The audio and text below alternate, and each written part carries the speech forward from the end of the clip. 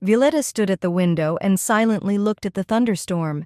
She realized that she had done everything in her power. She endured life in this terrible place for 3 whole years, and now the limit has come. Violetta poured a handful of pills into her palm and looked at them for a long time, a little more, and it would all be over. She put the pills in her mouth and washed it down with red wine, straight from the bottle. Violetta could no longer endure these ridicule. When the bottle was empty, Violetta felt very weak and dizzy. The bottle slipped out of her hands and broke. Having reached the bed with difficulty, Violetta lay down and closed her eyes. She had nothing more to regret in this life. Tears appeared in the girl's eyes. She didn't even have anyone to say goodbye to. No one would regret her leaving. She was thinking about how it had come to this. Violetta was born the only princess in the Lacronda family. Everyone constantly admired her. Anyone could envy her life, because she was pampered from childhood and was never denied anything. Violetta wondered if she had not married this man then. Could she still be happy? The girl stretched out her hand to the sun, playing with the rays. What's the point of thinking about it? Time cannot be turned back.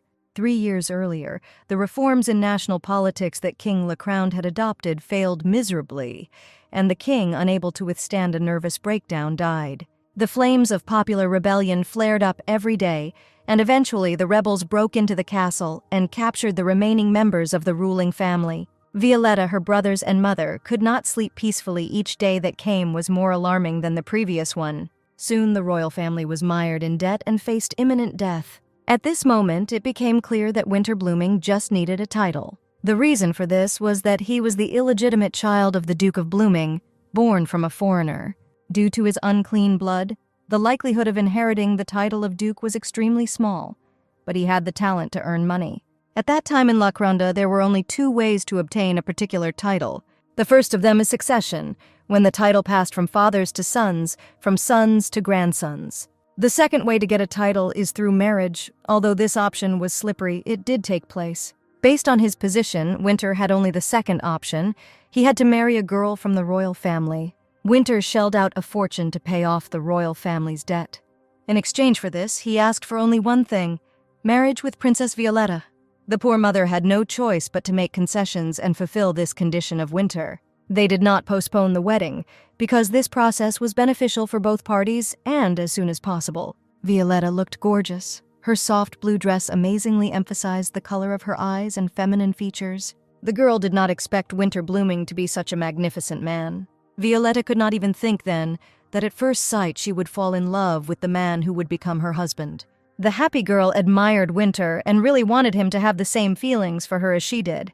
Taking a moment, the girl approached her husband, took his hand, and said that when she met him, she immediately realized how lucky she was. When the music died down, Ash, Violet's older brother, said that everyone knows that Winter Blooming paid a huge sum as payment for this wedding. He took the opportunity to add that he apologizes for putting the royal family in danger. Ash said that to prove this, royal power would be abolished, and all powers would be transferred to Parliament. And in conclusion, Ash said that the Lawrence family renounces all titles. This marriage was the only hope of obtaining the title of Duke, and now all his hopes collapsed in 1 second. In front of everyone gathered, Winter Blooming was publicly humiliated in his attempts to gain power. Winter squeezed the wine glass so hard that it cracked and then shattered. He forcefully pulled his hand out of Violetta's palms and sharply headed towards the exit. One of the guests shouted to Ash that this was a great decision, but Violetta no longer heard it. Someone from the crowd added that the royal family was the first to give up privileges, and the example shown would be the beginning of a brighter future. Violetta headed to her room and suddenly heard screams from behind. These were guests and relatives from Winter. They caught up with her and began to accuse her of being the cause of everything, that her family looked down on the Bloomings. The guests began to grab her dress and demanded to return the money that Winter spent to pay off their debt. Violet was in a panic. She understood that her brother Ash's statement would be the beginning of a future tragedy. The maids ran after Violetta and begged the younger mistress to return to her bedroom. The girl managed to catch up with Winter before he was about to leave the house, and asked him to stay at least another day. Violetta told him that her mother was throwing a party today and asked Winter to go with her. Winter replied that this time he would return only in a week, and told her to go alone. He abruptly pulled his hand back and told her not to waste his time, then reminded her that he spent a lot of money to get the title of Duke. Winter added that she should choose one of 2 things: either return the money or give him the title. And if she can't do either, then she should at least be quiet and not disturb him. Violetta replied, because nothing will change if he stays just a day. No attempts helped Violetta hold Winter. He simply silently freed his hand and went about his business. 3 years have passed since that terrible ceremony, and sometimes Violetta wondered if this always busy man would have come to her funeral. After conducting an examination, Rickman, the family doctor of the Blooming family, said that he did not see any complications. Violetta replied that she was constantly tormented by headaches, to which the doctor advised her to stop pretending. The girl said that the pain is so severe that sometimes it is difficult to get out of bed.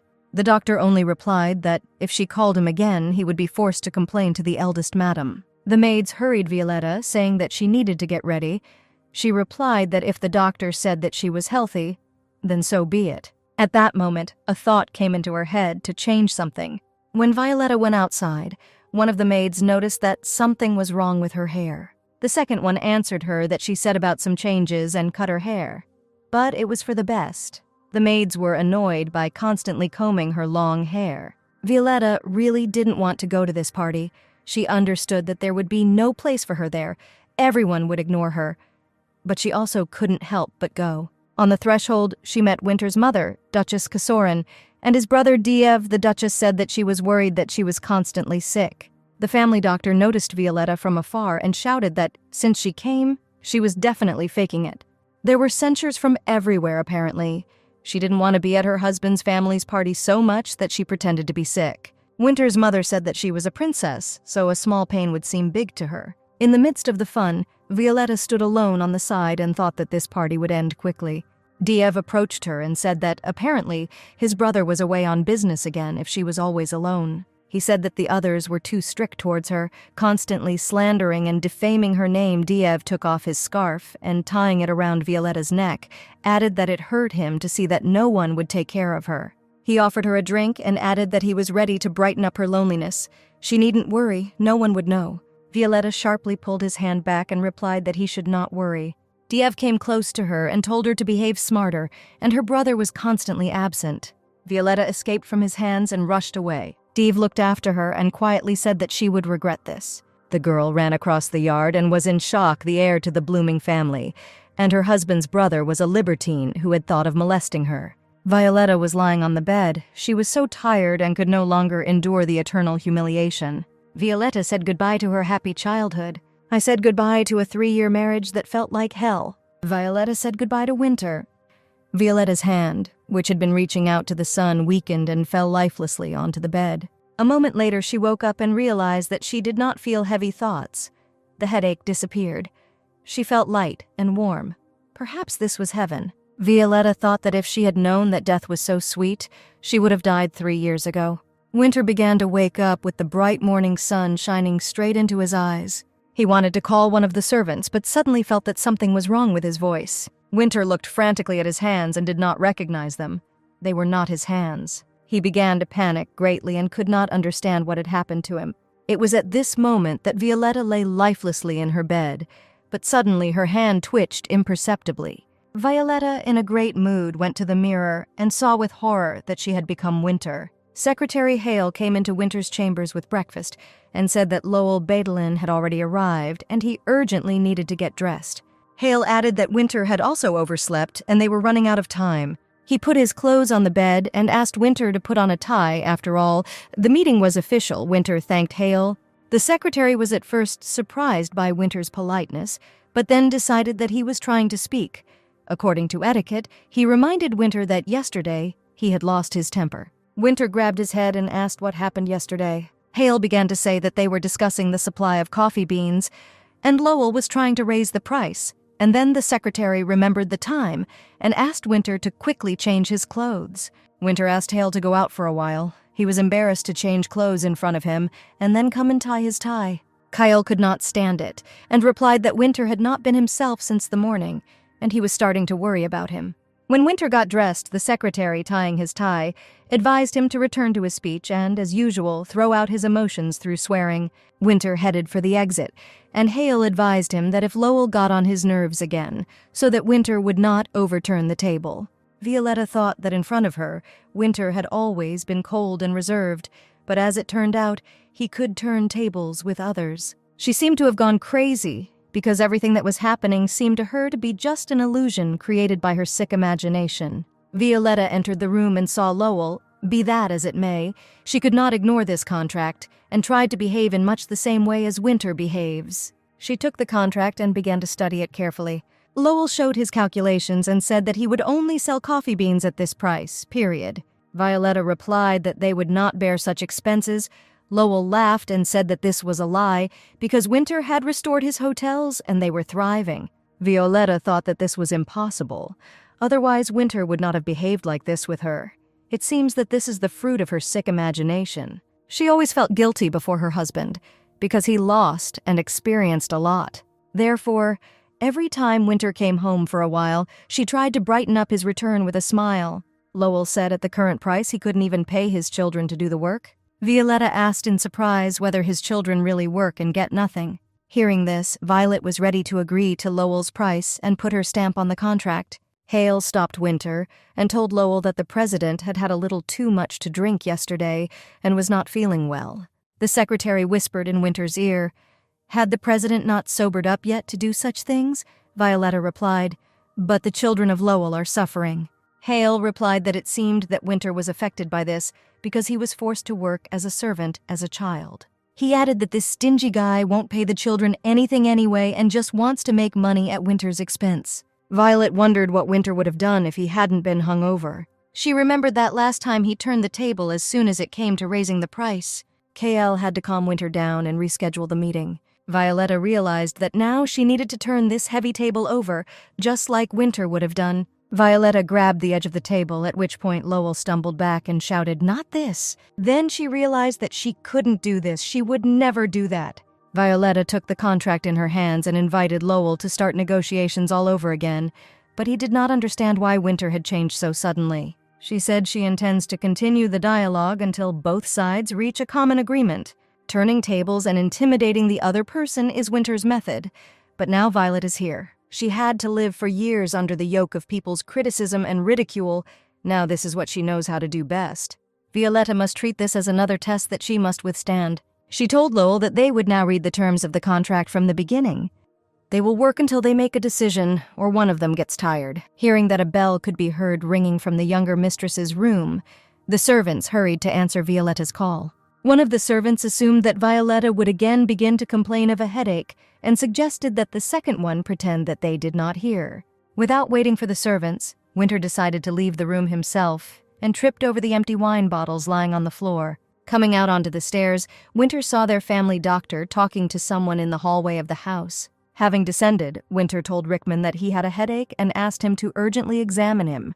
The doctor took Violetta's pulse and stated that just yesterday he had said that she was fine.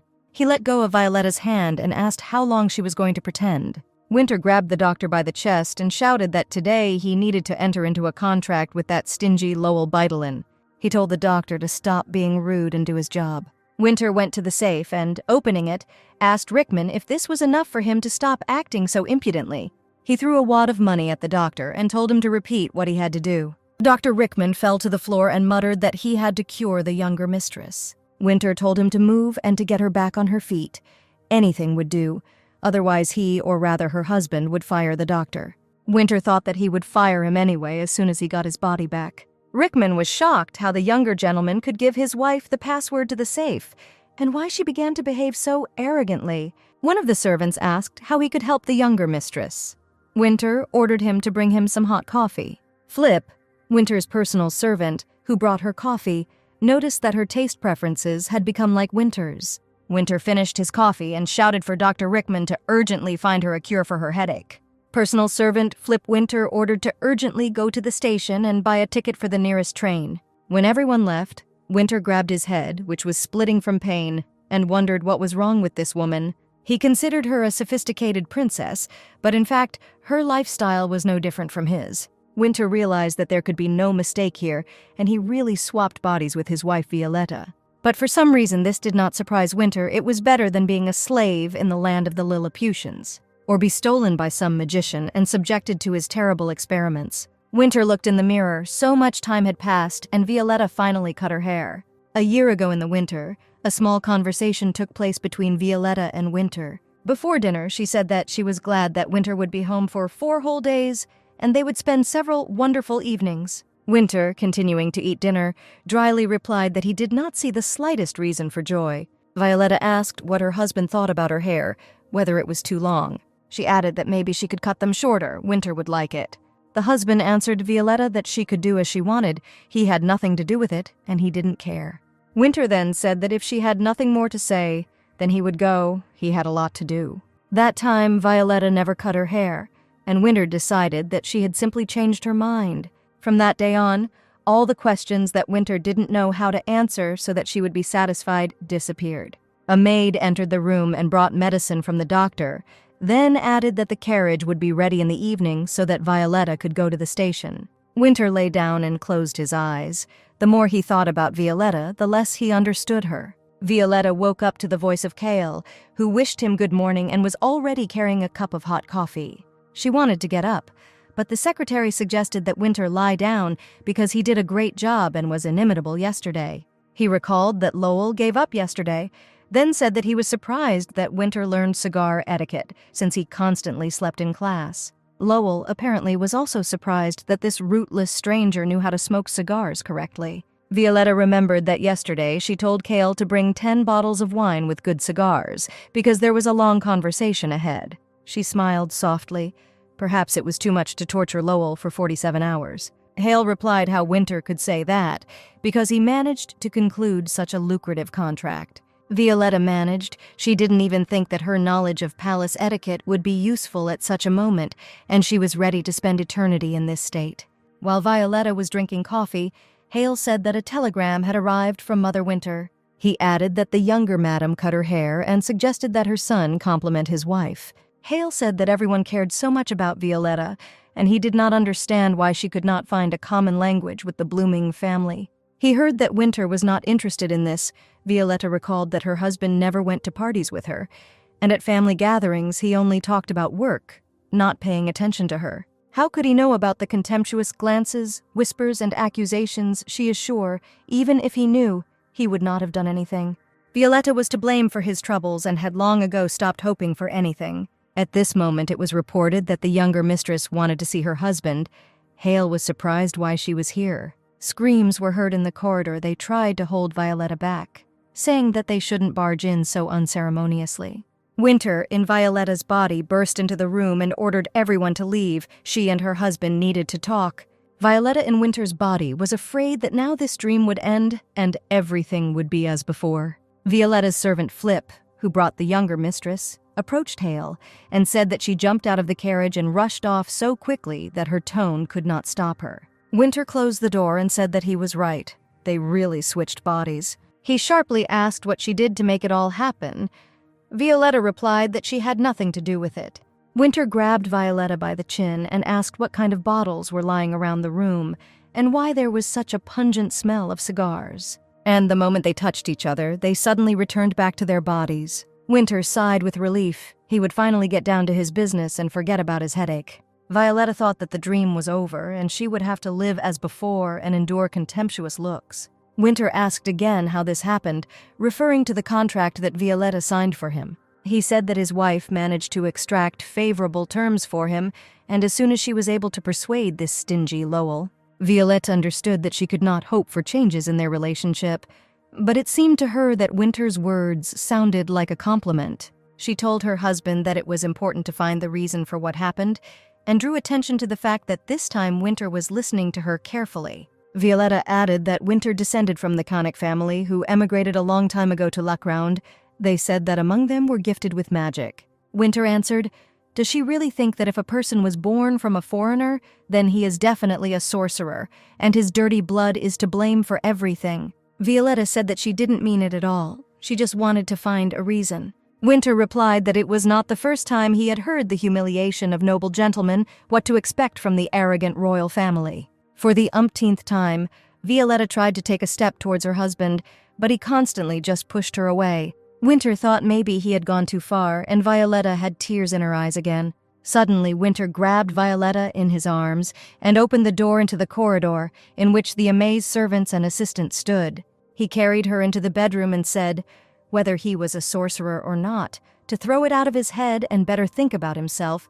He knew her condition, which he himself had experienced, and understood that she could barely stand on her feet. He placed her on the bed in his room, saying that she was the most comfortable in the house. Winter took off her shoes and told her to rest here while he was in the office, but Violet said she felt better today. He answered how she could call her condition the best. While he was in her body, he felt like he was dying. Her body was as heavy as a stone. How could she live in such a state? Winter sternly ordered Violetta to lie down. He would immediately make sure that the doctor examined her. Leaving the bedroom, Winter ordered to urgently find another doctor for his wife and choose comfortable clothes for his wife, to which Hale replied that the president, oddly enough, continues to display the image of a gentleman. The doctor came and carefully examined Violetta and said that she had obvious heart problems, then asked how long she had been taking medication. Violetta replied that she took the pills that their family doctor prescribed. The doctor doubted the doctor's qualifications, since these medications had not been used for a long time due to side effects such as headaches. As soon as the girl heard that her pain was curable, she immediately began to get out of bed. The doctor replied that in her condition it was better not to get up and lie in bed. But Violetta replied that she needed to go to her bedroom before the owner of the room arrived, which surprised the doctor that there was such a relationship between the spouses. The next day, Violetta's room was in a bustle from the very morning. The maids were running and fussing. Some offered her this or that dress. Others tried to help her choose gloves and style her hair. The head maid, Lulu, fussed and said that they would do everything to the highest standard and prepare her for dinner with her husband. The maids put one dress after another on her, and Violetta did not understand what it all meant. But most of all, she was at a loss when she heard about a joint dinner with Winter. Violetta herself wanted to choose an expensive and beautiful dress, but immediately thought about how the Duchess might react to this. Casorin will definitely not ignore this, deciding that her son Winter is spending too much money on her. Violetta decided to choose a more modest dress, but the maid said that the color of the expensive dress would suit her very well, noticing that the younger mistress was looking at it, and the girl still decided to wear this dress because it was her favorite color, and the style was very feminine. When Violetta started getting her hair done, she already understood that no one would contradict her or ignore her requests and interests. Lulu said that Winter is lucky. He is lucky to marry such a beautiful and kind mistress. Violetta replied that she was worried that Winter was spending so much money on her, and he was on the verge of bankruptcy because he paid off her family's debts, and today he bought her so many dresses. Lulu was surprised because Winter constantly buys dresses. This was a shock for Violetta. She had never seen them. The girl panicked. Then who owned all these dresses that he bought? Winter was nervous because Violetta was delayed and looked at his watch, and Hale asked him to wait a couple more minutes. Winter turned around and finally saw Violet. The girl came up to him and said that she was very glad to see Winter. Violetta usually dressed very modestly, but today she surprised her husband by choosing a beautiful and expensive dress. Winter said that perhaps she was hungry and offered to excuse her to the table. Winter caught a glimpse of one conversation among those present in the restaurant about the fact that an elevator was installed in his house. It was so convenient, especially if he was in poor health, and ordered Cale to urgently install an elevator in his house. Violetta felt embarrassed. She understood that all this trouble was because of her. Was her body really such a burden? At the table, Winter said that he had found out and was convinced that he was indeed from the Canic family. He found nothing in the records about witchcraft, but there is information about cases of body swapping, but it is not clear why this happens. Winter then said that while in his body, Violetta had signed a brilliant contract, and he wanted to express his gratitude to her. Violetta smiled and answered if instead of thanking her, she could ask for his consent to go together to his father's birthday. Winter replied that his time was more valuable than hers, and he wanted to express his gratitude with a valuable gift, asking what she wanted to receive. Although they were spouses, Violetta felt that they were like strangers, and said that she did not need gratitude. It was enough that everything ended well. Winter responded sharply that Violetta had again begun to irritate him with her behavior. Violetta said that she had long wanted to ask Winter one question. He replied that he was listening to her. She lowered her head and asked if Winter would have come to her funeral if she had died. He looked at his wife in fear, not understanding why she was having such terrible thoughts.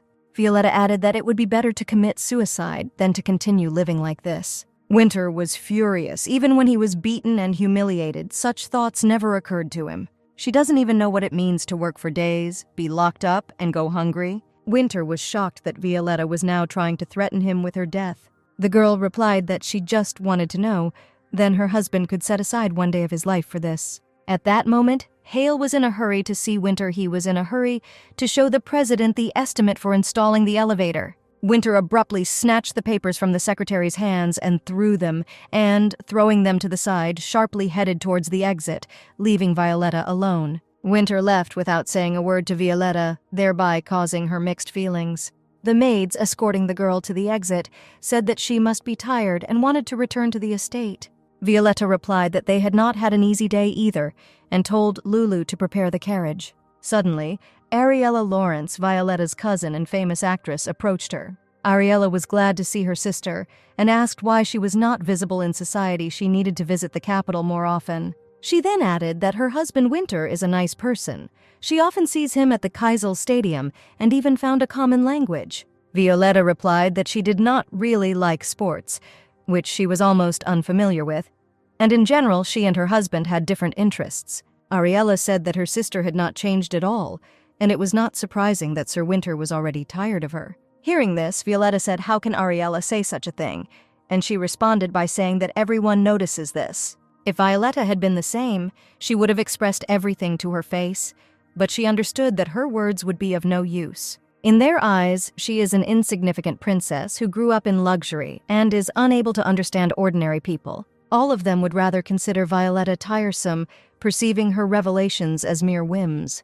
In the carriage, Violetta asked Lulu if Ariella often stays at the Conic Hotel, and she replied that she did quite often and said that their hotels were the best. Suddenly, Lulu thought that these were the reason why the younger mistress did not know about the existence of the dresses. Winter was often not at home, but Violetta hoped to the last that he was not the kind of person who would cheat. She understood that her husband hated him, but until the last she hoped that he did not have another woman. Lulu poured tea for Violetta, saying that if she refused dinner, she could bring her dessert. She added that when you're full, life doesn't seem so hard if you're tired, and there's a haze before your eyes, then you just have to drink a cup of tea and everything will go away. Violetta took a sip and replied that it really helps.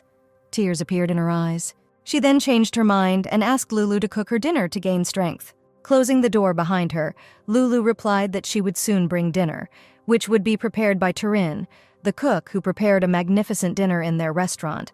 But for now, the younger lady could rest. Later, sitting down at the table, Violetta began to listen to Turin talk about his magnificent dish. Lulu interrupted him and began moving the dish she had prepared closer to the girl, chirping that she was also a good cook. Violetta found it amusing to watch how these two bickered with each other and each tried to get the girl to taste his dish. In order not to offend any of them, Violetta ate all the dishes they had prepared, then asked if her husband had returned. Lulu replied that she thought Winter would stay at their hotel in the capital, but he had recently returned home. Violet remembered Ariella telling her that her husband was tired of her and was determined to talk to Winter. She remembered her husband's reaction to her words about death and her funeral. At this time, Winter was in his office tearing and throwing papers from the table. He considered himself a pathetic coward for reacting to his wife's words in such a way. There was a knock on the door. Winter saw Violetta, who said that she wanted to talk to him. Violetta noticed Winter's dissatisfied look, but said that this could not continue and they needed to get a divorce. Winter remembered for a moment their wedding day, that graceful step and aristocratic manners. And this sophisticated princess was forced to marry him out of a sense of duty to the royal family. And he tried to buy a title only by his ability to make money. He had neither a title nor blood ties. The only thing Winter was capable of was to earn enough for his wife to bathe in luxury. It is his fault that with his indifference he brought Violetta to thoughts of death and divorce from him. For a second, Winter imagined what could happen to him if Violetta disappeared from his life. In response to her proposal for divorce, Winter said that they could divorce at any time. He agreed to this, but on one condition, that she would return him the money he spent to cover her family's debts. He then added that they had been married for 3 years, so he added interest as well. Winter came closer, took Violetta by the head, and said maybe he could add more for her idly lying on the bed. He looked into her eyes and added if she still wanted a divorce. Violetta replied that she understood that their marriage was causing him losses. Did he really not want to get rid of such a marriage? She said that she was ready to work off the debt even to death in order to repay the debt to him. Violetta added that she felt that Winter hated her, so why torture each other? Winter replied that she was mistaken about hatred and he was not going to divorce her. He added that if he does not want a divorce, then no one will help her with this. At this point, Winter told Violetta not to bring up this topic again. A few days later, Violetta and Winter were sitting in a train compartment that was heading to Blooming Lands. Violetta understood one thing. She could not divorce Winter as long as money was involved in this matter. She had not fully forgiven her brother Ash, who received money for her marriage and left her in trouble, but now he was the only one who could help her. A couple of days ago, she wrote a letter to her brother saying that she intended to get a divorce and asked to find a way to award Winter the title of Duke. Winter drank another glass and fidgeted because the seat was not very comfortable. Violetta told her husband that he was already drinking his 7th glass, to which Winter replied, "Is it really so difficult for a wife to tolerate her husband's unworthy behavior?" She replied that she was simply worried about his health, because his father died early because he drank a lot. Coming off the train, Winter, noticing that Violetta had stopped, said that a carriage was waiting for them. Violetta pointed to the girl who was selling flowers and asked to buy them for her as a reward for a successfully concluded contract. Winter asked if she would like to ask for something worthwhile as a gift, to which Violet replied that she liked flowers. The husband said that he would buy her flowers elsewhere. Even in their garden, the flowers are much more beautiful. But Violetta replied that she wanted exactly these flowers that the child was selling. Winter, as always, was absent on his business, and Violetta constantly thought why he didn't give her a divorce, whether there was some kind of personal benefit for him that she didn't know about. It was her father's birthday, which Ash and Winter were supposed to attend, and Violet was going to talk to her husband again, after agreeing with Ash. At that moment, Violetta was informed that Mr. Ash had arrived. She ordered him to enter. Suddenly, she saw that Winter's mother, Duchess Kesserin, had come with Ash. She said that Ash had told her everything. The brother said that he was disappointed in his sister. He did not think that Violetta was so selfish. A year ago, Ash met with the Duchess and current Duke James Blooming to reveal that Sir Winter had assigned Violet a sum of money as a share of the estate and offered to take it. He said that Violetta doesn't even know about them and the money is lying idle. There shouldn't be any problems with its loss. Ash suggested dividing them into 3 and no one would know about it. Duchess Kesserin expressed concern that the bank might be interested in the loss, to which Ash replied that there was no need to worry about that. He reminded them of his situation, and it would not be difficult for him to cover his tracks. He had already taken care of everything. Ash offered them joint cooperation and waited for their decision. Entering Violetta's room, Ash asked how she could think about a divorce if he wants. He will make sure that she does not even dare to mention such a thing.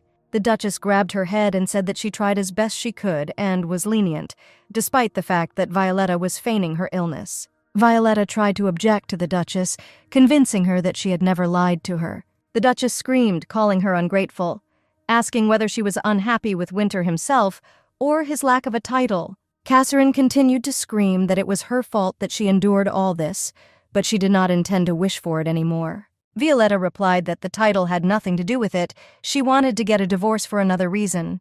Violetta no longer intended to endure humiliation. Duchess and Ash listened as the girl wailed that every party she had to listen to how she was a fraud. She added that Winter was deceived by her brother. She had nothing to do with it. Ash immediately interrupted her and asked the Duchess to correct his impudent sister, and he gives his consent to any measures.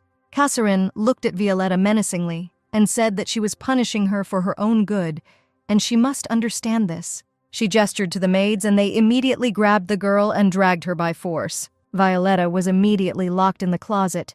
She heard the Duchess say that she was hurt by her every action, and Violetta should think about her behavior. Violetta asked to open the door, and Kesserin told the maids to let her out by the beginning of the party. Because she had to be there. The girl cried and begged to be let out, but everything became quiet, and she realized that everyone had left and left her alone. Violetta was in despair. She couldn't stand it anymore. No one cared about her fate. She wanted to die. Guests began to arrive at the party, and after some time, Violetta heard that someone had opened the lock on the door of the closet in which she was locked. The girl left the bedroom, went down into the living room, and saw Winter. He was sitting on the sofa surrounded by his partners. Heading to her husband, Violetta said from afar that she was glad to see him return. She hoped that he would come to greet her. Approaching Winter, Violetta asked him to urgently talk to her. The husband answered dryly that he was currently having a very important meeting with his partners. Winter discreetly asked Violetta to return to the bedroom and said that he would come soon. The girl took his hand and, pressing it to her, replied that it was urgent. If not now, then never again. Winter felt uncomfortable in front of his partners at that moment, and he again asked Violetta to return to her room. The disappointed girl began to slowly climb the stairs. She was offended that the conversation with Winter did not take place. Violetta felt defeated and humiliated, and then she turned to the wall where the weapons hung. It was late evening when Violetta reached the end of the blooming property. It was a villa by the sea. An elderly woman who was watching over the villa came out to her. She was surprised by the appearance of the younger lady, who came here for the first time. She offered to make Violetta a cup of hot tea to warm up. The girl refused, saying that she would not be long, and asked the woman to leave her alone. She looked at the sea and thought that by demanding a divorce from Winter, she at least hoped to get at least a drop of his attention. After the betrayal of her brother and the humiliation of being in the closet, Violetta still believed that Winter would be the only one who would support her. But this last hope also collapsed. All these were empty hopes. It was an empty place for everyone. After finishing the meeting, Winter remembered Violetta. He was alarmed that she would behave this way in front of everyone, without even knowing what her wife wanted to talk about. And suddenly he saw traces of fresh blood on his palms. Violetta left them at the moment when she pressed his hand to her. Winter burst into Violetta's bedroom to find out where she might have gotten hurt, but there was no one in the room. He asked the servant if she knew where his wife was. She replied that she did not know. Winter ran around all the rooms and the area adjacent to the house. Violetta was nowhere to be found. He asked Kale if there were carriages heading to the capital. He replied that there was no such thing and asked the president to calm down. Winter shouted how he could be calm when his wife disappeared because she hardly knew the area. At that moment, a maid ran up to him and, quietly saying that Violetta was locked in the closet by her brother and mother, immediately ran away. Returning to the hall, Winter met Ash, who warmly said that he was glad to see him. Winter, not paying attention to Ash's speeches, sharply asked if it was true that he and his mother locked his wife in the closet. Ash calmly replied that Winter may not know this, but among aristocrats, this is a common and easy punishment. Ash added that he knows about his sister's desire to divorce Winter and her behavior is crossing all boundaries. At that moment, something happened, and Violetta felt herself in Winter's body again. While in Winter's body, she sharply replied that this was a personal matter between him and Violetta. And if it happened again, he would not leave it like that. Ash felt that something was wrong with Winter. Knowing his character and attitude towards his wife, he should have simply ignored Violet's punishment. Violetta went out into the yard and went to the coachman. She knew that she was in the villa and told the coachman to take her to one place. Now she understood why she and her husband were switching bodies for the second time, and this was not just a coincidence. Once Violetta chooses death, bodies are exchanged, no matter which way she chooses. Winter came to his senses and could not understand how he ended up in a villa by the sea, on the very border of their domain. The elderly maid was already running to the younger mistress to find out what happened and where the shot came from. And then Winter saw a revolver lying on the sand. The elderly maid quickly picked it up and took it into the house, not understanding how this weapon ended up on the shore. Winter looked around and couldn't understand why Violetta came to this place alone at night. He didn't understand why he and his wife switched bodies again. He approached the horse, but told the maid to call her a carriage, saying that she was too tired to ride a horse, but in fact he simply did not know how to ride it. Entering the house and waiting for the carriage, Winter thought that Violetta had done this on purpose, and that she was also to blame for their exchange. Violetta stood in the middle of the hall and looked at the ticket she had bought, which she bought without thinking. And Winter's wallet was in her pocket, so it turns out she stole her husband's money. But she did not want to return to the estate after the death of her father and the dissolution of the royal court. Mother Ella Felix left the palace with Ash and went to the lands of the Felix family. Now she lived by caring for her son, and for sure, there would be shelter for her daughter. Being in Winter's body, Violetta was already standing near the train. She knew that her mother loved her just as much, as long as she did not become an obstacle for Ash. On the train next to Violetta, there was a girl who chirped all the way that she had run away from home. Her family reproached her for not knowing how to spend money correctly and not having the slightest idea how to earn it. Violetta smiled and said that she was a very brave girl, and then the girl asked if by chance her interlocutor was Sir Winter Blooming. Seeing the young man's reaction, she realized that she was not mistaken and warmly said that she was glad to meet you. The girl introduced herself, saying that she was the princess of the Principality of Doss. Her name was Sharon, and she was a childhood friend of Princess Violet Lawrence. Violetta opened her eyes in surprise. Was it really the same Sharon, her friend, and she remembered her? Violetta replied that his wife often told him about the time when they spent their childhood together and studied ballet together. For a moment, Violetta forgot that she was in Winter's body and joyfully communicated with her childhood friend. At the same time, the carriage stopped near a house by the sea. Cale ran out of it and shouted to the president. Winter was surprised at Hale's quick arrival, but even more surprised at how the secretary realized that he was Winter. Hale recalled that Winter had recently asked him to find out about the exchange of bodies in the Canic family, and besides, the president's actions seemed strange to him. Hale added that he was finally convinced of this when Winter rode off on a horse, not knowing how to ride, and the younger mistress called a carriage. Sitting in the carriage, Hale asked Winter what happened. He replied that, apparently, Violetta decided not to go to the party and ducked out. Winter ordered people to be urgently sent to search for Violetta and was calm only in the fact that in his body she should not be in any danger. Hale replied that it would be so, and added that Winter needed to do something when they returned to the estate. Entering the hall, Hale said that Winter should attend the party in place of his wife while they search for her. To avoid panic, Winter agreed to do this and began choosing an outfit. But he didn't like anything. He considered all Violetta's dresses dull and boring. And then an idea occurred to him, and he headed to his dressing room. Hale tried to stop him, thinking that it might anger the younger mistress. Hiding in the fitting room, Winter replied that he should be angry because she was now using his body as she pleased, so he would repay her in kind. A few minutes later, Winter was ready and, opening the curtains, walked out of his fitting room. A year ago, Hale brought Winter a report on his financial condition and said that the situation had stabilized, and he could breathe easy. Winter remembered that he never gave Violetta a wedding gift and ordered to buy her several expensive dresses and take them to her dressing room. But after some time, the president was informed that Violetta had returned the dresses, saying that she did not need them, leaving only one wood-colored one. In addition, Winter was brought a letter from his mother, which said that the dresses were luxurious, but Violetta's family was modest and advised her son to take better care of restoring his finances. After reading the letter, Winter ordered new dresses to be sent to his wife. Perhaps she just didn't like them. But everything happened again and the dresses were returned again. Winter decided to leave this idea for now and ordered all the returned dresses to be placed in his dressing room. When Winter came out of the dressing room, Hale saw that the president had put on almost all the jewelry he had given to his wife and said that it was too much, but Winter did not listen to him. Cale tried to convey to the president that a normal noblewoman would not dress like that. People would not like it. Winter grumbled, not understanding how this dress was put on. Hale offered his help.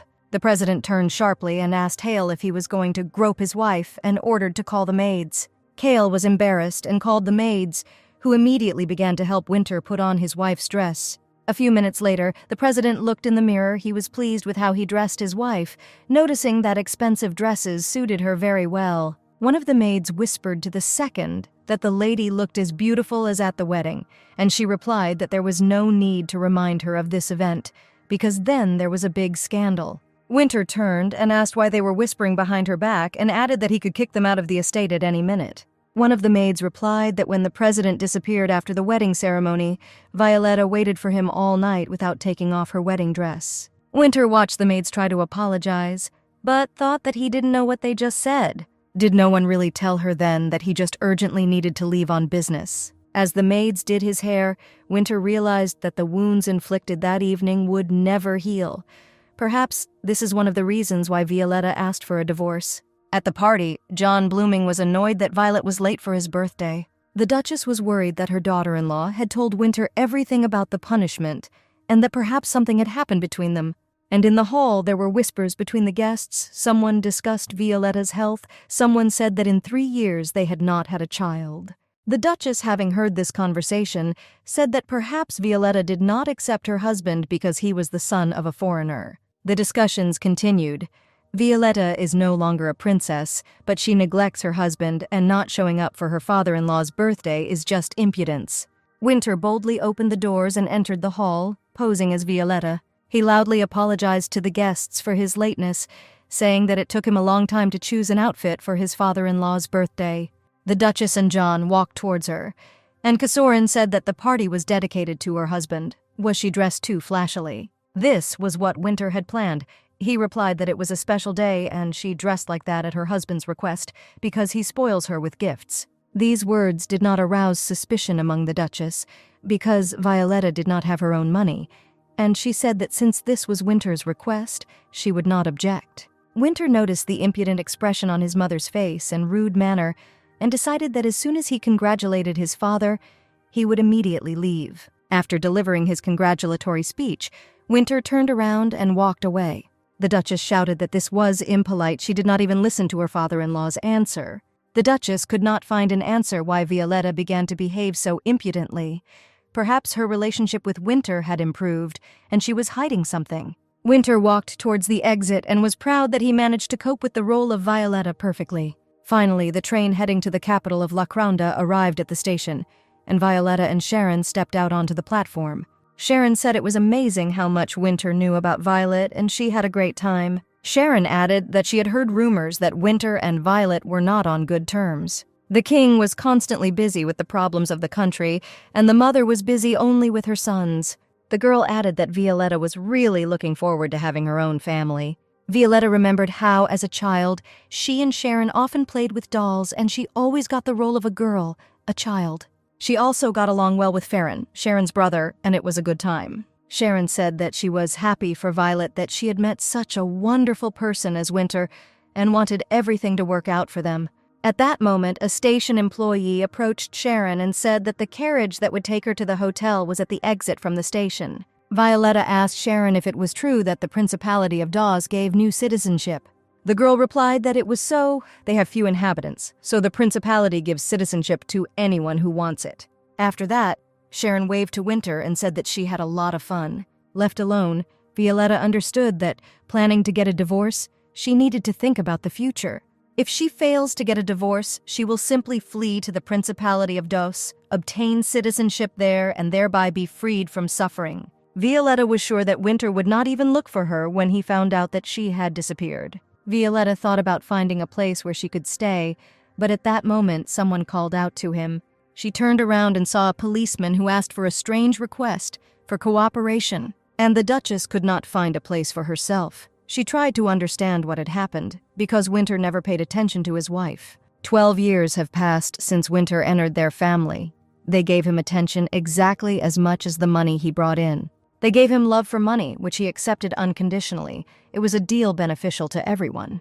The Duchess was worried that if he found a new home, became close to someone and wanted to leave them, they would lose this source of income. She looked at Violetta leaving and realized that his attention to her could persuade Winter to do this, so their divorce might not be such a bad idea. Winter asked Hale to find out if Violetta's friends and relatives were at the party and ordered him to greet them. Hale replied that he would not be able to recognize them because Violetta had not been to any tea party. Winter was very surprised by this and realized that he already knew 2 reasons why Violetta wanted a divorce. He told Kael to take a closer look at the guests and hoped that the right people would come up and talk to him. Winter looked at the guest standing nearby, and assuming that she might be from Violetta's side, he smiled sweetly at her. The guest did not answer. She just looked at Violetta with an arrogant look. Kael whispered to Winter that they didn't seem to know each other and suggested they go to others. But the president replied that something was wrong here, and now they simply ignored him. And the guest, to whom Winter smiled, went away to others and began to gossip that Violetta had no dignity, since she, not seeing her husband's attention, was already flirting with his secretary. Winter began to become convinced that everyone was deliberately ignoring his wife's presence. He remembered when Violetta asked him to go with her to his mother's party. He should have asked the reason then. While Winter was thinking about all this, one of the assistants approached Kale and whispered something quietly in his ear. The secretary approached the president and whispered to him something that concerned his wife Violetta. Hale tried to do everything to ensure that President Winter caught the last train heading to the capital. As he put his luggage away on the top rack, he had no idea how the younger madam ended up at the police station.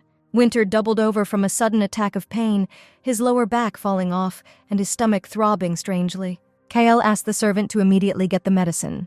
The secretary handed the president the medicines that were found in Violetta's bag, and he asked what kind of drugs they were. Hale replied that it was just a painkiller, but Winter grabbed the jar and read it himself. It was a remedy for pain during menstruation. The president threw away the bottle of pills and grabbed his stomach. He could not stand this aching pain. Finally, he agreed to take the medicine and asked for a glass of water. Violetta was sitting in the capital's police station and finally heard footsteps. It was Winter. He approached Violetta and asked how long this would continue, now they had already met at the police station. Violetta did not expect that her husband would find her so quickly, and now she would no longer be able to do what she had planned. Winter said that not even half a day had passed, and his wife had already done something again since she was here. Violetta replied that upon arrival at the station, police approached her to check her documents. She understood that this was their job and, taking out her identification card, handed it to the police. When they saw Winter Blooming's name, they couldn't believe their eyes and immediately apologized for causing him inconvenience. She wanted to ask why they were apologizing, but the police quickly left. A boy in a cap approached Violetta and said that, judging by his gray eyes, he was a foreigner, then added that his father was also not from here and he was also subject to such checks. Silver hair and gray eyes are a sign of the Connick family, strangers, but Winter gained enough influence for the police to run away from him. Violetta added that she could not come to terms with the manifestation of discrimination and turn a blind eye to what was happening. Winter knew she was right, but he didn't expect her to be so intolerant of injustice. Violetta wanted to talk to the police, but they replied that they had a lot of work and needed to wait. She was again ignored. Disappointed, she stood up. Winter wanted to calm her down and lightly touched her shoulder. Just like last time, the same thing happened. Winter and Violetta returned to their bodies. The president said that Violetta needed to rest. Her body was in terrible condition. But Violetta insisted that she needed to talk to the police. She sharply opened the office doors and resolutely entered the office. The police were surprised to see Sir Winter and the younger mistress at the door. Violetta looked into the corner where the cage stood and saw people locked inside. Noticing this, the policeman said, "If the junior madam came to ask for strangers, then she has no idea what danger they could pose." Violetta replied, "Doesn't justice really mean treating everyone equally? They should know the concept of honor." Winter saw the policeman go to open the cage and promised that all charges against the detainees would be dropped. Violetta thanked them for their understanding and added that in the future she would expect them to take the right measures. When they returned to the estate, Winter put Violet to bed and told her that she needed to rest after the trip. He added that he knew about her pain before menstruation, and was she really going to go to the police station in such a state? Violetta replied that this was not the most difficult condition she had experienced in her life. Winter asked if his wife had friends in the South. Violetta asked why he was so interested in this. He explained that there was no one at the party who tried to talk to her. She went there so often, but never made any friends. In 3 years, Winter had never gone to events with Violetta, so the aristocrats had the impression that he hated her. Violet said that perhaps Winter had a lot to do and she would not keep him. Winter replied that if suddenly they switched bodies again, and a policeman accosted her, then he would allow his wife to kick him. Then Winter took Violetta by the chin and said that it was the first time he had seen such an expression on her face. Having come to his senses, Winter pulled back his hand and said that recently he had begun to get used to her body and therefore was paying attention to every little thing. Kale followed Winter and said that he had set up a meeting that was interrupted last time. He then added that after the meeting there would be a management meeting. Later he would explain the details of the party to the sponsors. But Winter thought about Violetta. He was worried that with the onset of menstruation her pain would intensify. It was difficult for her weak body. He told Kale that he needed to go check on Violet. The secretary was noticeably surprised because they had to hurry and a carriage was waiting for them.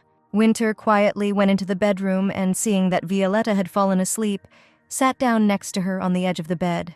He stroked her head and told her not to get sick, not to think about divorce, and to live with him. At that moment, Winter thought that he had come in vain. He urgently needed to go to the meeting, but his legs did not obey him. When Violetta woke up, Lulu came into the bedroom and said that she was glad to serve her again. She saw that Violetta looked better today. The girl said that after breakfast, she would go to the lands of Felice and ask that a carriage be prepared for her. Violetta added that she would like to send a secret message to a friend who ran away from home. Lulu replied that her friend was not a timid person and would now entrust everything to the servant. After sending the message to Sharon, Violetta had already arrived in the Felice lands and was getting out of the carriage. Violetta's mother, Ella Felice, came out and said that she was glad to see her daughter Violetta and asked how she was doing. Violet apologized for not visiting her mother, to which she replied that her daughter was now part of the blooming family and understood her. She invited her mother to take a walk through their garden and at the same time talk about something and seek advice. Hale handed Winter an envelope and said that this was information about the next sponsors party. This year the organizer will be Cantus, a monastery in the south-central part of La Gronda. Winter read the information and asked Hale if he received wine from them as a gift for donations. The president added that it had excellent taste, and he intended to supply it to the hotel he would soon build. Hale replied that it would be troublesome, but Winter himself knew that with his level of etiquette, it was useless to negotiate. And then the president thought about his wife Violetta, who knew how to exchange bodies. She knew court etiquette and negotiation tactics, so why not offer her to switch bodies on the appointed day? From a conversation with Violetta, Ella realized that she and her husband Winter did not get along very well. Violetta added that her husband does not even tell her when he will return, and the aristocrats in the South hate her. Mother said that everything was fine with them, but Violetta replied that she simply did not tell her about her difficulties. Violetta told her mother that she wanted to divorce Winter and asked her for help. Ella took her daughter by the shoulders and anxiously replied that under no circumstances should she do this. Mother added that troubles happen in any family and divorce is not a solution or a solution to problems. The next moment, Ella said very important words. "You can't blame another person when solving problems depends only on you." After a short silence, Mother said that her position was much better than Ash's because he, having renounced the throne, lost everything. Violetta understood her mother perfectly after the death of her older brother. She became even more obsessed with caring for her second son. She said that she knew everything perfectly well, but sometimes she just wanted to be her poor daughter. Returning home and receiving no support from her mother, Violetta saw Lulu, who said that a response had arrived from her friend Sharon. Lulu read to Violetta that her friend Sharon was staying at the Flower Garden Ogle estate in the south of the capital. Violetta decided to visit her friend at all costs and went to the capital. Sharon ran out to meet her and shouted joyfully how long it had been since they had seen each other, and she was so happy to see her childhood friend. Sharon was followed by Enna Tisha Ogle, Sharon's maternal grandmother and owner of the Ogle Flower Garden. Violetta asked her to communicate with her formally, to which Enna replied that Violetta could call her grandmother as before. As they sat down to drink tea in the greenhouse, Sharon constantly praised Violet, saying that she was good at flowers, even wild ones. At that moment, the servant ran in and said that something bad had happened. They had brought flowers for tomorrow's dinner party, but they withered during transportation. Sharon panicked about what to decorate with now. The flowers had wilted, and the roses in the garden had already fallen off at this time of year. Violetta decided to intervene and proposed her own idea, changing the theme of the event and decorating with other plants. She said that Moluccella blooms very richly in their garden and they could be used as decoration. They would add freshness to the room.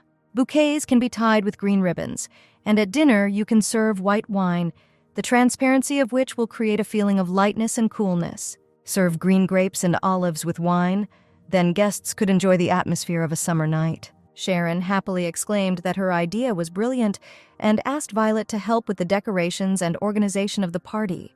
And the grandmother added that if Sir Winter tolerates his wife's absence for a day, then Violetta can stay with them until tomorrow. The grandmother said that she was ready to pay Violetta if she helped and saved the current situation. Violetta replied that she would be willing to help. She always wanted to try to earn money with her own work.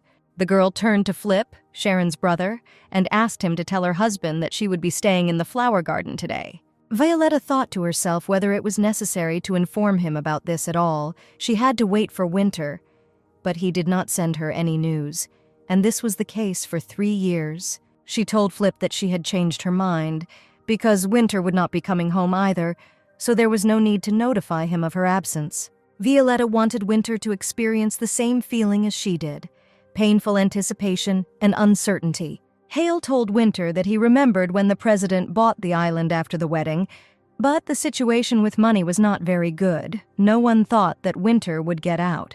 They came on business to the main Hotel Conic, which was located near the mouth of the Ricla River. Hale added that the Conic hotel chain has now become the largest on the continent. Winter walked up to the carriage to return to his wife, and Hale offered to spend the night in the office because he worked hard and needed to rest properly. The president got into the carriage. When he worked, he could go days without sleeping or eating. For 3 years, he worked like hell. Winter intended to invite Violetta to dinner tomorrow. He knew that his wife did not leave her room until breakfast and wanted to take a look at her before going to bed. Returning, Winter met Lulu in the corridor, who reported that the younger mistress had not returned. She assumed that Violetta was having a wonderful time with her friend, since she did not return yesterday. Winter was surprised that Violetta spent the night away from home and, moreover, did not warn him that she would be delayed. The president knocked on Violetta's bedroom door, but there was no answer, and Lulu repeated that the younger mistress had not returned. Winter turned around and sharply replied that his wife did not like places where there were a lot of people. He would never believe that she went to have fun, and even did not spend the night at home. He scolded the assistants and servants. Were they really not alarmed by her absence and the fact that he had no news of Violetta? Lulu tried to justify herself, because the younger mistress went to the flower garden and nothing should happen to her there. The maid told Winter that he himself rarely appears at home, and now he is causing a commotion because his wife decided to unwind by leaving for the day. If Lulu had not been Violetta's favorite maid, she would have already been thrown out of the door, however. In some ways, she was right. Having calmed down a little, Winter ordered to report to him as soon as Violetta returned. Left alone, the president remembered his wife's words that she was ready to commit suicide rather than continue to live like this. If she hadn't started talking about death then, he wouldn't have lost his temper out of the blue. To drive away bad thoughts, Winter decided to work, but still continued to think that his wife was late. It was only morning, and Winter began to look through papers and bills. At noon, the president drank only a cup of coffee and was again distracted by work. It was already getting dark. Winter was already looking through the papers for the umpteenth time and couldn't find a place for himself. Finally, he could not stand this torment, threw away the documents, and shouted for a carriage to be prepared for him. Sharon lay down, tired from the preparations, and the grandmother told Violet that she knew from her granddaughter that Sir Winter knew his wife surprisingly well. Violet smiled discreetly, because Sharon had met her, not Winter. Grandma asked if Violetta had a hard time living in the South. Violetta replied that it was not easy, but it was much more difficult for her husband, who spent a lot of money on her. Making another bouquet, the girl added that if she complains, then, as her brother says, she will become selfish. She just has to endure and cope on her own. Grandma replied that she was sorry to say such things about her brother, but Ash was a real opportunist. She advised Violetta not to attach importance to everything he said and not to take his words to heart. Violetta had nothing to fear anymore, but it was scary to imagine that there were people like him, ready to do anything for their goal. The grandmother stood up, hugged the girl, and said that if things get hard, she can always come to them. It was noon the next day, and this meant that the dinner party in the Ogle Flower Garden would soon begin. Arriving guests were delighted with the floral design. There was a feeling of lightness and pleasant freshness. One of the guests came up to express her admiration, and the grandmother replied that it was all thanks to the youngest mistress of the blooming family. Then the second guest came up and asked if Violetta was really from the same blooming duchy, and then added that she had a very developed sense of aesthetics. Next came Kenzie's, former commander of the Royal Guard and now chief of police. He kissed Violetta's hand. She learned that after the dissolution of the royal court he became a policeman, and he replied that he regretted that he could not protect her as before. Kenzie's added that he was aware that she had recently visited the police station and promised that he would take care of everything. Violetta had already forgotten that feeling when she chatted and laughed so carefree with other people. It seemed so far away. She really wanted to forget about her worries for a while and be wrapped in warmth and attention. But the second day passed, and Violetta was not at home, and Sir Winter left her on the wedding day and returned only a few months later. Suddenly, she heard Winter's voice, who apologized for arriving without an invitation. He approached Anna Tecia Ogle and presented her with a box of wine as a gift. Violetta approached her husband and asked what Winter was doing in this place. Winter didn't know what to come up with and replied that he was traveling for work and decided to drop by here. Violetta said that there were people here who were very dear to her. She had not seen them for a long time and asked permission to stay here a little longer. Winter replied that he did not mind, and Violetta, surprised by this answer, invited him to greet everyone together. This was the first party in 3 years where Violetta and Winter appeared together as husband and wife. They returned to the estate, and Winter noticed that Violetta was slightly drunk, although the wine was not so strong. While they went to greet the guests, she completely drained the glass. Apparently, she really liked the wine. Violetta smiled when her husband said that she even got drunk decently. She replied that she had always dreamed of saying at a party, "Meet, this is my husband." Violetta added that she was very nervous that Winter would soon be leaving on her own business. Winter leaned her head against him and suggested that she sleep and not worry about him. Violetta said that she wanted to talk to her husband. Winter replied that if she was talking about a divorce, then he had already answered that this would not happen. The girl took Winter's hand and said it was time to talk about their child. She would like to save the marriage but move away from her relatives and have a child. Winter abruptly released his hand and replied that he did not want a child. Violetta said, "Is this really all his reaction, and he won't even explain the reason for the refusal?" Winter became gloomy and did not answer Violetta. Violetta said that a child is a guarantee of saving a marriage. Winter replied that he knew this very well, but could not give the opportunity for this child to be born. The next morning, they had breakfast in silence.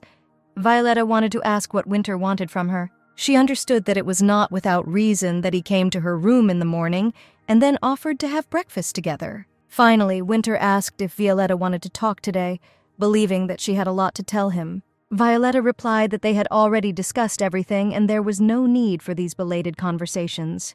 Winter began to get irritated and said that he was ready to listen to her, and his wife began to be sarcastic. He asked his wife what the secret was to exchanging bodies, to which Violetta replied that she would not tell. She needed to have her own weapon. Violetta asked a counter-question why Winter didn't want to have a child. Winter replied that they would talk about it when she stopped insisting on a divorce. Violetta said that she felt like something that was bought at an expensive price, but was not suitable for use. It's like a product bought by mistake, lying around in the attic as unnecessary.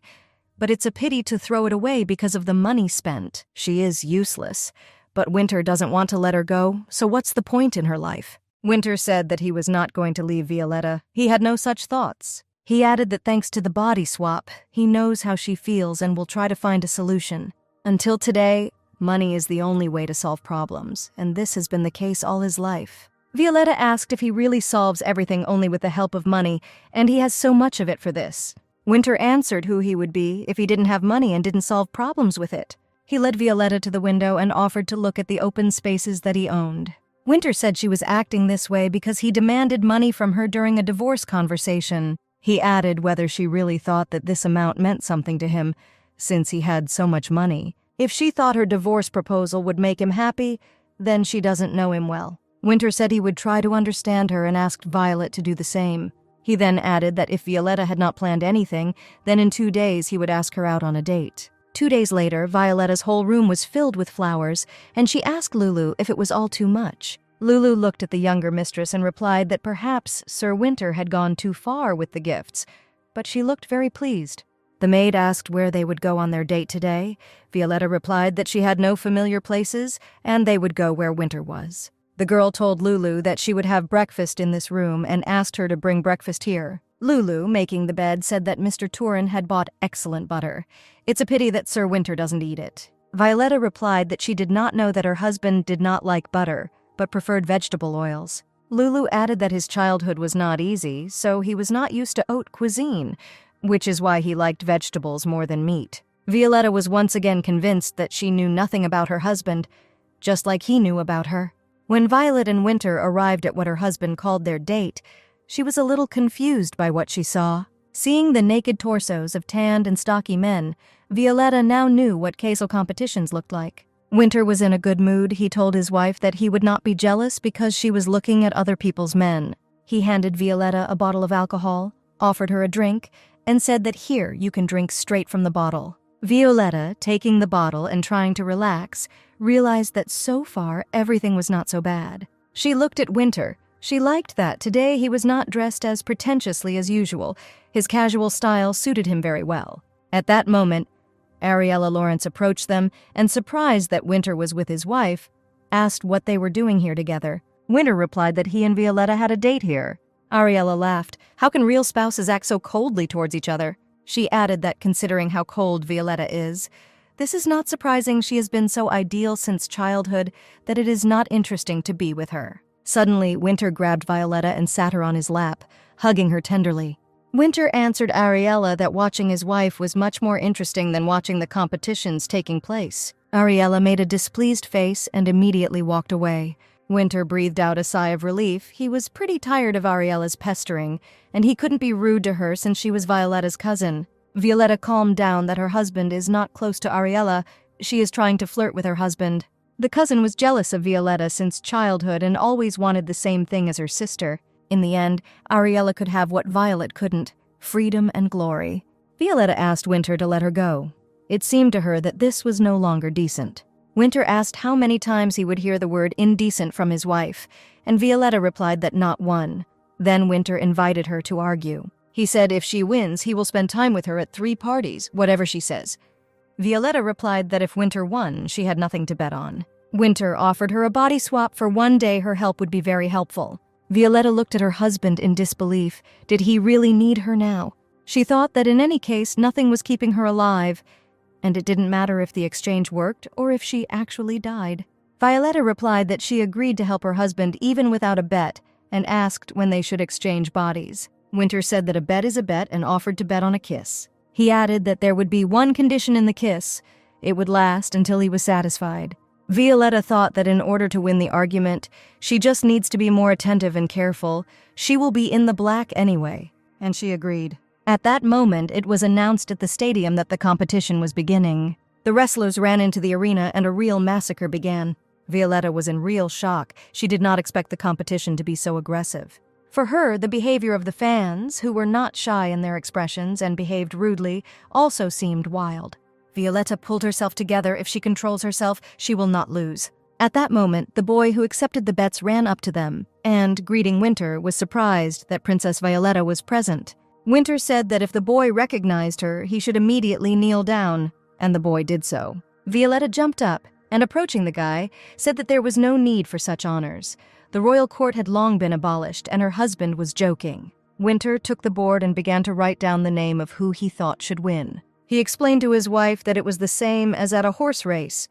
Only you bet not on the horse, but on the fighter. Winter invited Violetta to place a bet, but she replied that these were people, and she could not do it. Her husband suggested that she imagined that these were horses she needed to choose the most thoroughbred that could win the race. Violetta was seriously angry. How could Winter suggest such a thing? It's not decent. The next moment, she covered her mouth with her palms, and, seeing Winter's satisfied face, realized that she had lost. The husband said that he did not think that their argument would end so quickly. He was even a little sorry. Violetta replied that her husband expressed himself rudely, and he replied that he deliberately provoked Violetta so that she would lose. Winter told her not to be angry and make a bet, as is customary in fights. Violetta looked at the wrestlers and pointed to one of them. Winter replied that it was Centaur Tan. The wife made an excellent choice. After 20 minutes of the fight, the judge announced that the victory was awarded to Centaur. Winter said that Violet won this argument. Violetta felt that if you get used to it, excitement appears, like junk food that whets your appetite even more. Winter got up and headed somewhere. Perhaps he saw some acquaintances. He stood nearby and chatted affably with some young couple. Violetta saw Winter smile for the first time. She thought that if she died, Winter would become freer. He called her over to meet his friends, and she thought about how it would benefit him that she continued to live. When they returned to the hotel, they were brought some crumpets that Violetta had never seen before, but they tasted excellent. Winter said that these are cheap baked goods from the night market, because today they are making and trying things that they have not done before. Violetta liked them so much that she even smacked her lips with pleasure. Winter smiled and said that she looked very cute now. Violetta was chewing a bun and didn't know how to react to her husband's words, because for the first time he called her cute. Winter reminded his wife of the promised kiss and added that now they were alone for this very reason. He warned Violetta that this would not be the childish kiss she thought about. Winter said that Violetta had a specific upbringing. She is modest, sleeps in clothes, is not used to being touched, and does not make unnecessary sounds. Violet looked at Winter and asked if this kiss was not just a touch of lips.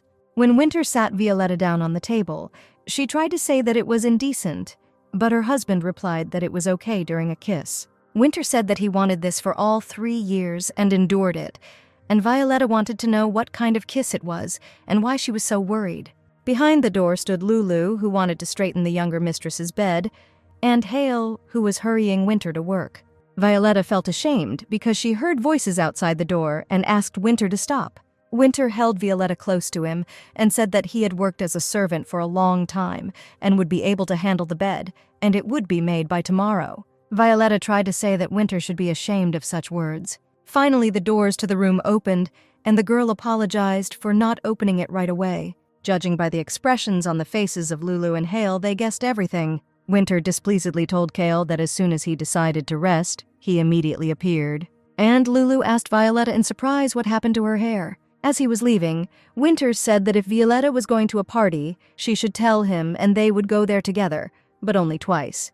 Violetta answered because she lost the argument, and her husband said that he decided to show generosity to her. She looked after her husband leaving and thought, I wish I could argue like this more often. Lulu, entering the room, was surprised that it was hot there, although no one lit the fireplace. Having done all the necessary things, Lulu wished Violetta good night and left. Violetta lay there and remembered how the day had passed. Winter's behavior seemed strange to her, but she was not disgusted by it. 4 days later, Violetta and Winter were returning to the estate. Everyone liked Violetta so much that they didn't want to let her go. They wished her health and advised her to eat well. Winter noticed her behavior and said that she seemed to like the hotel employees. Looking at the servants, Winter said he could take them to the estate and compensate for the cost of moving as a salary. Violetta flatly refused. She didn't want the servants to see what she was like there on the estate.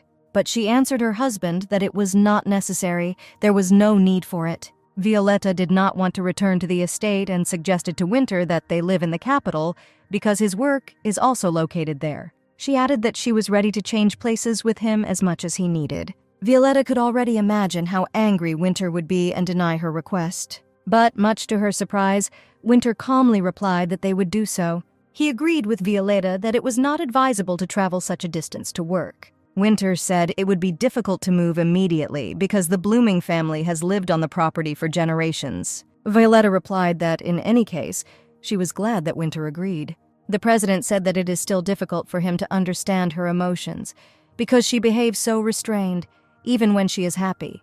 Violetta remembered the people who were very dear to her and dreamed of returning to the capital again. At this point, a train employee announced that they were forced to stop for a short time due to problems with the railway track. Violetta and Winter heard that the stop could last 2 hours at Long Riad Station.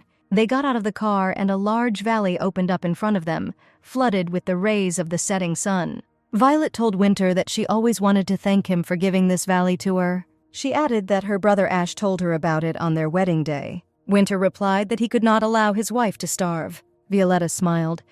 She was glad that lately she and Winter could communicate so freely and he didn't get irritated like before.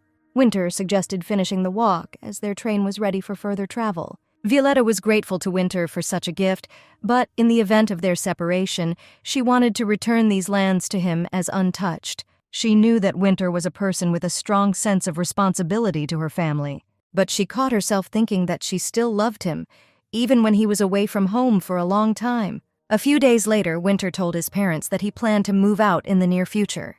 The Duchess and Duke were stunned by this message and asked why so suddenly and what the reason was. Winter replied that it was too far from the estate to the capital for work, and he and his wife intended to move to the capital. The Duchess asked if this was Violetta's proposal, to which Winter replied that it was just hard for him.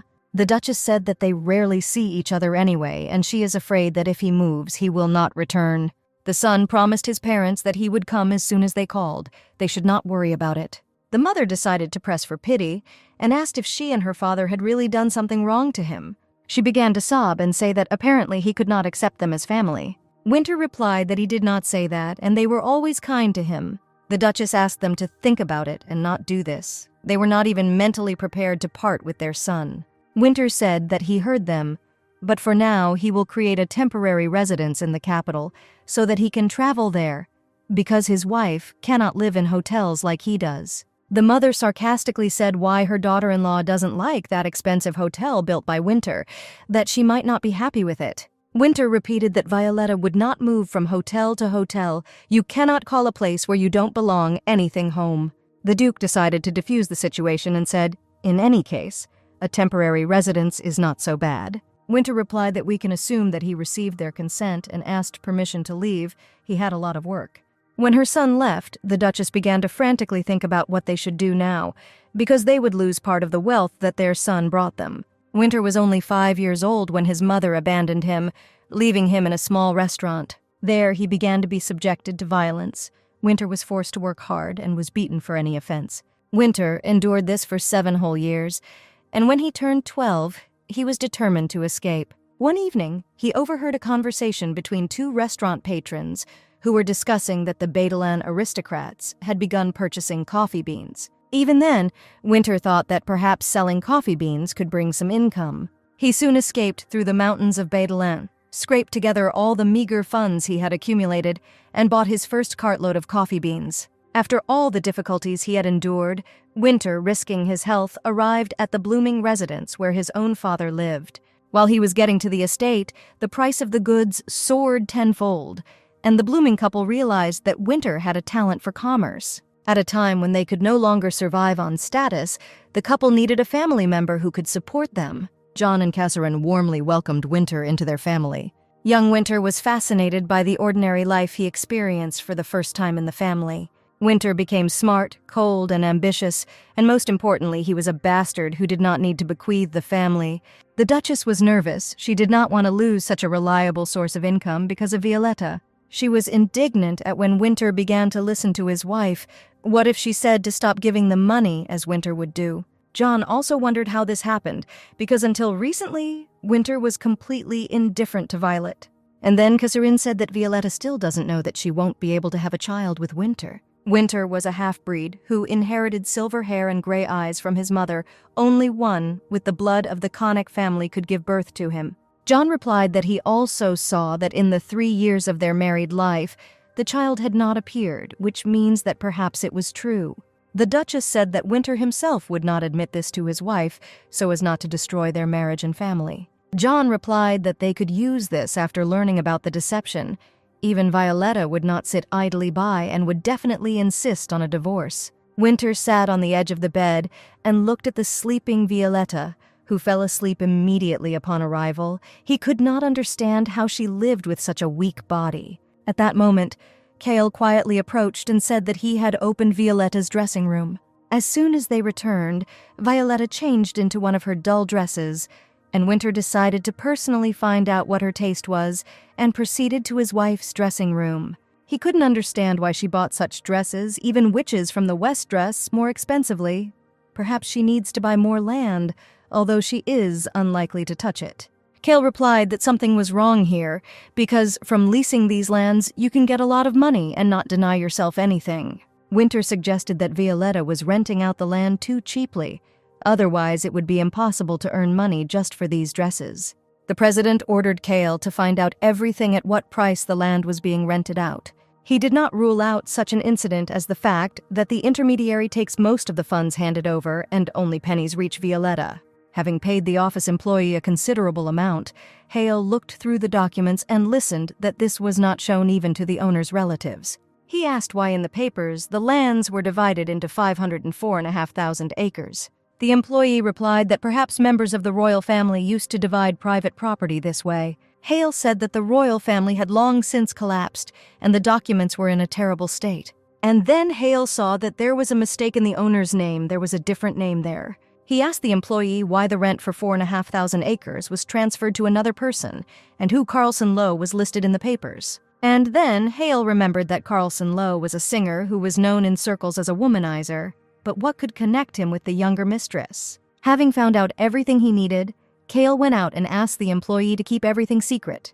Hale hastened to report to the president that the bulk of the income goes to the main handsome man of La Cronda and the scandalous singer Carlson Lowe. The maid woke Violetta and said that today she was invited to dinner with the owner and madam, who asked her to arrive before lunch. Violetta tried to get up, but her body was heavy, her head hurt badly, and she felt weak. But she had to get up and get dressed, otherwise Winter's parents would think that she was faking again. At that moment, Flip, Winter's personal servant, came in and said that he was ready to give her a foot massage. A few minutes later, Winter entered the room and wanted to say that it had been so long and Violetta was still in bed. Then he saw Flip massaging his wife's legs and asked what was going on. Flip apologized that last time he couldn't cope properly, which caused Violetta's bewilderment. Winter told Flip to leave immediately. He remembered when he was in Violetta's body. He himself asked Flip about this. He sat down near his wife's feet and said that he would finish giving her a massage. Winter added aromatic oils to the water and added that he had his own method. And then Violetta screamed in pain. Winter said why she didn't say it right away, but endured it, to which Violetta replied that she saw how her husband was trying. Winter tried to massage as gently as possible so as not to hurt Violetta. A few minutes later, Winter said that he was finished and began to put the slippers on Violetta's feet himself. Violetta's gaze betrayed her aristocracy, and this dazzling sophistication constantly reminds Winter that they are of different origins. He wondered if that was why he wanted Violet to fall into his arms, live in the kingdom he created, and be next to him. It was an incomprehensible feeling, more than hatred. Winter told Violet that yesterday he and his parents discussed the move, and it seemed like they both weren't happy about it. The girl decided that this was precisely why they invited her to dinner. Winter told his parents that he would arrange a temporary residence for Violetta. In the future, he would buy an estate there and take his wife with him. Violetta replied that she could easily live in a hotel, but Winter replied that it would be easier to throw parties in her own house. Violetta realized that Winter was doing all this for her sake, and quietly snuggling, she thanked him. Winter did not understand her and asked why she did this. Violetta replied that she wanted to show how happy she was, but if he didn't like it, she wouldn't do it. He gently hugged her and told her everything was okay. Violetta replied that they needed to hurry, otherwise they would be late for dinner with their parents, because he was a gentleman and the eldest son of the blooming family. Winter replied that she did not know how aristocrats behave towards him. Violetta can't imagine how they react when he introduces himself to them as the eldest son of the clan. They looked at him like he was a rat who belonged in the slums. Violetta replied that she learned about his attitude when they changed bodies, and this is not disdain. They are afraid of him. Violetta added that they are trying to put pressure on him with status, but he does not need to be arrogant, because he is already an aristocrat himself, whom everyone fears. She said that there was no need to think about these nonsense, and Winter felt her warm and gentle palm on his cheek. He pulled himself together and said that soon they would need to exchange bodies, and he would need her manners of etiquette and behavior. Winter added that there will be a sponsor party at the Cantus Monastery in September, and he wants to monopolize their wine for sale, but he needs to act arrogantly. Violetta replied that she would help him as a thank you for moving, and Winter said that the princess had a sense of humor. The girl no longer felt Winter's hatred, and besides, he listened to her request to move. But would he feel her sadness? The more hope crept into her heart, the more intense was the feeling of fear of death, but she promised her husband. Violetta was afraid that if Winter understood her feelings, she would no longer be able to exchange bodies with him. At dinner, the Duchess said that she would very much like Winter and Violetta to live with them a little longer, because she is not asking for much. She sadly added that they would no longer be able to get together and have dinner together. Her husband John asked her not to get upset ahead of time because they were still close to them. Violetta realized that her husband's parents were stronger against the move than she thought and was afraid that Winter might change her mind. The Duchess turned to Violetta and asked how her health was, because she had been missing parties due to poor health. She added that she was worried that the move would have a bad effect on her condition. But Violetta replied that she was already much better. Winter interrupted their conversation and said that Violetta was still ill and had difficulty coming down for lunch. He added that their family doctor Rickman was a charlatan and gave Violetta medications of poor quality. Winter was sure that the doctor was embezzling money that was allocated for the purchase of drugs and said that he would definitely throw him in prison. The Duchess exclaimed that she did not know this and told Violetta that she must have suffered so much. Mother added that if she needs something, Violetta can always turn to them because they are one family. Winter's father, who had been silent until then, asked Violetta why she wanted to move out of their house. The son wanted to answer that it was his idea, but John said that Winter should not cover for his wife. The father added that he, as a father, and having known Winter since he was 12, understands perfectly well that he was not the first to talk about moving. John continued to press Violetta and asked if perhaps she thought the capital was more suitable for raising a child. Winter stood up abruptly and said if dinner was over they would go, and told Violet to follow him. Violetta tried to say that they had not finished the conversation yet, but Winter sharply replied that he had already said that there would be no child, and there was nothing more to talk about. The Duchess and her husband quietly glanced at each other, and John asked what it meant that there would be no child. Violet responded that Winter told her he didn't want to have children.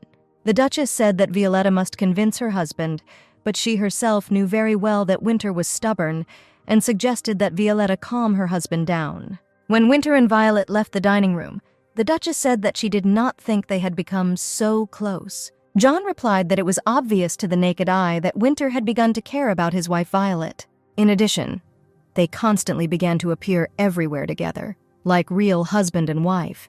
The Duchess said that now they know for sure that Violetta does not know that she cannot have a child with Winter. John took a bottle from his inner pocket and said that he had prepared the necessary medicine for Violet. The Duchess called the servant and ordered to immediately invite Violetta's new attending physician. Winter stood in front of his parents' front doors and eagerly waited for Violetta, who promised to come out soon. At that moment, Hale approached him and said that he had found out something about the private property of the younger mistress. Hale wanted to tell the president what he had learned, but then Violetta came out. Violetta persistently asked to tell the reason why Winter refuses to have a child. The husband replied that she did not need to know the reason and that they should go home. Violetta said that she would not leave him alone and would still ask him to tell him everything. She understood that Winter was very stubborn. Maybe she should be content with his answer. Winter asked why Violetta did not manage her land, which he gave her. He added that she doesn't buy jewelry for herself, and her dresses are the cheapest and most inconspicuous. Maybe the money goes somewhere else. Violetta calmly replied that she was not doing anything like that. Winter believed her. He offered to buy her something, but Violetta replied that she did not need anything. She said there was something she would definitely like to try. Violetta walked up to Winter and, taking his hand, said that this was exactly what she wanted now. Winter was surprised and answered, "Is this really all she would like?" But suddenly Winter pulled his hand away and said that holding hands was not serious. Apparently, they really had nothing in common. The next moment, Winter himself took Violetta by the hand and said that he had done what she wanted, and said that now they would buy her something that she would like. He pulled her along and said that they were returning to the estate, and Violetta replied that she thought that shopping was when you go to a busy street. Winter replied that he didn't have time to walk the streets. He could just call a busy street here. Violetta remembered that when she stood in front of her future husband on her wedding day, she was very worried and did not know what she should do. The only thing that came to her mind then was to take Winter's hand. Later, she always regretted that she had let go of his hand. Winter put Violetta into the carriage, but then Cale came up and briefly reported on what he had learned. The president said that he knew Carlson Lowe, but did not understand why he received part of the rent instead of his wife. Winter suggested that the property was divided because of taxes, but it was unclear why another recipient would be needed. When the president said that Hale could go, he was surprised that Winter really didn't want to sort this out. Winter replied, "Perhaps there is nothing wrong if another man uses her money, but if there is an affair between them, then Hale can deal with Carlson Lowe." The president said if Violet doesn't love Lowe, then it's okay and he can forgive her as long as they are together. Although he pushed his wife away, citing work, Violetta is not the kind of woman who is capable of cheating. But Winter wasn't entirely sure of this, so many people with nice faces do bad things. Violet screamed as Winter squeezed her hand tightly, and he apologized. And at that moment, the girl thought that finally their relationship began to improve. Winter decided that he would not suspect his wife of something that he did not know for sure. Beautiful dresses and various jewelry flashed in front of Violetta one after another, and the workers vying with each other offered to choose one or another outfit. Violetta said that she now understood what it meant to invite the street here, and her husband replied that it would be indecent to buy just one dress from them. A lot of time had already passed, but Violetta could not decide on a choice in her thoughts. She tried to decide whether this decoration would suit that dress, or whether the color was too bright. Winter watched Violetta and finally said that they were buying everything they delivered to this estate. After some time, the whole room was littered with boxes, and Violetta sat on the bed and watched as the enthusiastic servants sorted them out. She lay down and thought that Winter had been paying her a lot of attention lately, giving her expensive gifts, and she caught herself thinking that she didn't want to divorce him. At that moment, one of the servants approached her and asked where to put this purchased item. The girl's name was Jen, who said that she would now serve the younger mistress. Violet remembered how Winter had once told her that he was going to change half the staff at the estate. She told Jen that she was doing a good job and added that she wanted to join her and sort out the gifts she had bought. The new servants whispered that the younger mistress was not as they said about her. She even remembered their names right away. At that moment, Winter entered the room and, finding Violetta unpacking the boxes, pretended not to notice it. He said that he needed to go to the Hafit region for work, and it would take about half a month. Violetta asked in surprise why he was telling her this, because he never informed her about his departures and arrivals. Winter did not answer anything, only added that it was unlikely that all this would fit into her wardrobe, and suggested throwing away everything old. He boldly walked over to her closet and opened it to begin collecting old clothes. Suddenly he noticed scratch marks on the inside of the doors that had a bloody tint. Winter shuddered and remembered how he was locked in a closet as a child, and he scrubbed his fingers and nails until they bled. He remembered that party at which Violetta left blood on his palms and then suddenly disappeared. Winter turned to his wife and asked if Violetta had been locked in this closet. Violetta had to tell the truth that she was really locked in this closet. Winter thought maybe the teacher did it for disciplinary purposes, but his wife had always been a diligent student. Violetta said that there was no point in talking about it, and her husband might be late because he was in a hurry to go to work. But Winter sharply replied that she should not avoid answering and would immediately tell who did it to her. The girl said that, apparently, Ash did not like the fact that she wanted a divorce, and he asked his mother to convince her. Winter replied that this was nonsense, his mother would never do such a thing. But Violetta replied that she was angry that Violetta allowed herself to talk about divorce. Winter asked why his wife didn't tell him about this, to which Violetta replied that she tried to do so. She reminded her husband that she had approached him during an important meeting and asked him several times to talk to her. Winter remembered that evening, apparently. Then he thought that his wife had come to occupy his time with meaningless conversations about divorce.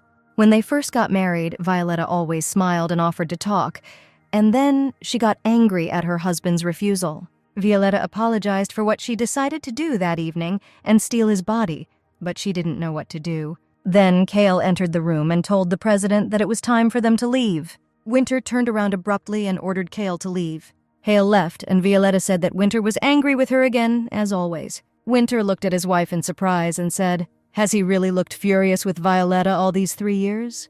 The girl approached him and, looking into his eyes, seriously replied that he did not seem like that, he was like that. Violetta headed to the bed to lie down.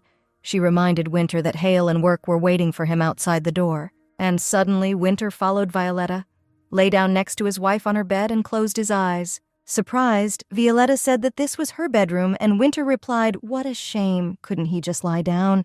After a couple of minutes, Winter became quiet, and Violetta thought that her husband had fallen asleep and turned to look at him. Much to her surprise, Winter lay there looking at her silently. Violetta turned away, and Winter said that he would leave as soon as she fell asleep. He added that if she wanted him to leave, she should quickly fall asleep, and covered her with a blanket. Violetta closed her eyes. She thought that a person who knew nothing but work suddenly began to behave like this. She thought that no matter how much she got to know Winter, she still did not fully understand him. Winter went out into the corridor to tell Kale that he would be late and returned back to Violetta's room. A few days later, Winter arrived at a party hosted by his mother, Duchess Kasorin. The Duchess said that she was glad to see him here, but what brought him here and whether this visit would affect his work, because he was so busy. Winter looked seriously at Mother and asked if it was true that she locked Violetta in the closet. Kasorin realized that she could not avoid answering and said that this was done only for his sake. She added that it was very painful for her to watch her son being hurt by the news of the divorce. Winter replied that Violetta is not a small child to receive such punishments, and this is too much. The Duchess said she was sorry. If it had offended Violet so much, she would go and apologize to her immediately. Mother made a face of remorse and added that she just wanted to help them both not do anything stupid. Winter said that this time he forgives her, but this should not happen again in the future. The Duchess promised that she would not do this again and would definitely apologize to Violetta. Winter said it goes without saying, but he won't give them any more money for parties this year. Mother looked at Winter and asked if Violetta really advised him to do this to them. Winter replied that Violetta knew nothing about their conversation and that it was entirely his decision. Winter said that he had work waiting for him and headed towards the exit. The Duchess tried to come to an agreement with her son, explaining that without parties, she would not be able to influence society, but Winter no longer listened to her. 2 weeks later, Violetta arrived at the book club, which was located in a silk store on Rian Street. The hostess introduced the guests to Violetta, who was attending the book club meeting for the first time. Although the hostess showed her good nature, she could not understand why such an important person as Sir Winter's wife would attend such a petty event. She told Violetta that she was a little ashamed of her little shop and offered her a more comfortable chair. The princess replied that she did not deserve such honors, she just wanted to thank her for inviting her to the party. The hostess thought that Violetta was much nicer than she had thought about her at first. Before attending the book club, Violetta was nervous. She really wanted to make friends. But everyone treated her warmly and welcomingly, even regretting that she visited them for a short time. These half-months without Winter flew by unnoticed for Violetta. Thanks to her husband, his mother no longer threw parties, and Violetta spent this time in peace and quiet. But, for some reason, from time to time, disturbing thoughts visited her. Walking past one of the shop windows on a shopping street, Violetta saw a very beautiful watch and thought that it would suit Winter very well, but she did not have enough money. But despite this, Violetta still decided to go into the watch store, where she was politely greeted by a young salesman. Violet replied that she would like to buy a gift for her husband, Sir Winter Blooming. She asked to see the watch that was on display, but the store owner, hearing her husband's name, said that she could take it for free. But Violetta replied that she could not take the goods without paying and handed over the brooch, saying that she did not need it. The seller took the jewelry and, looking at the stone, said that it was a very old but very sophisticated brooch. He added that if she took the watch, she would still have some money left and she could buy something else. Violetta chose a scarf that was not very expensive but very beautiful. She told Flip to use the remaining money to buy food for her servants. Violet took the beautifully packaged box and wondered if Winter would like this gift. The maid Jen was very excited and said that the sweets bought in the city were very tasty and all the servants liked them. Jen handed Violet a spoon and, saying that this was a new medicine prescribed by the doctor, asked the younger mistress to drink it. Opening her mouth, Violetta thought that later she should also thank him for taking due care of her health. When Violetta drank the medicine, Jen said that Sir Winter had returned, but immediately went to rest. Violetta put her hand on the watch box and thought. Apparently, her husband was very tired, and realized that there was no point in bothering him now. She told the maid that she would meet her husband tomorrow and added that Jen could be free for today. Violetta thought that Winter probably had a better watch, and he was unlikely to look at it. She bought it without hesitation. She settled comfortably in bed and thought that tomorrow she would decide whether to give them to her husband or not. In the morning, Violetta decided to give her husband a gift, and opening the door to his room, saw Kale there. Seeing Violetta, Winter asked what she was doing here so early, to which she replied that she just wanted to know how he went on a business trip. The president ordered Hale to leave immediately and leave him and his wife alone.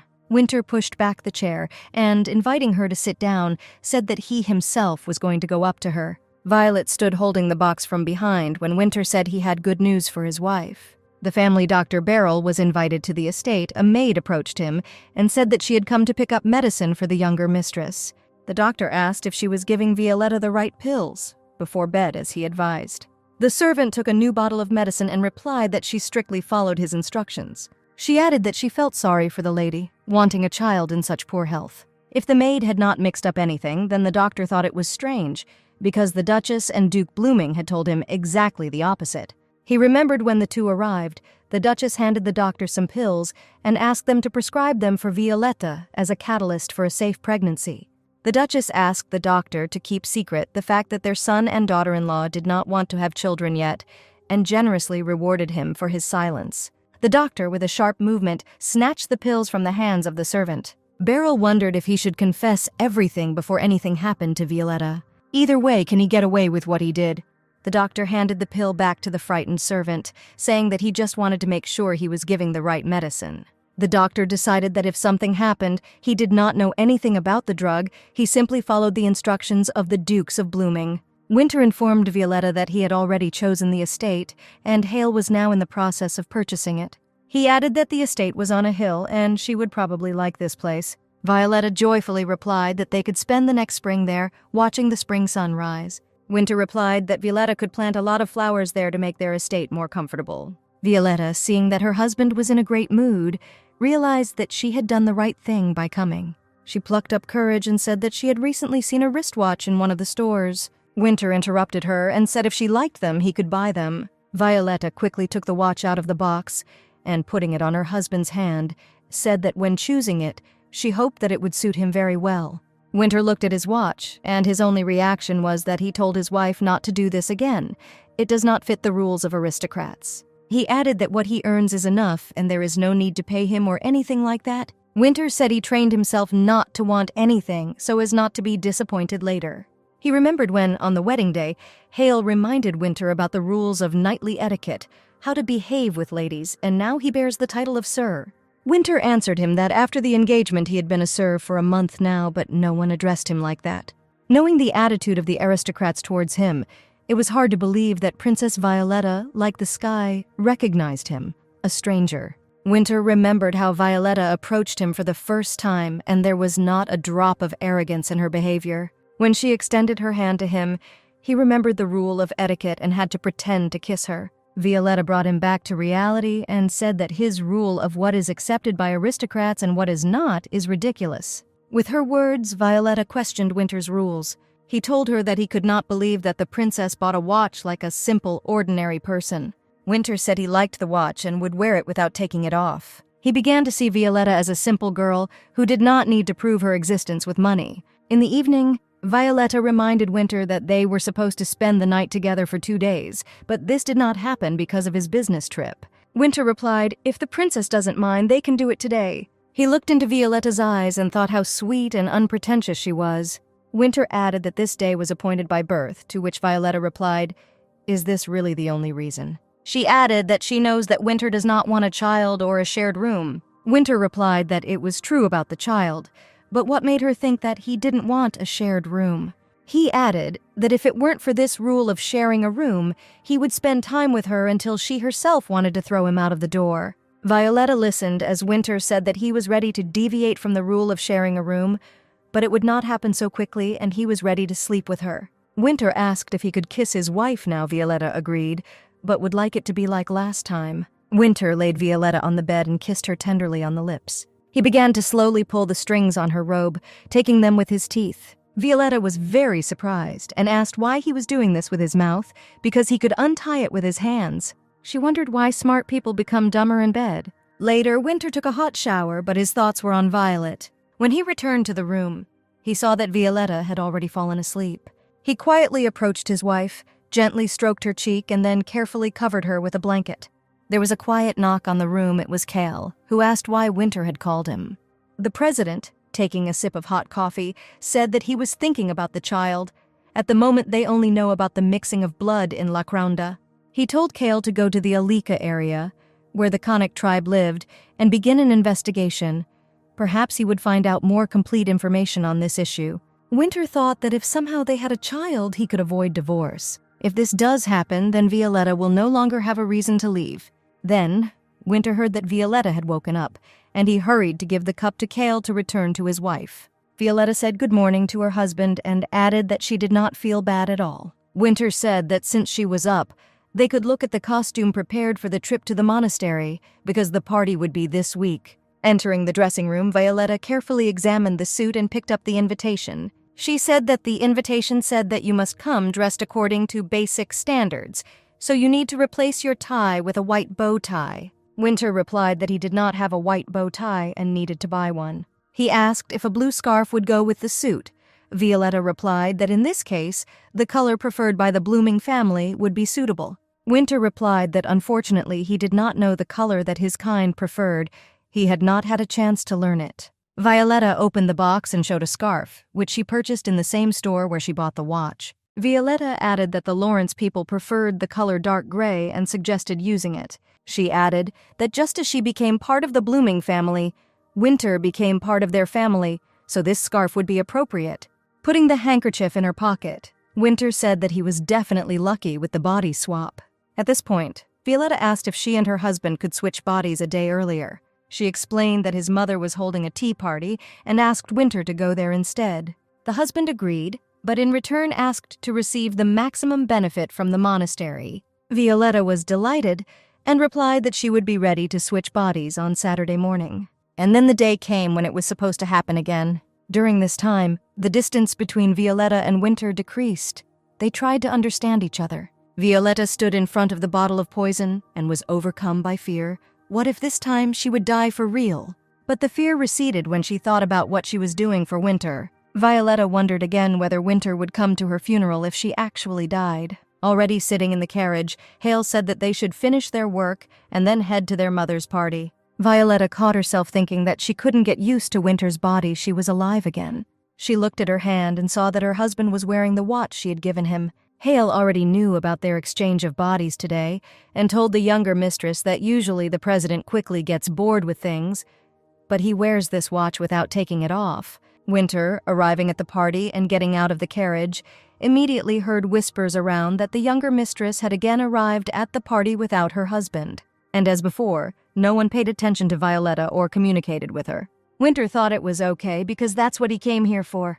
He caught a glimpse of a conversation that a new building was being built at the beginning of Ryan Street, but its purpose was still unknown. Winter boldly approached the guests and said that she had heard that it was being built by a theater organization. The guests turned to her in surprise and asked how the youngest mistress knew about this. Winter replied that her husband shared it with her because they sometimes discuss his affairs together. He needed to move little by little towards the goal of exchanging bodies, and he asked if they wanted to learn something interesting. Winter could tell them that Violetta would definitely make friends. Then one of the guests asked if it was true that Sir Winter had recently invited all the merchants to his house. Winter replied that she needed clothes, and her husband invited only the best that were in the capital. The man asked about the party in the capital. Was it really true that Violetta was there with Sir Winter? Winter replied that this was also true, but he could not understand what was wrong with these people. And one of the guests exclaimed, which means that the rumors that Sir Winter had forgiven his wife were confirmed. Then Winter saw that one of the guests stumbled and broke a glass of wine. The interlocutor explained to Winter that now this lady had become a scapegoat and an object of contempt for the guests because she mocked Violetta the most. And now this girl is treated the same way they once treated the younger mistress. Winter decided to leave this unpleasant company and heard the guests apologize for their behavior earlier, saying that they had no choice, because Sir Winter's influence was very strong. Now Winter realized that it was he who was to blame for the fact that his wife was bullied in society without recognizing her. And if Violetta had not dressed so modestly, she would have received condemnation from society, which considered her an outcast. If not for this exchange of bodies, he would never have been able to find out about it. Winter approached the place where the carriages with guests were arriving and was worried that Violetta was delayed. He couldn't wait to see and ask Violetta what she was experiencing and enduring all this time. At that moment, his brother approached Winter and asked what the younger mistress was doing here, to which Winter replied that he was waiting for her husband. Dave grinned and asked if someone who had never attended a party with his wife would really come. He leaned over and quietly said that Violetta looked like she was desperate from loneliness and added that she could rely on him. Diev began to hug Violetta, saying that only he could help and protect her. If only she agreed. Winter sharply pulled his brother back and ordered him to immediately remove his hands. But Diev continued to smile unpleasantly and insist on his own. Winter said that Diev became completely insolent and called him a bastard. And at that moment Violetta appeared. She stood between Winter and his brother, sharply saying that enough was enough.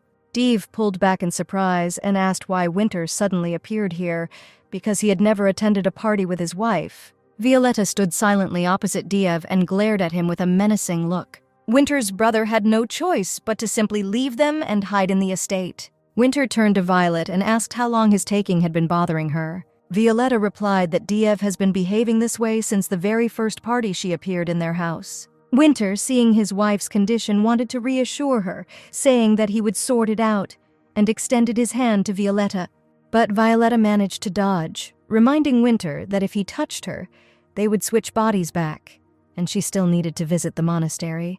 But Winter pulled Violetta close and said that there was something more important than a wine deal. He added that if a wife enjoys introducing her husband to other people, she can do so today. Violetta, not understanding anything, asked if something really happened here while she was away. Winter silently looked at his wife, and Violetta understood what had happened. Violetta hugged Winter and thanked her husband for coming today.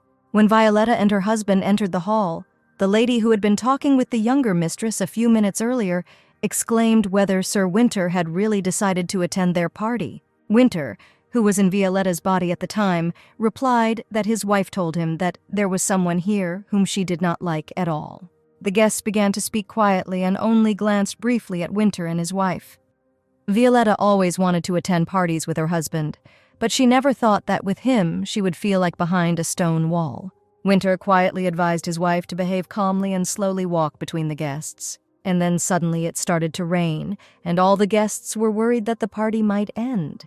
The hostess of the party began to calm the guests and invited everyone to go into the house to take shelter from the rain. Winter understood that Violetta would not be able to run in heels and began to take off his jacket. He quickly covered his wife and, holding her close, said that Cale would soon bring an umbrella from the carriage. Standing in the rain and clinging to Winter, Violetta felt his heart beating anxiously. She continued to waste away in this marriage and was not afraid to die, but the sound of her husband's heart instilled life in the girl. Winter said that he understood that Violetta did not like standing like that, but asked him to wait a little. The girl replied that this was not the case at all. She just really wanted to move to the capital as quickly as possible. Winter replied that he understood his wife perfectly, having been in her body, and felt what Violetta felt. The princess pressed herself closer to Winter and quietly said that most of all she wanted to live just with him. And then she insisted that Winter was wrong about the fact that it was uncomfortable for her to stand like that with her husband in the rain. The next moment, Winter saw that Hale was already running towards them, having opened his umbrella in advance. The husband covered Violetta with an umbrella, and she thought that she was about to cry from her husband's warm embrace. Violetta wanted to say something, but Winter kissed her passionately, thinking that no one would see them under the umbrella. At that moment, they both understood that in order to begin to understand each other, they did not necessarily have to change bodies. Finally, the rain stopped and the bright sun came out. The following Sunday morning, the ceremony of the sponsors' party began, organized by the Cantus Monastery in the south-central part of La Craunda. The abbot of the monastery thanked everyone present and said that the meal was modest, but their wine was excellent. Winter took a sip and told Violetta that the wine was truly excellent and he must buy it. Violetta also drank a little wine, but suddenly felt a slight but unpleasant nausea. In order not to scare her husband, she told Winter that it might be because of the new medications the doctor prescribed her. Violetta touched her stomach to see if what she thought had happened. But this cannot be. Only a week has passed since that night, and it was too early to tell for pregnancy symptoms. She suggested that most likely this was the effect of exchanging bodies on her body. Violetta, just in case, did not drink the wine and put it on the table. Winter noticed this and asked what was the matter. Violetta tried to remain calm and told her husband that she could not drink red wine and invited Winter to drink her glass. She watched as her husband took her glass and wondered if what she had been waiting for had really happened. Violetta decided not to show it at the party, and upon her return she was sure to be examined by a doctor. She was having a casual conversation with some of the guests who, apparently, were related to the theater. Discussing one of the productions, Violetta said that the decoration perfectly conveyed the mood of the main character. The guest replied that she was amazed at how educated and well-read Violetta was, and her husband added that he would like to invite him and Winter to their theater for the premiere. Winter stood silently nearby.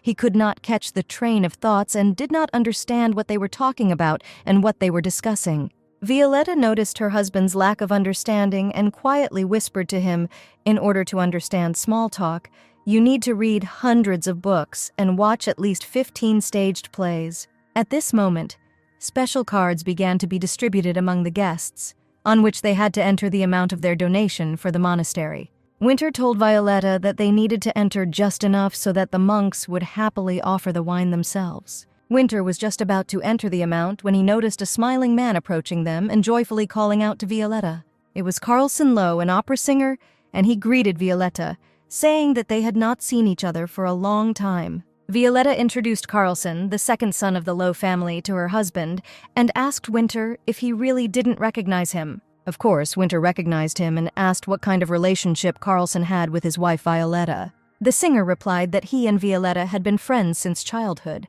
although for some time there had been talk about marriage. But that was already in the past. Winter shook Carlson's hand so hard that he screamed in pain. Carlson whispered to Violetta, "If her husband is so jealous, then why spend more time outside the home?" With these words, Carlson decided to leave, adding that he would leave them until new misunderstandings arose. As they headed toward the vineyards, Violet said that she and Carlson had been close as children, and their parents had actually considered marriage. But that was the end of it. Winter remembered Carlson's face and answered whether they really wanted to marry her to this womanizer, and a drunkard at that. Violetta looked at her husband in surprise and asked how he knew this, because Carlson is not as bad as they think he is. Winter replied that he realized this when he shook Carlson's hand. It was noticeably shaking, a symptom often found in addicted people. He asked Violetta why Violetta was suddenly covering for her childhood friend. Previously, Carlson Lowe simply got on Winter's nerves, but today he really infuriated him. He thought that upon returning home, he would need to dig up more information about Carlson Lowe. At that moment, one of the monks overturned the table, trying to stay on his feet, and fell unconscious to the ground. One of the guests shouted to call a doctor. Someone suggested that the monk was simply drunk, but Violetta noticed the monk's blue fingers and realized that he was poisoned. Violetta ran up to the lying monk and shouted for one of the monks to urgently call a doctor and the second to collect the cards. And then she noticed that on one of the cards the flowers were different from the others. Violetta ordered no one to touch it. Violetta remembered reading about these flowers.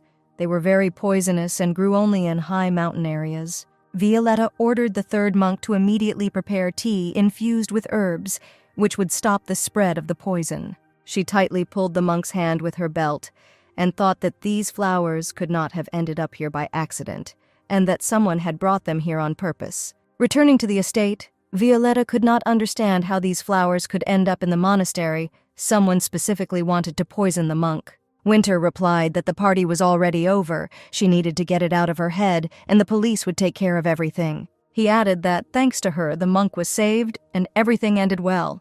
Winter left the bedroom, and the servant said that Violetta needed to change into a house dress. When Violetta changed clothes, she told the servants to invite the doctor to see her. In front of Dr. Beryl lay a suitcase containing twice as much money as last time. The Duchess said that the request was the same, and if Violetta asked about the symptoms of pregnancy, he must tell her that she was pregnant. The doctor wanted to say that this was a violation of medical ethics, but Duke John reminded that Beryl had a son who could study abroad. After the examination, Violetta sat opposite the doctor and wondered what was happening to her. Maybe these were signs of pregnancy. Beryl frantically turned over possible solutions and answers in his head. He had to tell Violetta that everything was to blame for the medications she was taking on the recommendation of the Duchess, that her menstruation would soon disappear, and that the pregnancy was false. But the doctor congratulated the younger lady, saying that she was pregnant. Violetta exclaimed, "Is this really true?" Because, thanks to the doctor's care, her condition improved and she was able to get pregnant. Violetta asked Beryl to keep this a secret for now, because Winter does not want to have children. She herself will tell him everything, choosing the right moment. And the doctor only reassured himself that nothing bad would happen from this lie. Choosing the moment, Violetta decided to tell Winter about the pregnancy, but he said that he was looking through the documents, and negotiations about wine went haphazardly due to the incident at the monastery. And then he looked at his wife and said, after all, she saved the life of one of the monks, and he should come and thank her. Winter added that, according to etiquette, he would ask for a return of gratitude, then the question of wine could be raised. Violetta replied that she did not save the monk for the sake of a reward, and to use someone else's fortune for personal gain is inhumane. Winter replied that if it was unpleasant for her, then they could switch bodies and he would do everything himself. He added that if Violetta knew what he had to do to become rich, she herself would faint. Violetta was sure that her husband had not done anything wrong, to which he replied that his wife still knew him so poorly that she started talking about divorce. Winter invited Violetta to sit down and asked what she wanted to talk about. Violetta asked if Winter didn't want to have children with her, or if there was another reason. He replied that he simply didn't want to. Violetta said that the word simply would not be suitable for them to come to a compromise. Seeing his wife's serious attitude, Winter replied that he did not have time to raise him. Violetta said that she would raise him herself, and Winter wouldn't even notice how he would grow. Winter understood that her sense of responsibility was so great that Violetta even felt responsible for her brother's guilt. She could use this when talking. Then it will break her heart and she can rely on another man. And Winter said, if the protection does not work and a child is born, then he will need to be raised and educated. Violetta answered her husband with thanks, because he was not angry, although it was not entirely clear whether he was against it or not. And Winter tried to drown out his conscience, because there would be no child anyway. He got up and offered Violetta something to eat, but she replied that it was too late and it was a pity to wake people up. Winter replied that there was nothing complicated, and he would cook for them himself. He worked in a restaurant until he was 12 years old, so he can figure things out in the kitchen. Winter decided that he would buy his wife whatever she wanted. Violetta would do whatever she wanted. And if she doesn't find something worthwhile than a child, then they will talk, and Winter will say that they cannot have children. Kale informed the president that a letter had been received from the monastery, and they were interested in how they could thank him for saving the monk. He added that he touched on the topic of wine, and they willingly agreed to a meeting. Hale said that thanks to the younger mistress, everything was resolved quite easily and safely. Winter knew that he would be preoccupied with this issue for some time, but for some reason he was not so inspired by the good news. Winter wanted to quickly finish his business and return home. He knew that Violetta was waiting for him. She would greet him with her sweet smile and gentle gaze. While having casual conversations with her, Winter will watch how her facial expression changes. But then Hale interrupted Winter's thoughts, saying that a telegram had arrived from the Alec region. Winter instantly returned to reality, because he was interested in the question of half-breeds. Kael said that there are no half-breeds there. If a person belongs to the Kunnic people, then he cannot live in the Alec region. The secretary added that this is a closed area, and even half-breeds cannot immigrate there. Kael was silent for a while and then said that he managed to find out that the president's own mother was in Alika. Winter is speechless. Maybe Hale is wrong. He remembered his last conversation with his mother, who handed him a bag of beans and said that if he eats this, she will soon come back for him. Winter looked after his leaving mother, holding the bag, and believed that his mother would return, but she did not return. Then he thought that the mother simply did not have the means to feed her son, but when Winter became rich, she did not look for him. He himself wanted to find her, to compensate her at least for the difficulties she experienced in giving birth to him and caring for him. It turns out that the problem was not money. His mother simply could not bring him to a place where there is no place for half-breeds, and his mother had to abandon him for her own well-being. Winter was disappointed. He was wrong about the reason why his mother left him. From the very beginning, he was a man who had no place anywhere, and he had ceased to be surprised by this. Winter told Hale to get rid of everything he had acquired for the meeting with his mother and cancel all plans. Seeing that the president stood up abruptly, Kyle asked if he was going to wipe out Alec's region from the face of the earth. Winter ordered the secretary to urgently prepare the carriage. He is going home. He now needs a wife. Thanks to the help of the merchant community, Violet threw a party for an occasion. One of the party organizers told Violetta that this green dress suits her very well. Then the second assistant in the organization came up and said that they were glad to help Violetta throw a party. Violetta replied that this was not really a party. She decided to arrange a romantic evening for her husband, at which she wanted to tell him an important thing. At that moment, the servants were already running to Violetta to report that Sir Winter had already returned. The assistants quickly got ready, glad that they managed to organize everything before the early arrival of the mistress's husband. Violetta, seeing Winter, said that she was only expecting him for dinner, but was still glad to see him. Winter silently walked up to his wife and, hugging her to himself, put his head on her chest. Violetta, noticing her husband's pale face, motioned to dismiss the servants and asked what happened.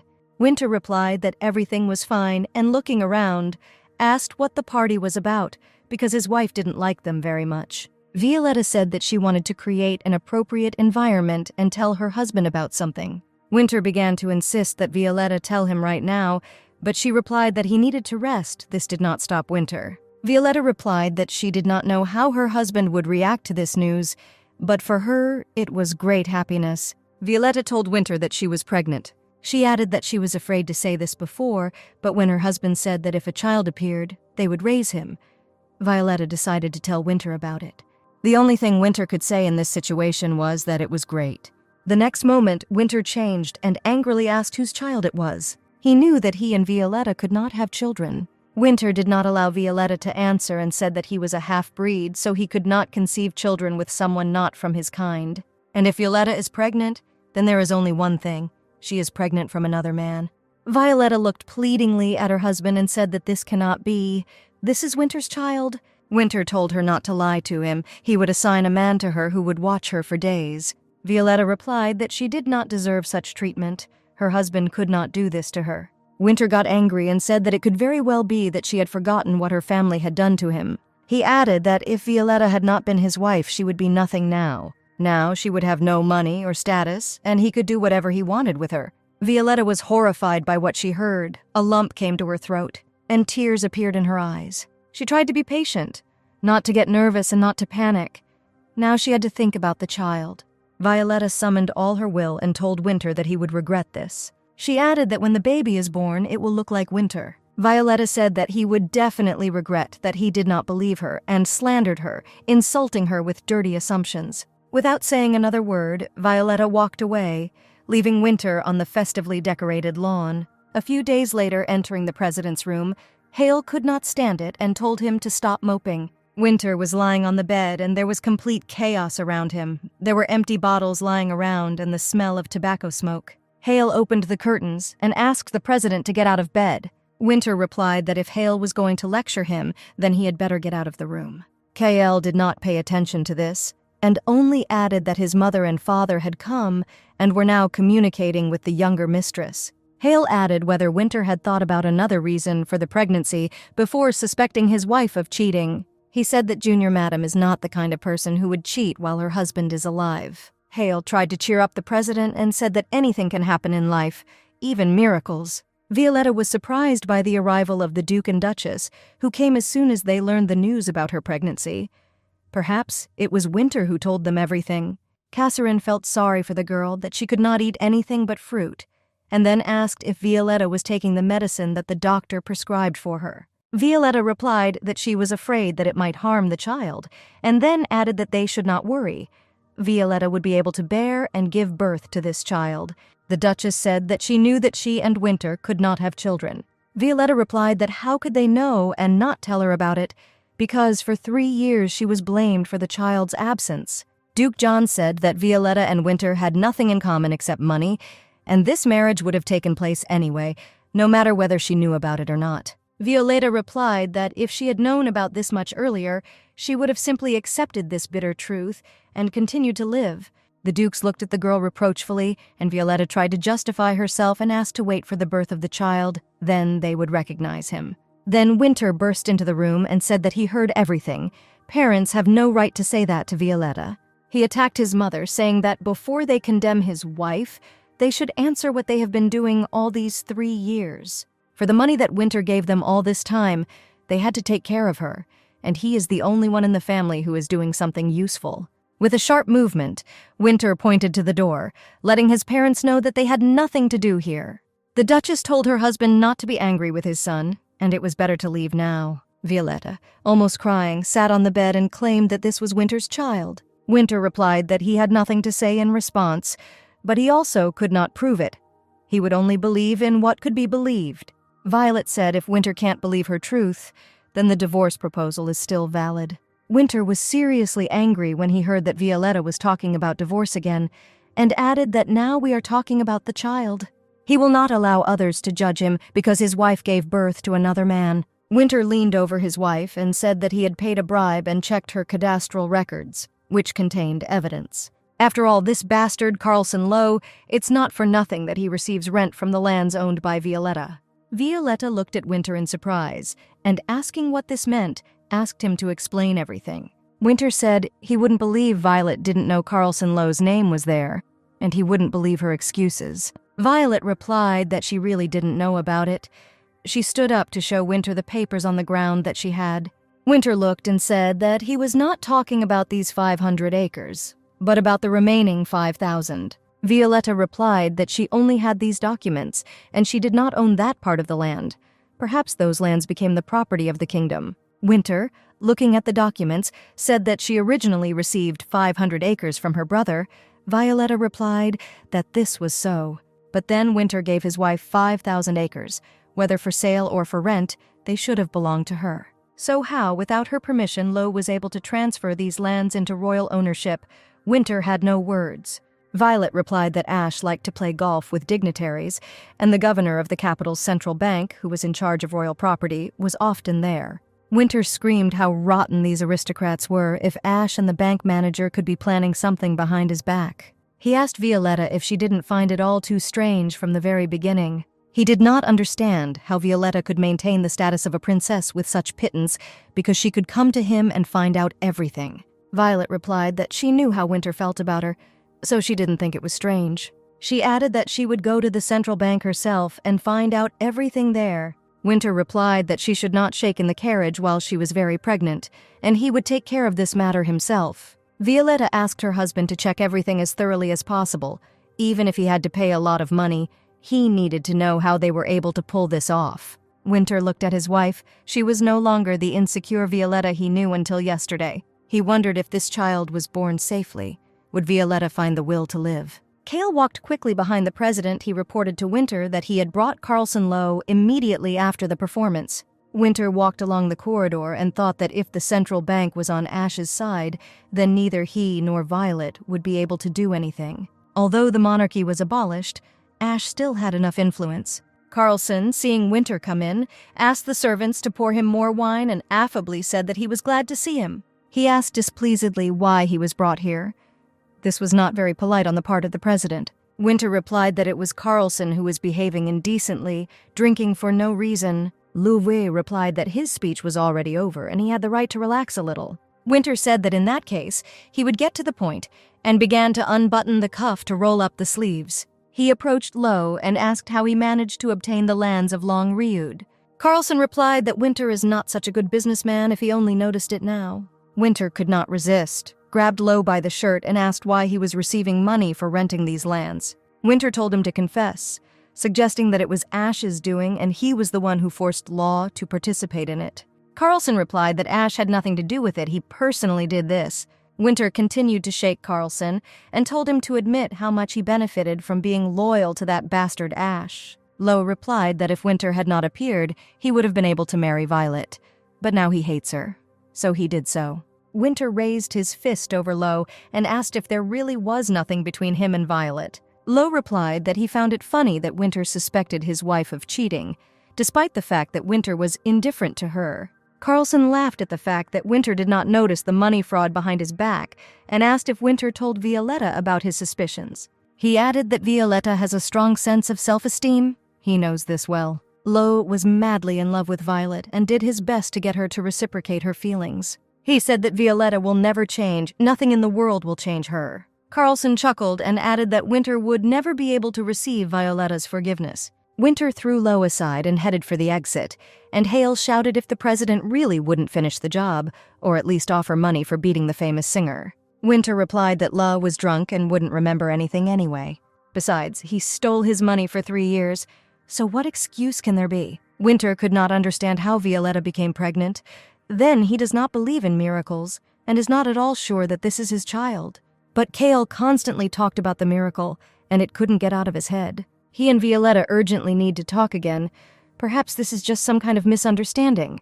Violetta has no idea how much Winter spent on her and how strong his feelings really are. He remembered Carlson's words that he would never be able to achieve Violetta's forgiveness. Winter was in a panic about what to do, what to say to Violetta, what would happen next, how they could understand each other. A cheerful servant ran into the bedroom.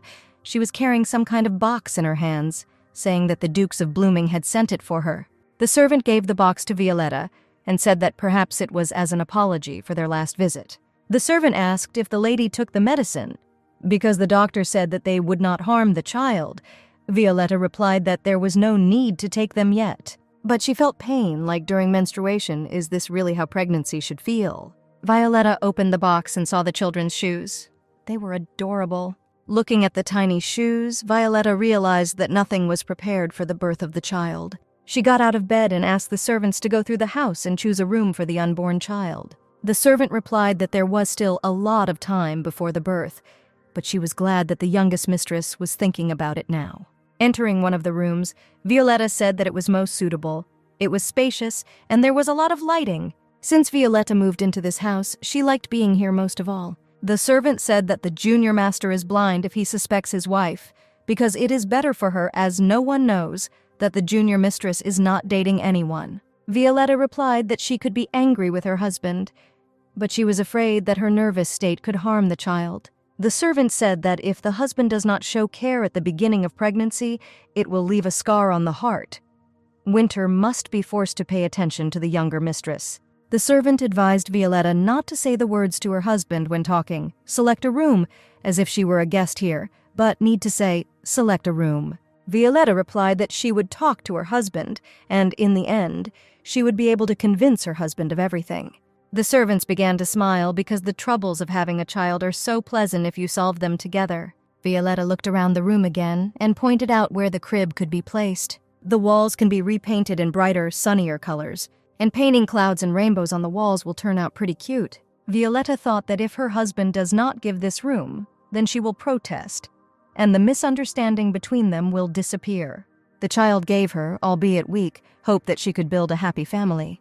And suddenly Violetta fell to her knees and clutched her stomach.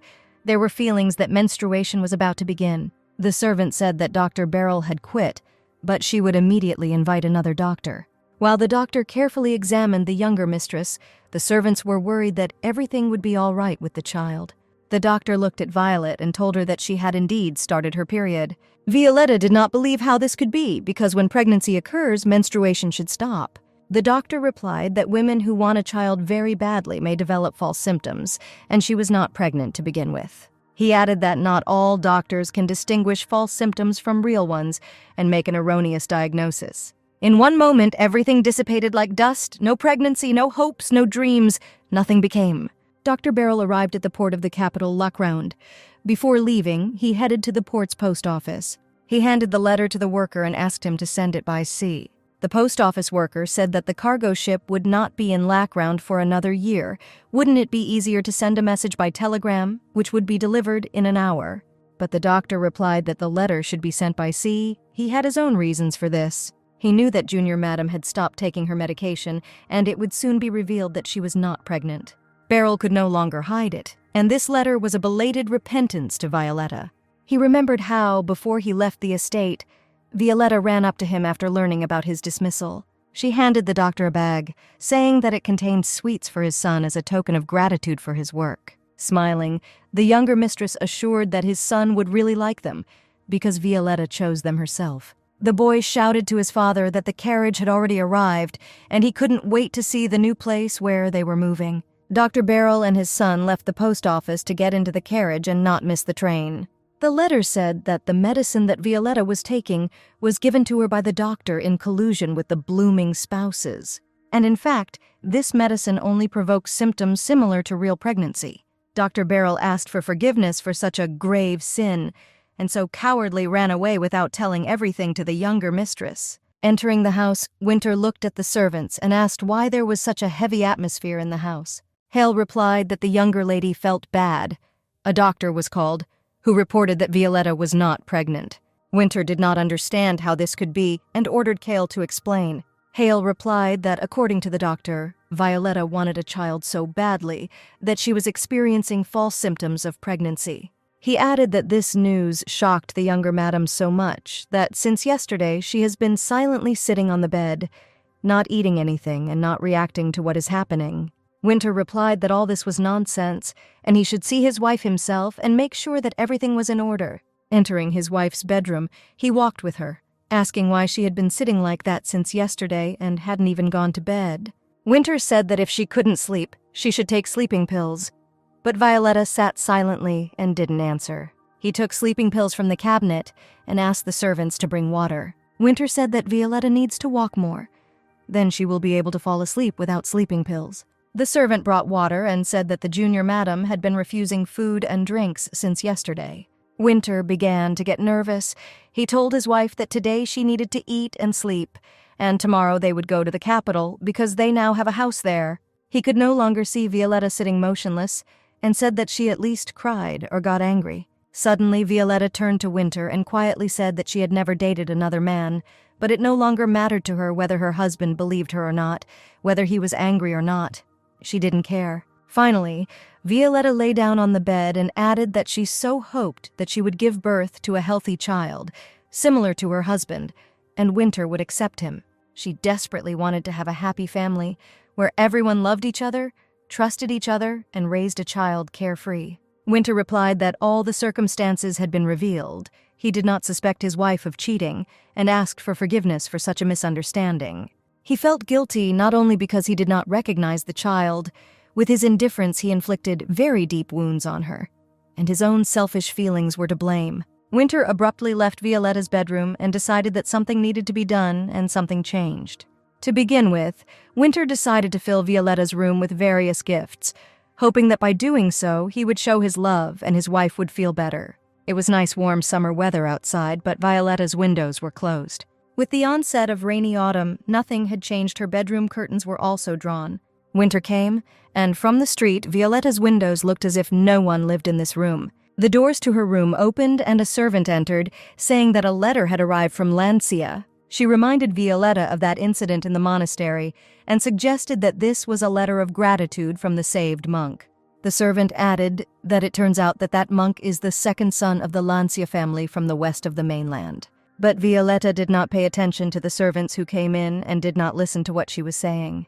The servant was disappointed by the indifference of the younger mistress and said that she would put the letter next to her on the bed, and Violetta would read it as she saw fit. The distressed servants left Violetta's bedroom, leaving her alone in a room littered with gifts from Winter. Violetta sat up on the bed, feeling that she was freezing, and looking out the window, realized that Winter had already come. Finally, she took the letter lying next to her and opened it. The letter was from the mother of that same monk, in which she thanked Violetta for saving his son Reyes and reported on the results of the investigation. The culprit was Lancia John Faze, her husband's younger brother. The eldest son was bedridden, so the youngest, Reyes, was chosen as the head of the family, and the brother-in-law, having learned about this, decided to poison Reyes in order to inherit the title. If the youngest son left this world, they cannot imagine how they could live without him, and she is grateful to Violetta for saving their son. At the end of the letter, it was written that they were ready to do everything possible to thank Violetta and asked what she would like. Violetta sat down at the desk, took a pen and a piece of paper to write a reply letter. Violetta called the servants, and she was immensely glad that the younger mistress had come to her senses. Having finished the letter, Violetta handed it to the servants and ordered it to be sent as soon as possible. The servant happily replied that she would do this immediately and order breakfast to be prepared for the younger mistress. Seeing that the whole room was littered with gifts, Violetta sat down on the floor and decided to sort them out. A minute later, Winter entered the room apparently. He had already been informed that Violetta had gotten up. He approached his wife and said that she definitely needed to have breakfast. Winter noticed that his wife's lips were chapped and went to the dresser to get some moisturizer. Approaching Violetta, he asked her to turn towards the light so that he could apply cream for cracks on her lips. Violetta asked in surprise how he knew about the cream, to which Winter replied that he used it when they changed bodies. She looked at her husband and said that he too could use some lipstick, and Winter replied that he was a man and he didn't need gloss on his lips. Violetta herself applied the cream to his lips, saying that as long as he was at home, there was nothing to worry about. Winter said that he was glad that Violetta had returned, because he had not found a place for himself for 2 whole months due to her condition. He added that his wife needed to get up and suggested going to the capital before it got colder. Violetta replied that there were too many things and packing would take too much time. Winter suggested that she throw away everything she didn't need, like this toy that he bought without thinking. Violetta replied that dolls like this one are used mainly in puppet theaters. At that moment, Winter began to control the doll and spoke for the doll that, oh, how hard it was for him to meet Madame. This made Violetta laugh a lot, and she laughed. Violetta took the doll by the hand and, deciding to play along with Winter, said that she was very glad to meet the gentleman. Winter put the doll aside and lay down on the bed. He said that they needed to quickly move to the capital, and Violetta would undoubtedly like the new house. Violetta looked at Winter. She herself wanted to leave this estate as quickly as possible and move to a new house in the capital. 3 days later, almost everything was ready for the move, and the workers said that as many as 3 carts had to be used, which is a lot even for a rich noble lady. Violetta replied that all these things were very dear to her and asked her to be careful with her luggage. She watched the departing carts, and the servant said that Sir Winter went there first to prepare everything for the arrival of the younger mistress. And then the servant added that she noticed that one of the carts was not hired by Winter, and her things were loaded there. And there was the coat of arms of their aristocratic family. The servant looked anxiously at the silent Violetta and asked where she had sent this cart. Violetta replied that this cart was going to the west of the mainland to the Lancia family. She added that they decided to buy all her personal belongings from her at a good price, and then empty boxes would arrive in the capital. If Violet couldn't die, then she had to move on, so she decided to leave this place. She felt guilty towards Winter, so she would like to return to him what he loves most, money. In exchange, she and Winter will break up. She will live and appreciate life, earn money in order to one day repay his debt. She may not be able to give the entire amount at once, but money is the only happiness she can offer Winter. Winter was upset because Violetta would arrive soon and it was raining outside without stopping. Hale, holding an umbrella over the president's head, asked if Winter could start work now, because a lot of unsorted papers had accumulated on the table in 2 months. Winter replied that he specifically brought workers with him if Hale could not even cope with these responsibilities. Hale said that if he knew that the president would put so much work on him, he would not change his salary and pay him as before. Winter replied that if Hale doesn't like something, then he can get lost. Knowing that Hale would not be offended by his words, Winter said that they needed to test the lights again. Hale came over and turned on the switch to reassure the chairman that everything was working without interruption. The area instantly lit up with a bright light, and Winter thought that when Violet saw this, she would surely understand how much money meant. He dreamed that Violetta would hold noisy parties here, and all the celebrities would want to be invited here. Violetta will finally be able to easily win the recognition of society while admiring their blooming garden. Winter could no longer wait here for Violetta and told Hale that he was going to the train station and would wait for her there. Hale responded in surprise that the younger mistress would arrive only tomorrow. He tried to stop the president, saying that they needed to work, but Violetta did not listen to him. Winter walked in the rain towards the station and could not understand why he was overcome with causeless anxiety. After all this time, he did everything right, and Violetta, having moved to the capital, will be happy. And then Violetta's happiness will make them both happy. At that moment, Violetta was in the central bank and was very surprised that she received an amount tens of times greater than what she expected. The worker told her not to be surprised. This was the owner's gratitude, because it was not easy for them to buy Lacrown's things. Violetta looked at the check and was sure that such a large amount would suit Winter quite well. She said she would like to meet the bank manager and thank him personally for his generosity. Following the worker, Violetta thought that if she disappeared, Winter would simply give up on her. But for some reason, she tried to hold on to the fragile hope of having a child with Winter. But then perhaps she will again be subjected to attacks, suspicions, and interrogations by his family. Approaching the door of the manager's office, the employee replied that she was lucky. The manager seemed not to be busy right now. Entering the office, Violetta politely greeted the bank manager. And then she saw that her brother Ash was sitting in the next chair. Violet continued to hate Ash, and at the same time sympathized with him. She sat down in the chair opposite the bank manager and said that he knew the reason why she came here. Violetta boldly declared that she had come to reclaim the lands of Longriud. She thought that if Winter was happy, then she could find her own happiness. The bank manager replied to Violetta that the matter was under consideration, but some problems might arise. Violetta asked why there could be problems, because she just wants her lands back. She added that she knew very well that they had conspired and willfully appropriated her lands. The bank manager replied that if the royal lands were now transferred to her ownership, the people would rebel and she would be called greedy. Violetta replied that the document was initially drawn up incorrectly, but she received these lands before marriage and asked to immediately declare this officially. Violetta's brother grinned and said if the secret of the contract was revealed, her marriage would be automatically annulled. The brother replied to Violetta that the marriage contract had a clause about maintaining secrecy, and if it was revealed, the marriage would be automatically annulled, which is why Sir Winter did not publish the contract. Ash told his sister that Sir Winter already loved her so much, so why shouldn't she just shut up and move on with her life? Violetta understood that in this situation, neither she nor her husband Winter could do anything. The princess wanted to believe that a way still existed, and that what Sir Winter could not do, she would do. And then Violetta declared that these lands could be registered as a dowry. The bank manager replied that 3 years had passed since the marriage, and what kind of dowry could be discussed. to which Violetta replied that she had not received anything then and was asking for it now. She added that the Lawrence family must provide dowries for their women, and if she filed a lawsuit, she would win the case in court. Ash began to become noticeably nervous and asked what kind of lawsuit we could be talking about, since he and Violetta are relatives. Violetta suggested that her brother stop there and not destroy his ideal image, because he had difficulty creating it, even refusing the throne.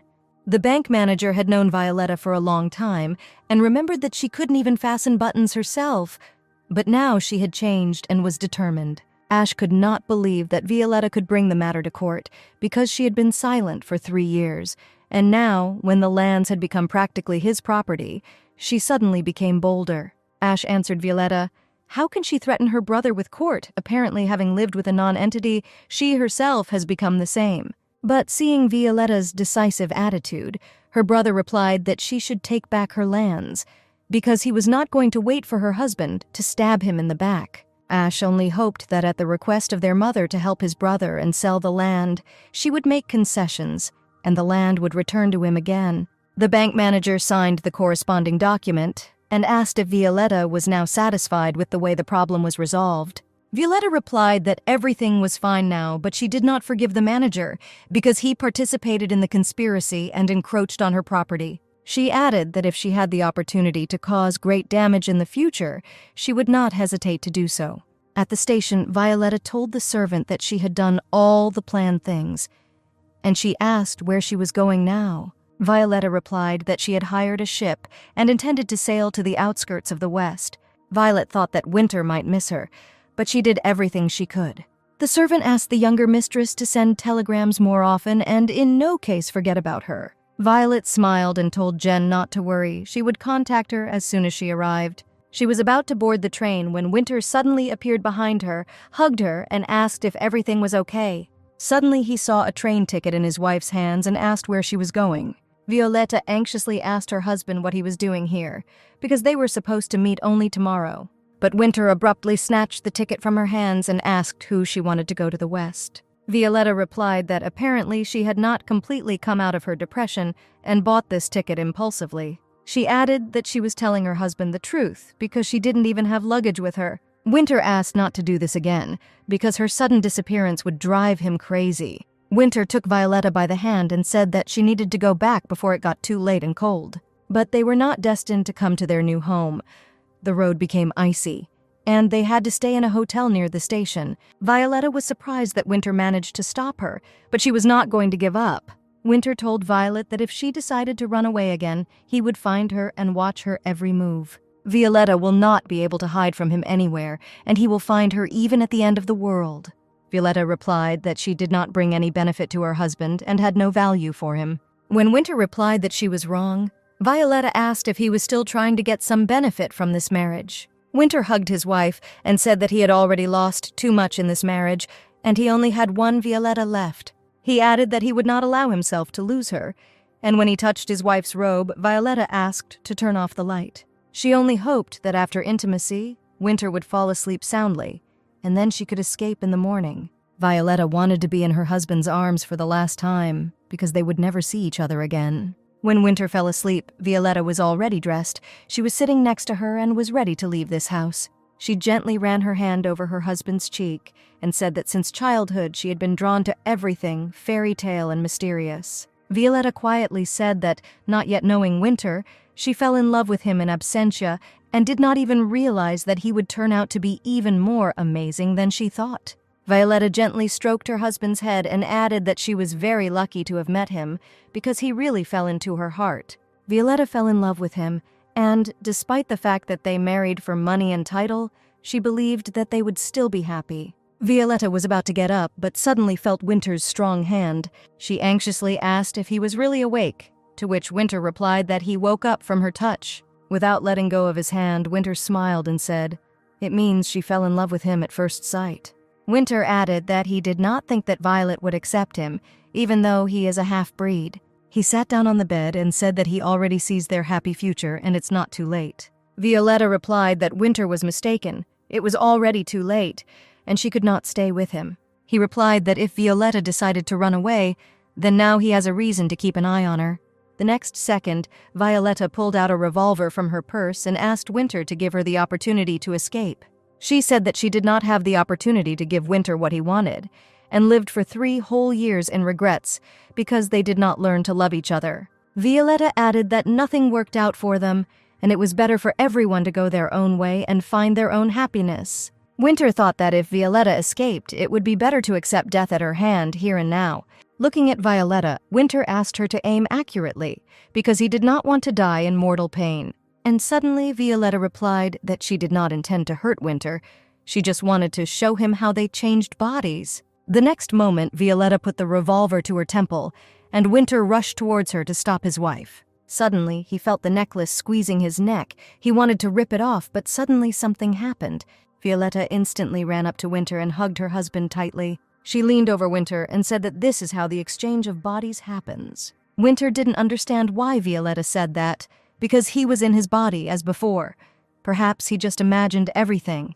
He asked Violetta only one thing, that she would not leave him. He may not be a very good person, but he would try to change. Violetta showed scratches on her neck and said that Winter didn't imagine it. He did it a minute ago. She asked if Winter remembered the day they first switched bodies, and before that, he went on a deal to purchase coffee beans, which the first time failed. That day, she ran away from the party, unable to withstand either the attacks of society or the harassment of his brother. With a wish to die, Violetta swallowed sleeping pills in desperation to end it all once and for all. But instead, there was an exchange of bodies, and then Winter knows everything himself. Violetta recalled the day when she was locked in the closet. She hoped to the last that her husband would come to her defense, but this did not happen. Winter was very alarmed that Violetta could kill herself so easily, but it is possible that she could die this time. Violetta replied that Winter was saying strange things, because when she killed herself, she really wanted to die. But no matter how hard she tried, death never came, and now Violetta does not understand what to do next.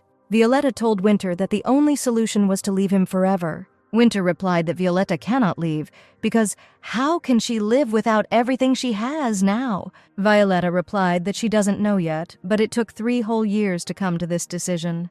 She added that if Winter had supported her then, perhaps they would not have come to this. Winter said that he could not let Violetta go, because then he would feel guilty for the rest of his days. Violetta replied that with him she was dying and her life was like hell, in which she could not even die. Violetta said that the decision had been made, and Winter begged.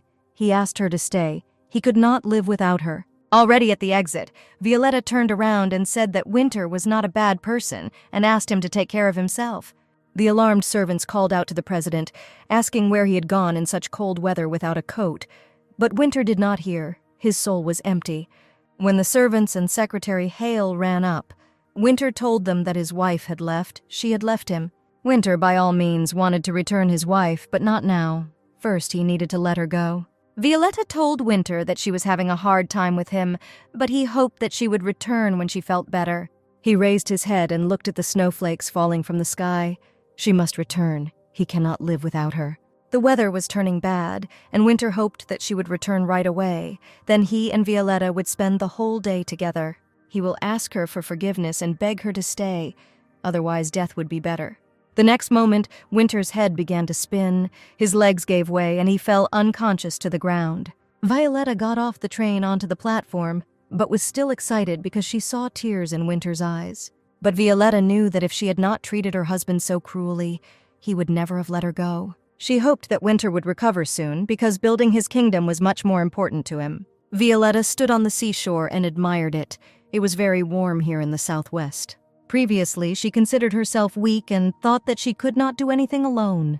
But having managed to hold out until this moment, Violetta realized that she really wanted to live. She was sure that she just needed to give herself a chance and believe in herself. At that moment, someone joyfully called out to her it was Sharon's friend and her brother. Violetta looked at her approaching friend and thought why she considered it a punishment that God stubbornly did not want her to die. She thought she would count it as her blessing. On the island between the eastern and western continents was the Principality of Dos. A little to the west of it on the peninsula was the village of Kirin. In the past, when pirates were rampant in the kingdom of Corsica, the Principality of Dos allocated a large number of naval forces to them, and as compensation she received the territory where the village of Kiron was located.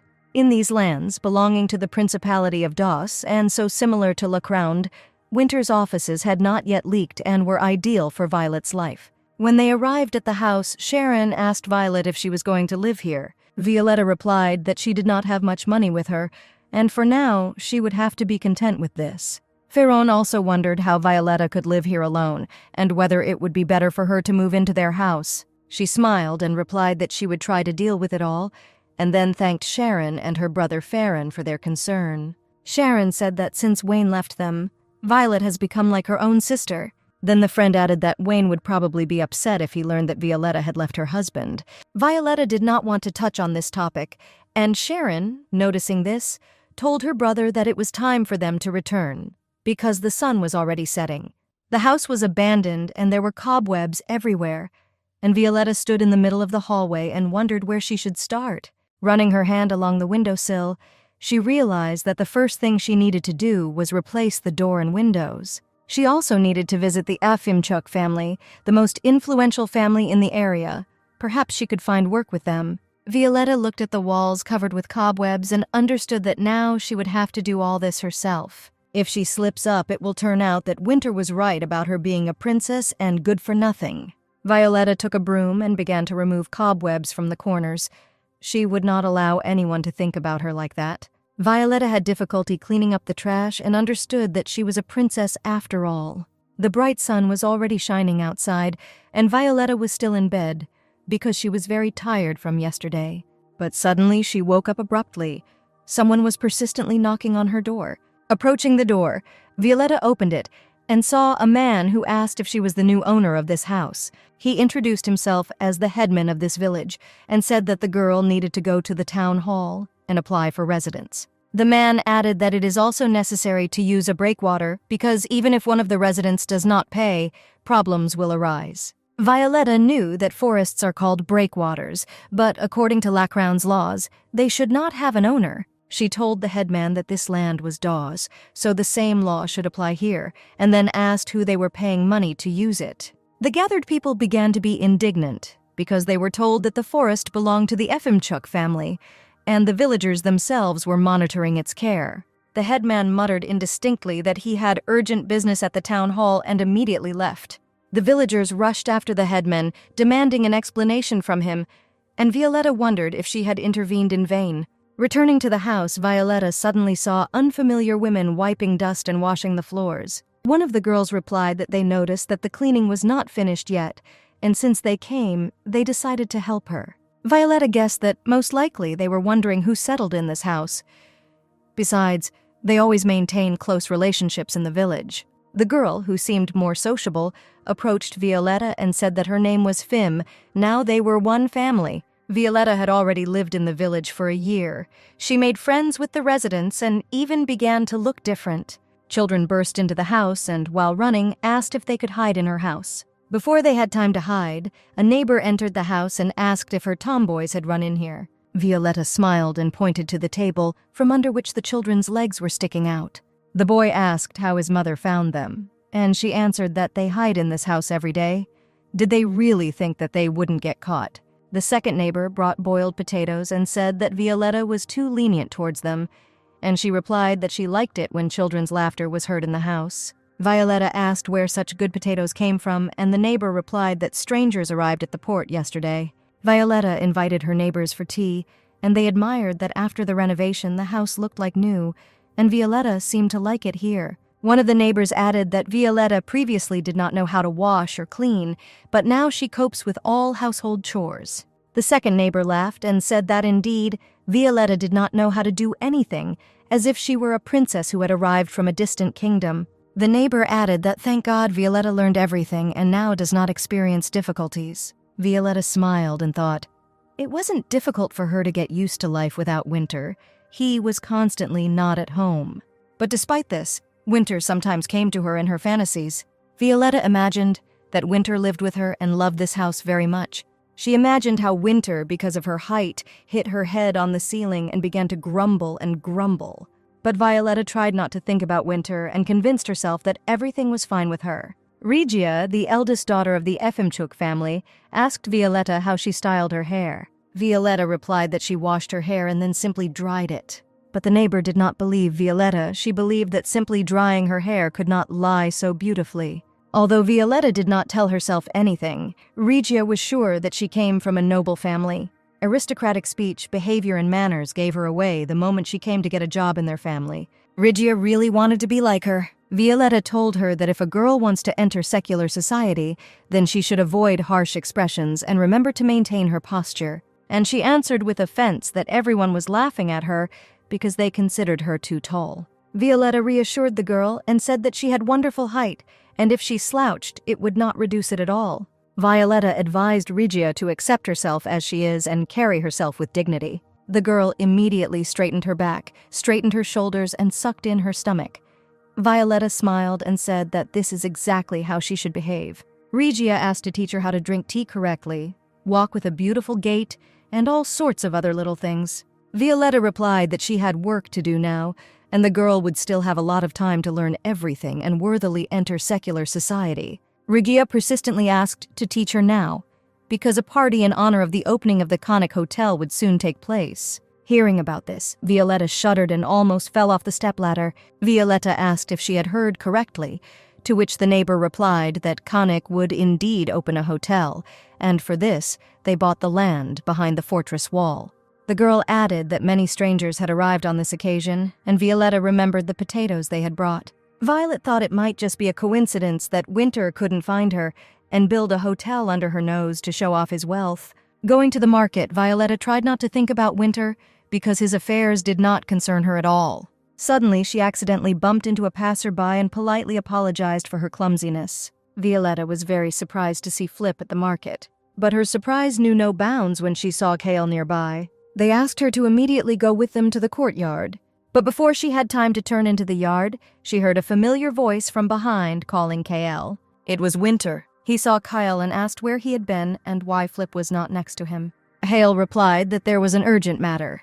It was necessary to find the vice president, and Flip was with him now. Winter ordered the secretary to go to the 4th alley and buy everything there that would be needed to organize a menu for a special room service. When Winter left, Flip told Violetta that she could safely go out.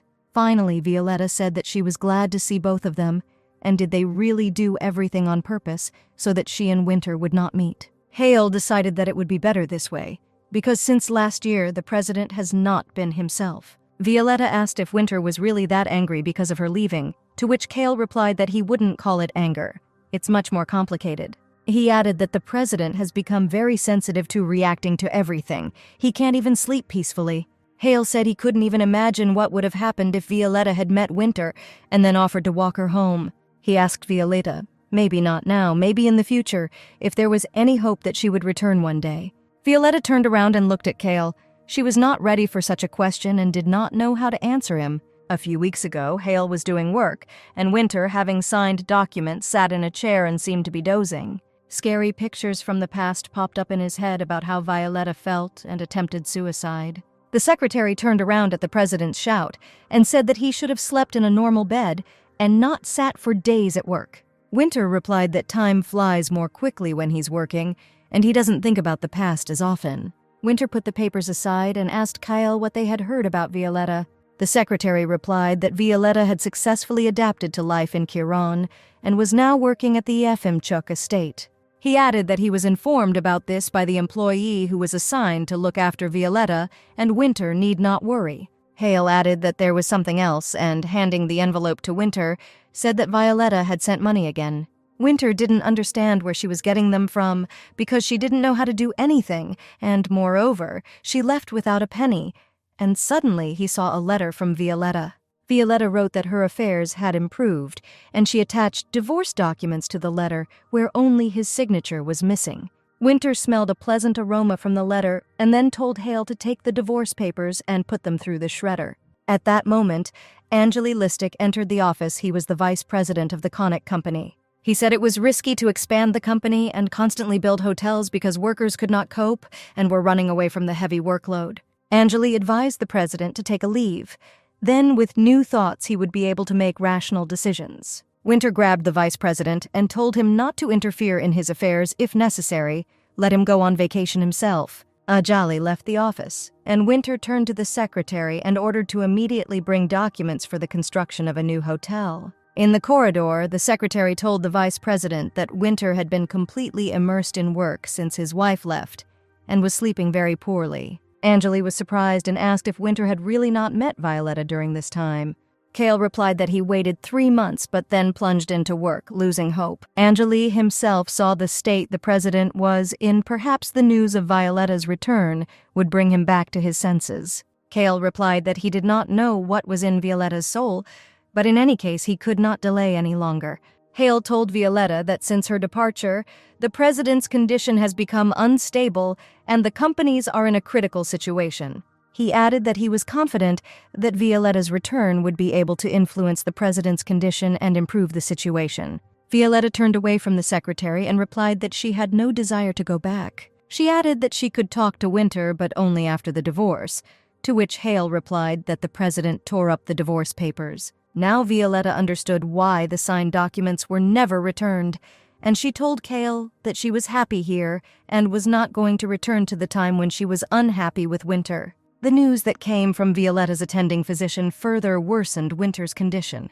He sharply told his mother and father that they should no longer rely on his financial support. He added that he learned from the doctor everything that they did behind his back. Winter was angry. Did they really think that he would get away with the way they treated his wife so easily? The Duchess tried to justify herself, saying that Winter had understood everything wrong, to which he replied that he did not want to hear any excuses, and both of them should not even try to contact him in the near future. Thus, having escaped from his parents, Winter ended up in the same place where Violetta lived. He still considered his wife to be his support, but he could not become Violetta's support. In his own eyes, Winter became the most hated and disgusting creature in the world.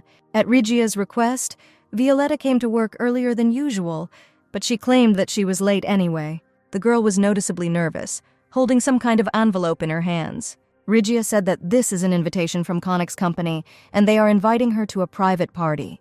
The girl could not find answers to why her family was invited, and there should be important people from all over the continent there. But most of all, Regia was worried that she had never learned social etiquette and would look like a complete hillbilly among the guests. She began to beg to help her because Violetta comes from Lacround and perhaps knows something about it. For example, what is the best gift to give? Violetta knew Winter well and everything he liked, so she advised the girl to give olive oil as a gift. She added that it is much colder in Lacrounda, and olives do not grow there, so the olive oil produced by the Efemchuk family would be an excellent gift. And then the day came when a party was to take place to mark the opening of the new Connick Hotel. Regia was noticeably nervous. Everything around was very luxurious and unusual for her. The brother who came with her to the party reassured his sister that they would just stand there for a while and leave, and she told him it was better to look around and look for a bride. Approaching the main entrance and seeing Winter, Regia tried to bow in the curtsy that Violetta taught her. She could not even imagine that Winter was so handsome, young, and elegant. The brother quietly whispered in Regia's ear that the rumors were not lies, and that pressure was really being felt from Sir Winter. The girl once again bowed into a deep curtsy and said that her name was Regia from the Efemchuk clan. Introducing her brother Geordie, the girl handed Winter a box and said it was a small gift from their family. Regia opened the lid and said that she knew that Sir Winter really liked olive oil. Winter was surprised and asked how she knew this, and the girl replied that a man from Lacrown told her about it. Winter, after tasting the oil, said that Regia has excellent taste in gifts. And suddenly Winter said that he had a business proposal for their family regarding olive oil. Winter took the girl into the living room and asked her to wait a little. Going to the kitchen, Winter thought that Violetta worked for the Efemchuk family, which means he did the right thing by sending them an invitation. He had no doubt that Violetta had recommended this gift based on the preference of the recipient, knowing that it was Winter. Now the most important thing for Winter was that Violetta remembered what he liked. He continued to harbor hopes, to hope that he and Violetta would someday live together. Winter saw the secretary and wanted to ask him to add this oil to all the hotel's dishes, but then he heard Hale telling the vice president that the bluff about the company's bankruptcy did not work, and Violetta was not going to come back. Winter heard the vice president say that if Violetta returned, the president could even buy her the royal throne, to which the secretary replied that he had talked to Violetta and she was quite happy with her current life. They talked about how Violetta did not want to remember her past life and considered herself unhappy living next to Winter. Winter sat in his hotel room and, rereading the letter, realized that his dreams had collapsed and Violetta would not return. He tried to take over the whole world, and now the people living in La Craunda walk on his land. Now Winter understood that all this was in vain, and Violetta, being next to him, would still remain unhappy. He stood on the railing of the balcony and understood only one thing: Violetta would never return. Winter looked at the watch that Violetta gave him and took a step forward.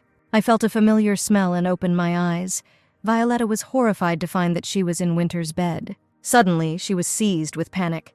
She did not understand how she ended up here and, in general, what could have happened. Winter opened his eyes and looked at his hands in surprise. They were Violetta's hands. Finally, Violetta realized that she had switched bodies with Winter again. But how did it happen, and did she really die in her sleep? At that moment, Kale entered the room. He was glad that Winter woke up and was worried about him. Approaching the president's bedside, he added that he needed more rest. Otherwise, he was already losing consciousness on the move. The secretary told Winter that he was found at the castle walls by a guard, and it was good that everything worked out, because he could have been kidnapped by robbers. He could not calm down and urgently demanded that the president rest for at least a month. And suddenly Winter said that he was glad that the secretary was taking care of his husband, and Winter must know about it. Hale instantly fell silent, and looking at the president in surprise, asked if it was really the younger madam in front of him again. After getting dressed, Violetta thought about why Winter was discovered near the walls of the fortress and what he was doing there. Perhaps this time it was he who caused the exchange of bodies. She thought this time either Winter died or he found another way to exchange. Violetta found no reason why Winter would want to die in any case. She had to meet her husband. But suddenly the secretary stopped her and asked if she could sort out her husband's affairs, which he had put off and left unfinished. He added that first she needs to attend the meeting that Winter has been missing lately, and also look at the documents that the president signs without reviewing because of his condition. Hale told the younger madam that all of Winter's actions or inactions ultimately led to his business being in decline. At that moment, the vice president entered the office, but the secretary hastily stopped him, saying that the president was not feeling well today. Violetta stopped the secretary and asked the vice president what happened. The vice president placed an envelope on the table and said that this was a statement of his resignation. Hale remembered very well how the president behaved last time and grabbed the vice president by the clothes and told him unnecessary things, although he was wrong. The secretary understood that this statement implied that Winter should reconsider his behavior and his attitude towards the vice president. But Violet didn't know this. She told the vice president that he had done a good job, especially recently. Hale was in a panic because the junior madam had to refuse the dismissal, and if the vice president left, the company would collapse in the current situation. The secretary, taking advantage of the fact that he was behind the vice president, began making hand gestures to Violetta so that she would refuse the dismissal. Violetta immediately understood Hale and told the vice president that she hoped that he would work just as hard in the future and took the application back.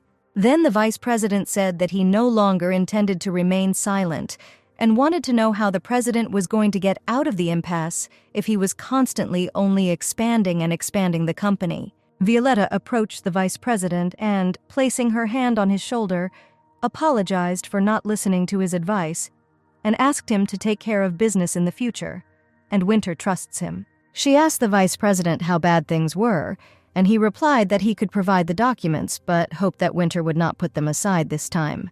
Violetta sat down at her desk and told the vice president to bring the documents, promising that she would look at them right away. The vice president brought a huge stack of papers to the office and told the president that going through them would take a very long time. Violetta took the first document and told the vice president that he knew these papers better and asked to work together.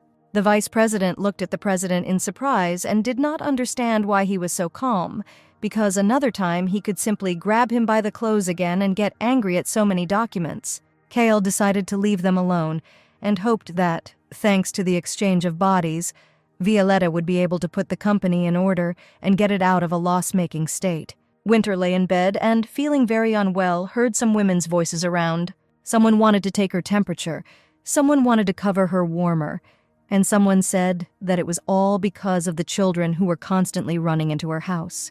One of the women, who covered Violetta with a blanket, said that she brought her hot soup and told the others to leave so that the girl could be in peace and quiet. Leaving the house, the women said that if Violetta needed something, she was sure to tell them. I didn't suffer alone. Sitting up on the bed, Winter looked at the table. He was surprised that the women came unceremoniously into the house and even tried to feed him food of unknown origin. He was beginning to realize that if I, Violetta, could live here and eat strange slop, then life with him really was so unbearable. Standing in front of the mirror, Winter understood that he could not die and felt what Violetta felt in those moments. Now he felt a huge sense of guilt for accusing Violetta of pretending. Winter remembered all the words he said to Violetta, and it seemed that he was ready to go crazy. And then Violetta hurriedly entered the house. She was in a hurry to touch Winter in order to switch bodies back. A minute later, Winter put his hand to her forehead and said that she was not feeling well. He knew this because he had just been in her body. To which Violetta replied that she was much more interested in knowing how they switched bodies and why Winter was found at the walls of the fortress. Winter said that they haven't seen each other for so long, and Violetta doesn't even say hello, to which she replied that the answers to her questions are much more important now. Winter looked at Violetta and did not recognize his wife. Her eyes were filled with incredible power. Lately, Winter has lived without noticing anything, but now, having seen Violetta, it seems that his feelings have begun to come to life again.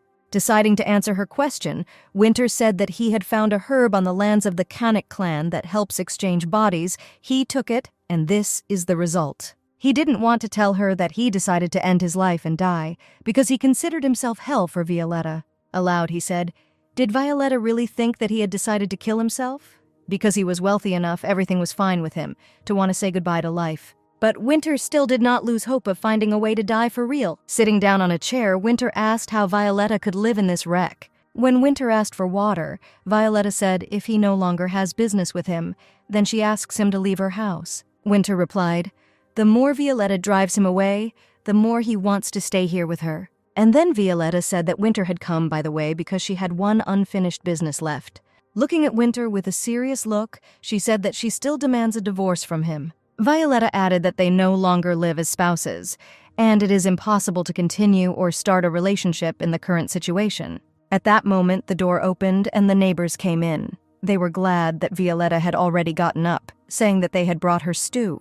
The next moment, he was noticeably embarrassed when he saw that Violetta had a guest. Winter asked Violetta why strangers hang around so freely, and Violetta replied that he should not interfere, because this is not his home. And then Winter declared that Violetta was mistaken, and that, as her husband, he had the right to interfere. And then one of the neighbors took Violetta aside and asked, since her husband was such an influential and rich man, where did she get the debt that she was talking about?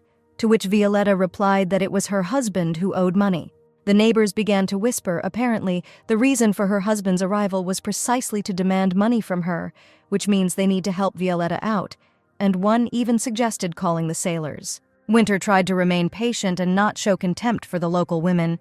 Then he turned to one of the women and said that, judging by her apron, she was selling fruit.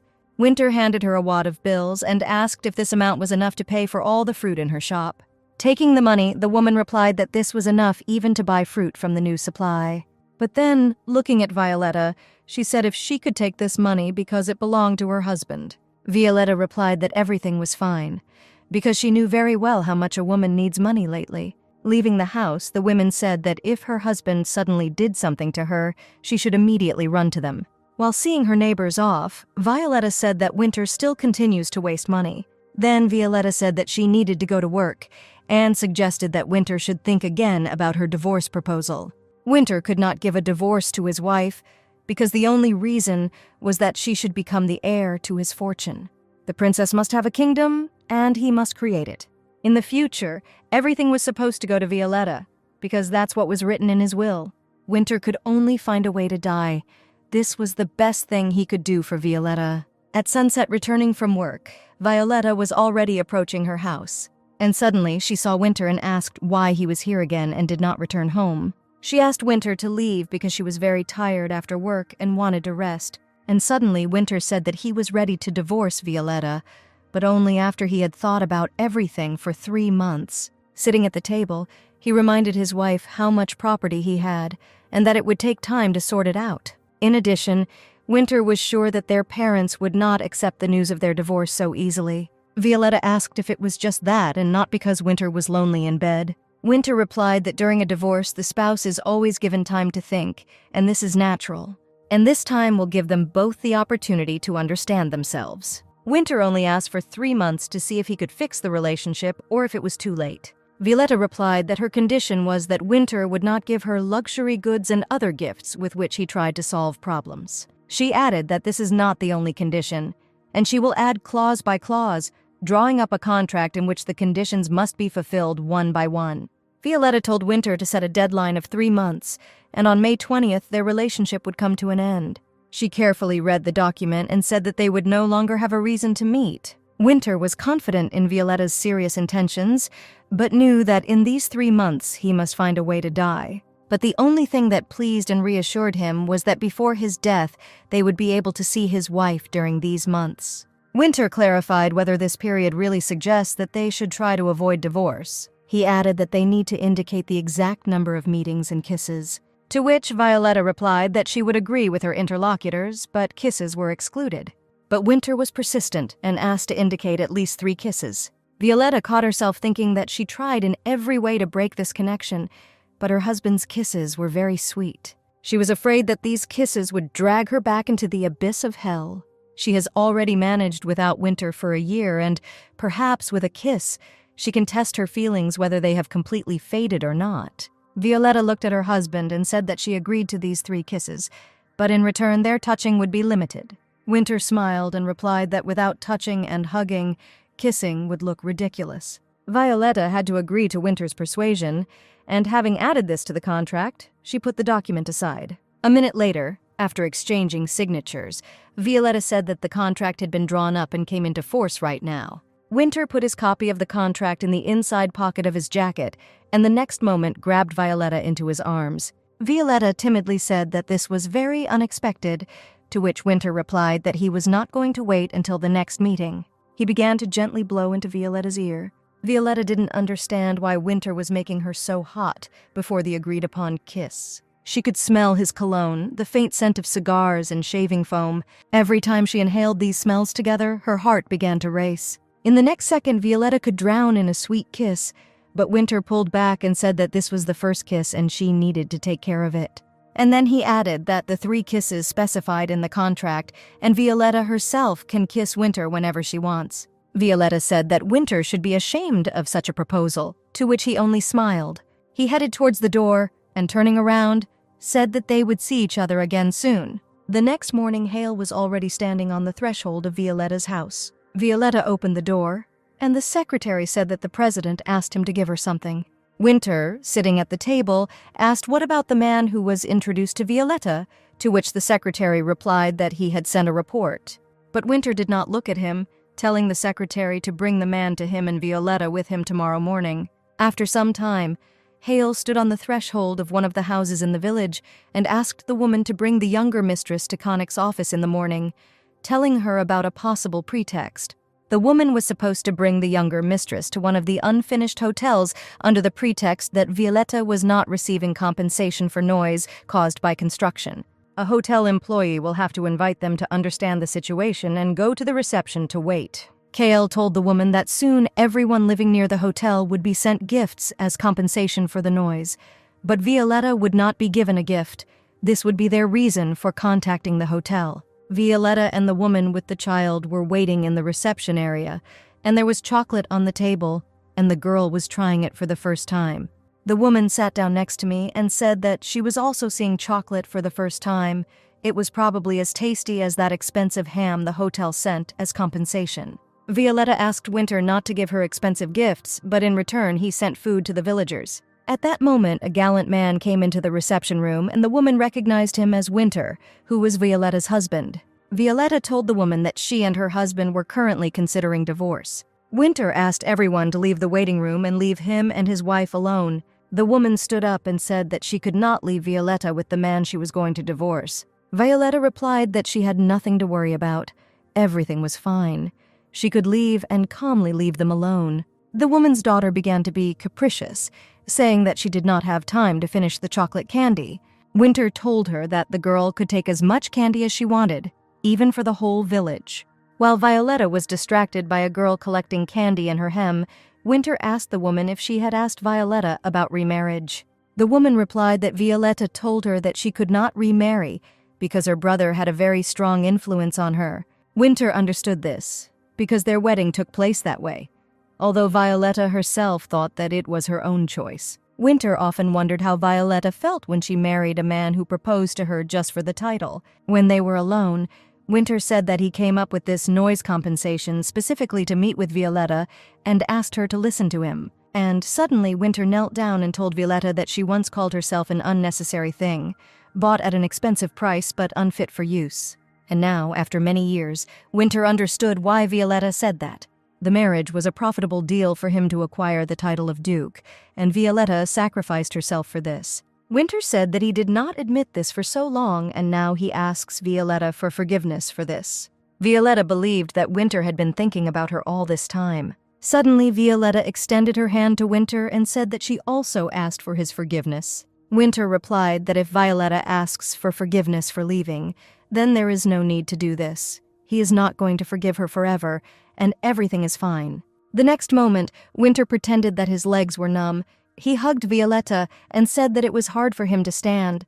Violetta did not feel the weight of her husband at all and said that she saw through Winter's intentions. Winter decided to change the subject and asked Violetta if she was the one who told him about the olive oil that was given to him as a gift. After all, no one but her in this outback could know about the tastes that Winter prefers.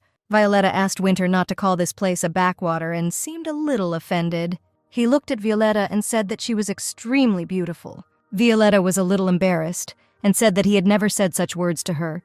Winter replied that he was ready to kneel before her again, but Violetta coldly replied that that was enough. He said that if the moment was not completely ruined, then he would like to ask Violetta on a date. Next week there will be a festival in the village, and if Violetta didn't invite him, then Winter will do it first. Violetta remembered the date at the stadium when she sat on her husband's lap, and now she thought that there would never be dates again. She replied that since Winter had apologized, she agreed to go on a date with him. Violetta looked at Winter, and now he seemed a little cute to her. There was a party in the house where Violetta worked, and her friends came to Rigia. One of her friends joked that Rigia has become even taller, so not a lady, but a sir can call her that.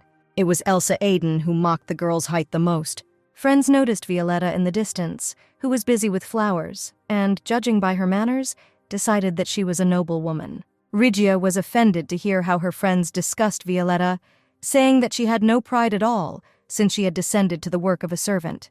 But the girl could not stand up for Violetta because in front of her friends she was nobody. She understood that she would only make a fuss in vain. Nothing good would come of it. Rigia approached Violetta, and she quietly tried to remind her that the girl should keep her back straight and not slouch. Violetta handed her a vase and ordered it to be placed on the table in front of the guests. She added that this is sometimes done at tea parties and social circles, and then you had to wait, and if the petals from the tree flowers fell into the neck, then you had to make a wish, and it would definitely come true. Violetta added that one more very important rule of etiquette must be observed. While drinking tea, you should never stick your little finger out to the side. Rigia turned her attention to Elsa and told Violetta that she was doing exactly that. Violetta grinned and replied that they were all young and inexperienced ladies and would probably be surprised to learn about this rule. Rigia approached the guests and began to talk about manners in secular society, which Violetta shared with her. The girls were glad to learn about new manners, and only Elsa considered it impudence. Early in the morning, when Violetta was still sleeping, there was a knock on the door, and she heard Winter's voice. She asked why Winter came so early, because they were going to meet later. He apologized for waking her up, and Violetta replied that she had a lot of work to do and returned at dawn. Winter replied that working until dawn is unhealthy, to which Violetta replied that she was going to open her own store, and for this she needed money. Violetta handed Winter a notepad with the possible name of a flower shop. She added that her favorite name was Violetta's Garden. Winter wanted to turn the page, but Violetta tried to stop him and asked him not to read what was written there. But Winter did not listen and turned the page and saw that one of the names was Blooming. Violetta grabbed the notebook and tried to justify that she had not intended to use this name. Winter replied that his last name translated as flowering, and it could also be a suitable name for the store. Violetta replied that she would change her last name in 3 months anyway, but Winter said that he would not be so sure about that. He added that perhaps during this time she would change her mind about getting a divorce, to which Violetta replied that this would not happen. She added that Winter will never be able to understand the feeling she felt the day she confessed to him that she was pregnant. What she remembered most from that conversation was that Winter claimed that the child was from another man. Violetta will never forget the feeling of being trampled and humiliated by her own husband. Winter looked at Violetta and quietly said that he might be gone in 3 months. The next moment, he picked her up in his arms and embraced her. Winter put her to bed and said that before the hour of their meeting came, she needed to sleep. When Winter lay down next to him, Violetta said that it was unceremonious, but Winter replied that he was not going to adhere to manners with a person with whom he had to leave in 3 months.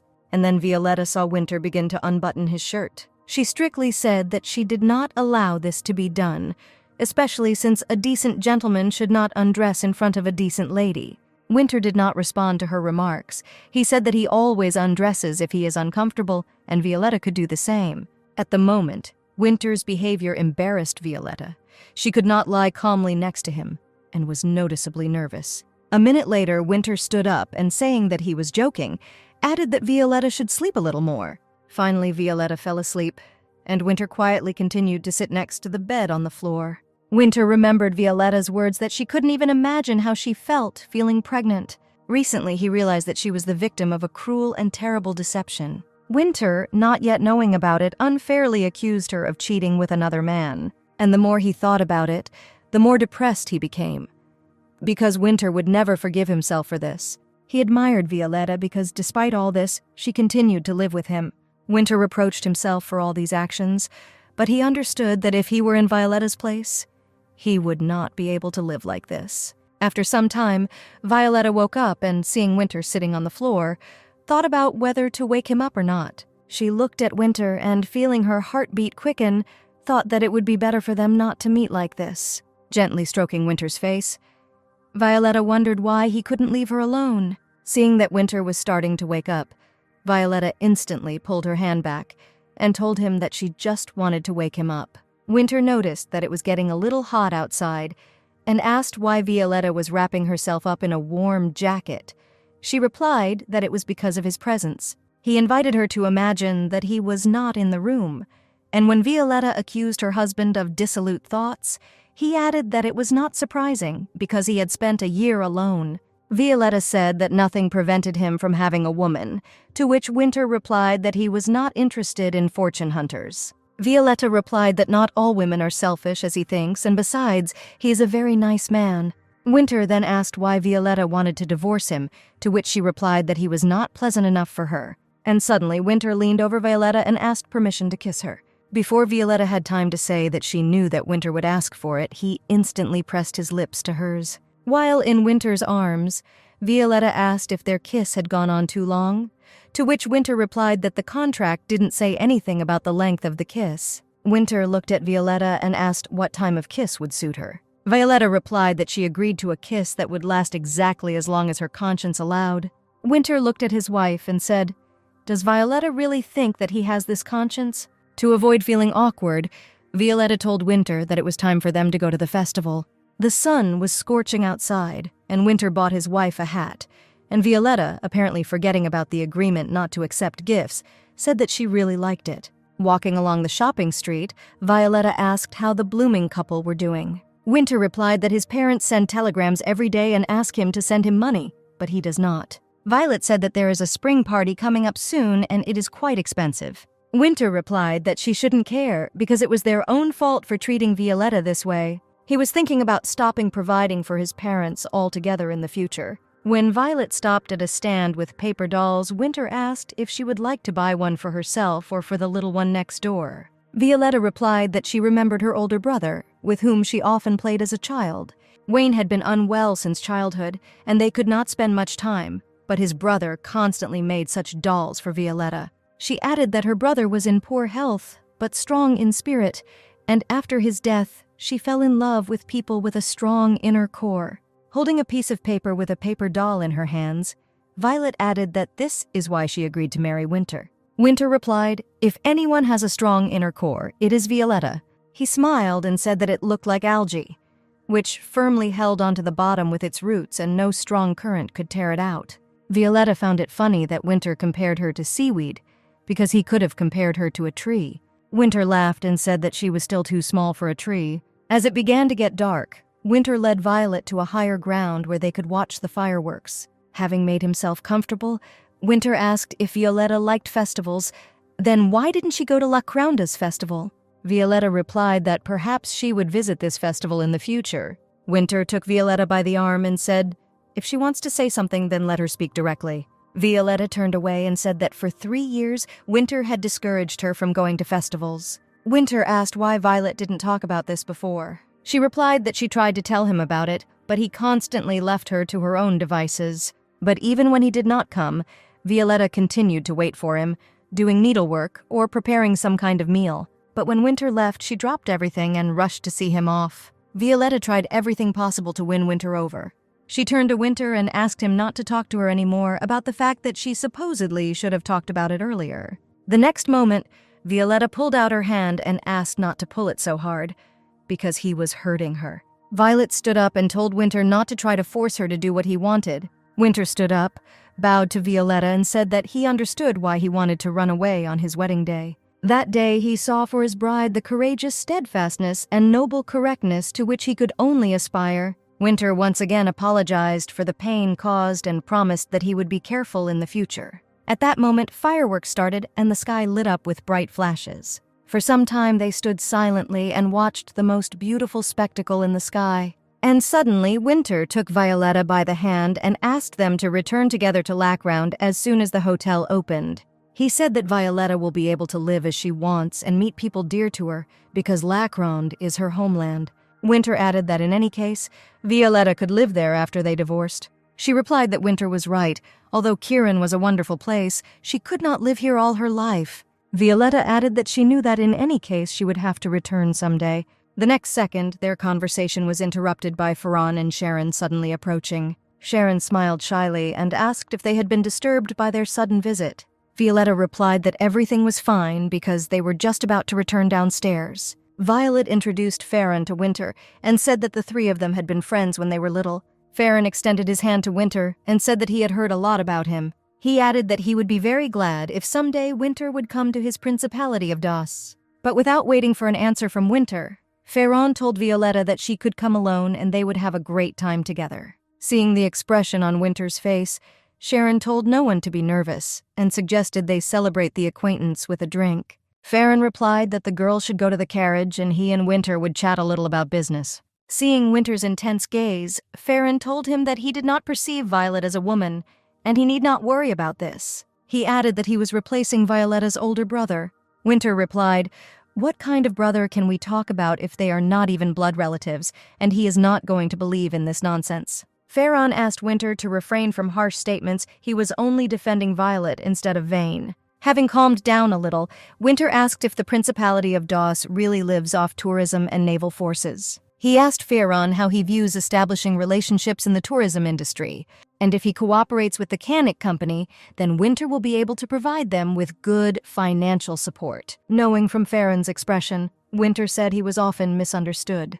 He added that he could clearly see the contempt in his interlocutor's gaze. Ferran grew up in a noble family and was probably taught that discrimination is unacceptable.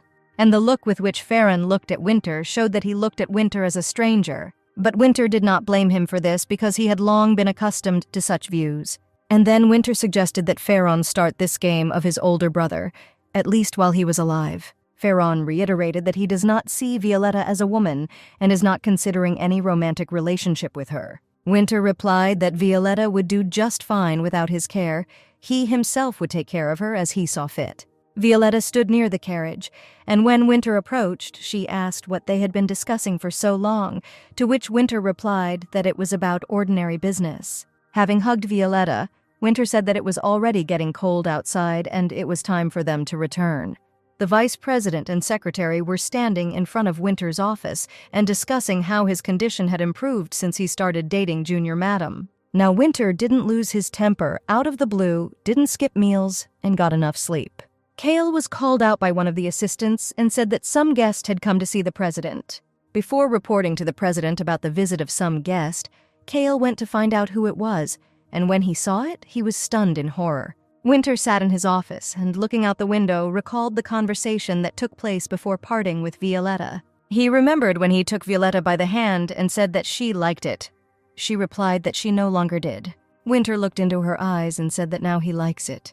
The last thing Violetta said was that they need to go back and they will see each other again. The door to the office opened, and Cale reported that a guest had come to the president, and Winter, without turning his head, asked why they had brought the guest here into the living room. There was noticeable excitement in the secretary's voice when he said that this was an unusual guest. Winter turned around and saw an unfamiliar elderly woman. She folded her arms across her chest and told her son that Winter had grown and matured very much. While Hale was pouring tea, Winter asked his mother what she needed from him after so many years. The mother replied that she just wanted to see her son, but did not want to interfere, knowing that he was doing well. Winter didn't believe that she didn't need anything from him, because no one came to him just like that. The mother replied that about 20 years ago she married a man from Alec and gave birth to 2 twins, but she turned out to have heart disease. She added that this year they will turn 18 years old, but there is absolutely not enough money to purchase medicine for them. Looking at her son, the mother said that she knew that she was acting brazenly, but these were his brothers. Winter replied that the mother was right. It was indeed impudent to ask an abandoned son for help. The next moment, the mother heard with horror that Winter had plenty of money, but did not intend to share it with her. To which the mother indignantly asked, "Then why does the son provide for his own father?" Winter replied that he did not know how his mother knew about this, but since last month he had stopped providing for his father.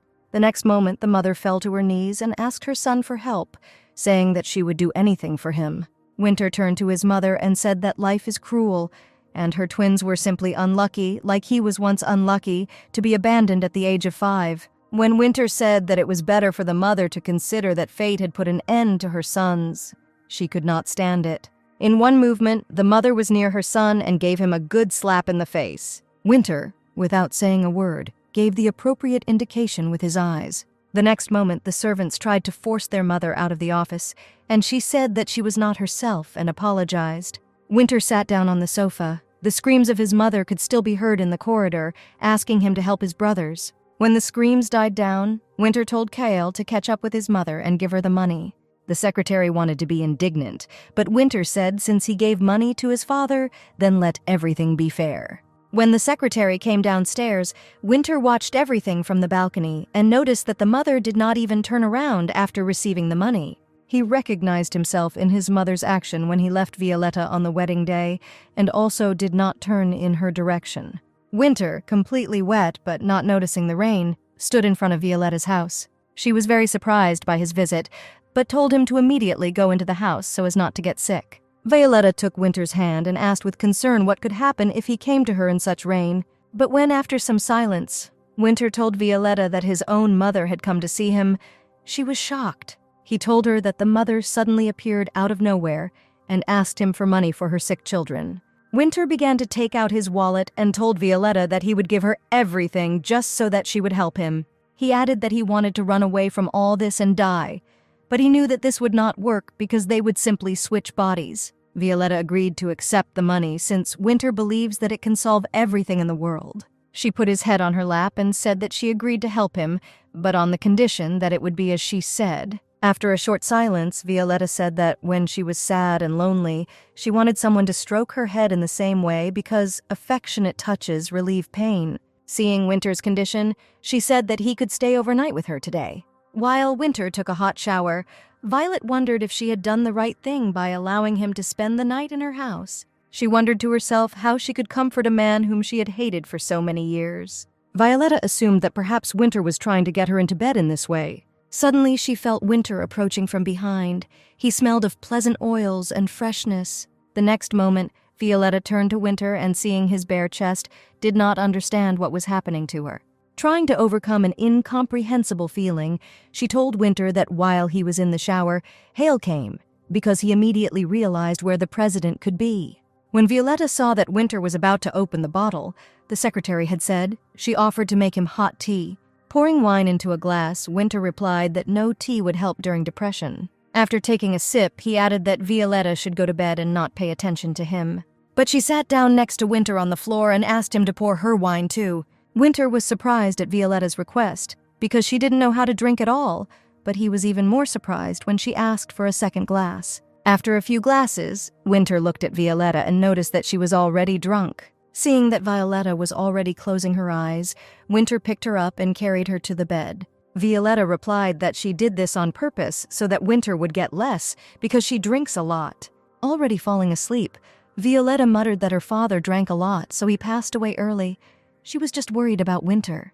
He sat on the edge of the bed and thought that only Violetta cared so much about him. In the morning, Violetta was surprised that while she was sleeping, Winter drank the entire bottle, to which he replied that this was the norm for him. He said that to his surprise, he slept very soundly, as if he had taken sleeping pills. Violetta sat down with Winter and said that it was because he drank a lot and that it was generally necessary to stop drinking alcohol.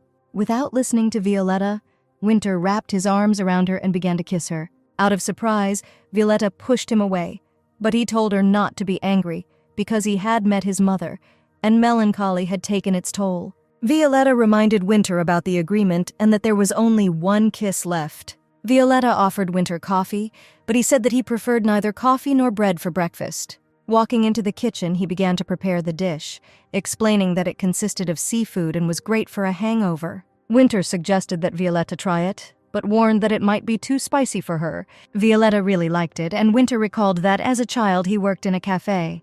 He was glad that Violetta liked the dish he had prepared, and he thought that he had done the right thing by coming to her home in the rain. At that moment, Hale came in and said that he had brought them breakfast. Winter replied displeasedly that because of his lateness, Violetta had to eat a spicy dish prepared by him. The secretary handed the basket to the president and said that he had some news for him. Hale handed the envelope to Winter and said that the vice president had managed to find Beryl. At that moment, Violetta approached and, having heard their conversation, asked why they needed Dr. Beryl. Winter replied that this was another person, and Violetta should not pay attention to it. After breakfast, Winter accompanied Violetta to work, saying that Aiden's estate was too far away, to which Violetta replied that she would take any job. Handing Winter the key to the house, she added that when he left, he should put the keys under the second flower pot. Winter looked after the departing carriage, and then told Kyle that he had intentions of moving Violetta's house to Lacrand. He told the secretary to invite a carpenter to assess whether the house could be dismantled and loaded onto the ship. He then opened the letter, from which he learned that Dr. Beryl had indeed given Violet drugs that caused pregnancy symptoms. During interrogation, he also confirmed that it was the blooming spouses who forced him to give the girl this medicine. At the end of the letter, the vice president wrote that the matter had not yet reached the police, but if Winter was interested in official proceedings, he should respond to this letter. The secretary asked Winter if it would be better to tell Violetta everything. Winter replied that he would tell her everything after the divorce and headed into the house.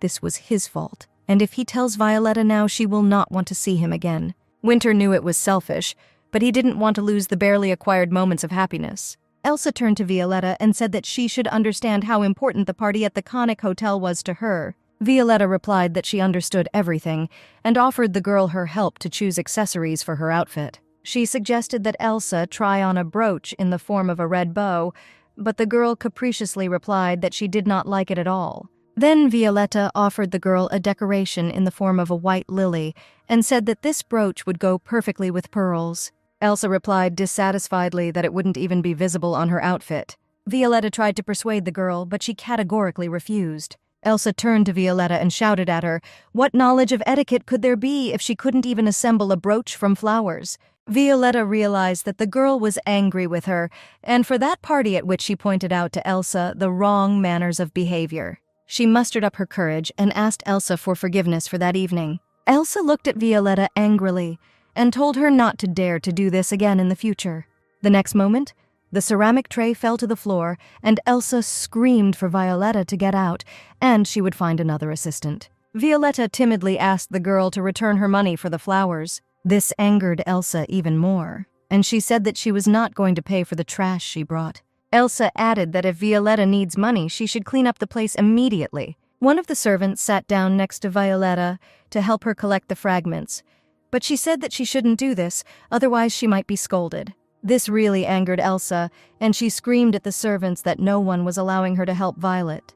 She screamed at both girls and told them to get out of her house immediately. A few minutes later, Elsa opened the box with the white brooch and, admiring it, thought that Violetta herself was to blame.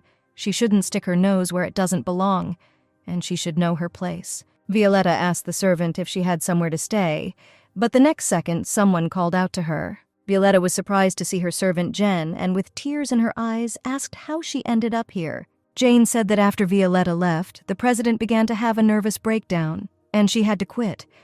But when she was offered a job in Corona, where Violetta lives, she could not miss such a chance. And suddenly Jen noticed Violet's reddening shoulder and said that action must be taken immediately. The servant told Hale that Elsa threw the tray in a rage, and the pieces flew off to Violet, and when she tried to intercede, she was also fired by Elsa. The secretary replied that he would definitely need to tell the president about this and what happened to the younger madam. The servant asked what kind of business Violet's husband owned if Hale constantly called them president and junior madam. The secretary replied that Sir Winter Blooming owned a hotel business and was president of the Cannock Company. Once the wound was bandaged, Jen said that Violet could take a bath while she took care of everything. After a while, the whole house was sparkling clean, and meatballs were even prepared for dinner. After a hot bath, Violetta wrapped herself in a towel and headed out to the room. In the next instant, she was very scared to see Winter in her house at such a late hour. Standing in front of him in only a towel, she blushed and immediately hid behind the doorway. Winter said that he would now bring her a nightgown, and Violetta replied that it was on the second shelf in the closet. While Violetta was changing clothes, Winter tactfully waited. Turning away in the closet, he himself felt uncomfortable that he had come at such an inopportune moment. A few minutes later, he told Violetta that he knew everything. He provided housing for the fired Hilly and also found her a job. The next moment, Winter approached Violetta, touched her ear, and stroked her cheek. Before he could kiss his wife, Violetta pulled away and said that Winter was embarrassing her. He replied that that was why he was touching her, and that kiss didn't count because she pulled away from him. He saw the injury on Violet's shoulder and said that he knew what happened at the Aiden estate. Winter knew that he wouldn't just leave it like that. Elsa was happily eating the meat steak and was surprised that she had not yet received an invitation to the party. She only assumed that her family could have been accidentally missed and intended to visit tomorrow for an invitation. At that moment, the butler came in and said that Madame had a guest, and she instantly thought that it was the long-awaited envelope with an invitation. The butler announced that Sir Winter Blooming, the president of the Cannock Hotel, had arrived, and Elsa asked to be invited immediately. She immediately abandoned lunch, and sitting down on the sofa, began to wait for the president, surprised that he personally brought her an invitation. Winter walked into the room and silently sat down on the sofa opposite the girl. Elsa looked at Winter and eagerly awaited the treasured envelope from him. She was the first to ask what brought the president to her house. Winter took out an envelope from his breast pocket and, handing it to Elsa, said that he had brought an invitation for her. Looking at the president, Elsa thought that she was wondering what kind of man Winter was, but he turned out to be much more attractive than she expected. Winter said that he should have brought her an invitation, but advises her not to go to the party, otherwise she will have a lot of problems. Elsa's face instantly changed, and she began to fear further conversation with the president.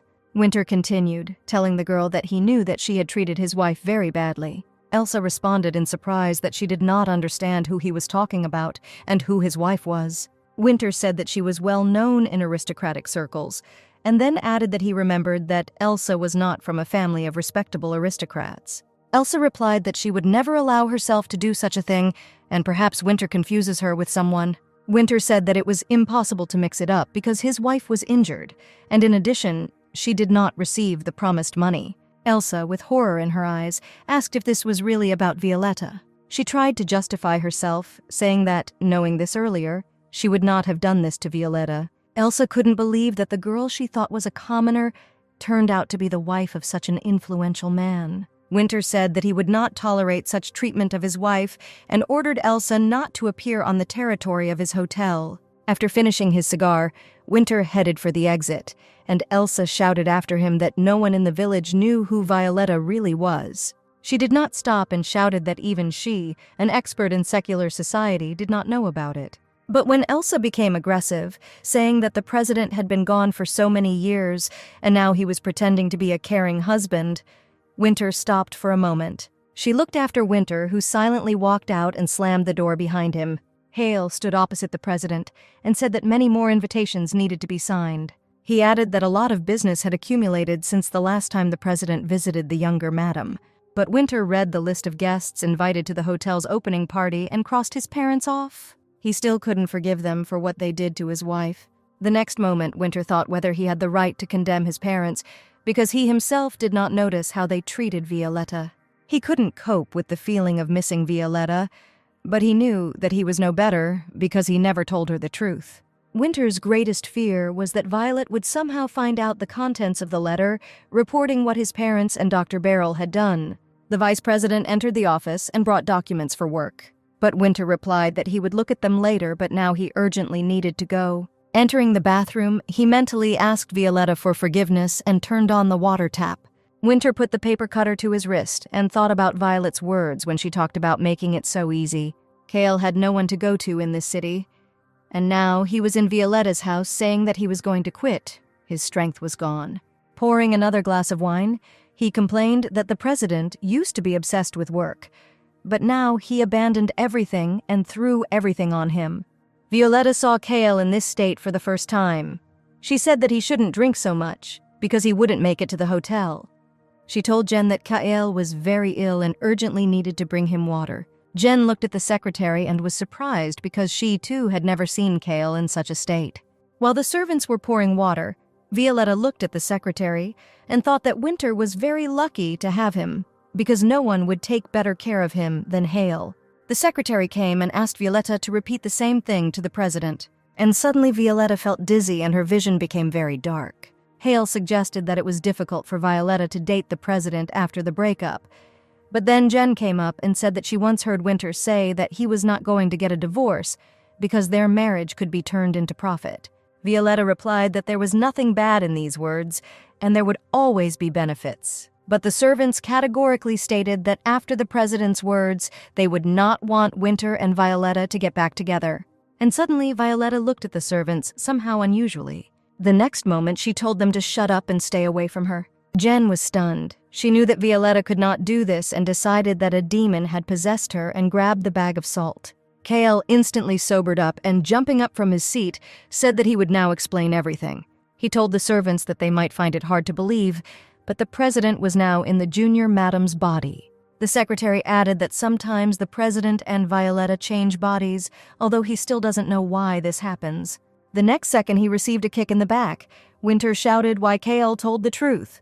The servants were horrified and had no choice but to silently watch what was happening. The vice president managed to bring the president back to the table to continue working, and Violetta obediently sat down to look at the papers. At that moment, Eglin, the general vice president of the Conic Company, entered the office and asked the vice president to leave them alone. She needed to report something to Winter. She placed in front of the president the documents that Winter had asked for last time. Eglin asked not to give her such instructions anymore because the investigation into the case of Dr. Beryl is not within her competence. Violetta remembered how Winter had recently asked not to pay attention to this information, and we were talking about a completely different person. Eglin said she doesn't understand why the Bloomings would do this, giving a drug that caused pregnancy symptoms. The moment came when Violetta found out everything, and what Winter was so afraid to tell her about. An unfamiliar girl ran up to the bed where Winter was lying and said that her mother told her to play with Violetta. Winter answered the girl that he was not going to play with her, and turning to the other side, closed his eyes. After some time, the neighbors saw Violetta walking through the village with the girl and dragging a huge shopping cart. The little girl who went to the market with Violetta was very happy that she bought her various goodies. And suddenly the girl asked Violetta if she could buy so much because she was a beggar. Approaching the house, Winter saw that Violetta in his image was already waiting for him near the door. She immediately said seriously that he really needed to talk urgently. Winter apologized for the fact that Violet had to listen to the boring vice president and do his work for him. Violetta, without looking at her husband, asked when he was going to tell her everything. Winter pretended that he did not understand what Violetta was talking about. Violetta replied that she knew very well that the doctor gave her medicine on the orders of his parents. He did not know how to react to this, and only asked how Violetta knew about it. But she stood and waited for an answer from him, and Winter had to say that he wanted to tell her everything after the divorce. Winter added that he was afraid that Violetta, having learned about this ahead of time, would not spend the remaining 3 months of the contract with him. Violet hugged Winter and said that when she found out the truth about the cure, it felt like the shackles had been lifted from her heart. She remembered everything that happened to her at that time and wondered if she should forgive her husband. Perhaps she needs to show sympathy because Winter was just as much a victim as she was. For a moment, Violetta was overcome with intense rage as she remembered the gift that the blooming dukes had given her. Winter told Violetta not to be angry with him because he agreed to give her a divorce. Violetta replied that she was not angry with her husband because it was all his parents' fault, and he was not responsible for them. She asked Winter not to disturb her for now because she needed to figure everything out and weigh everything. He wanted to wave goodbye to her, but Violetta had already entered the house. The next day, neighbor Fim saw Violetta and asked where she was going. The girl replied that she needed to go to the post office, and the neighbor offered to accompany her, since Violetta did not know well where she was. Fim said that her daughter really liked the dress that Violetta bought yesterday, that she even went to bed in it. Violetta was very pleased that Winter, being in her body, did this and pleased her little neighbor. Fim asked Violetta who she was going to send the letter to. The girl replied that she was going to send a letter to her father-in-law and mother-in-law. The neighbor was surprised that the letter would be sent overseas and said that if the ship was chosen incorrectly, the letter would take more than a year. Violetta replied that she had a way by which the letter would arrive much faster. Fim suggested that it would cost a lot of money, which means that this is such an important letter that Violetta can't wait to send it quickly. Having suffered a blow from Winter's parents, she now knew what she could offer her husband.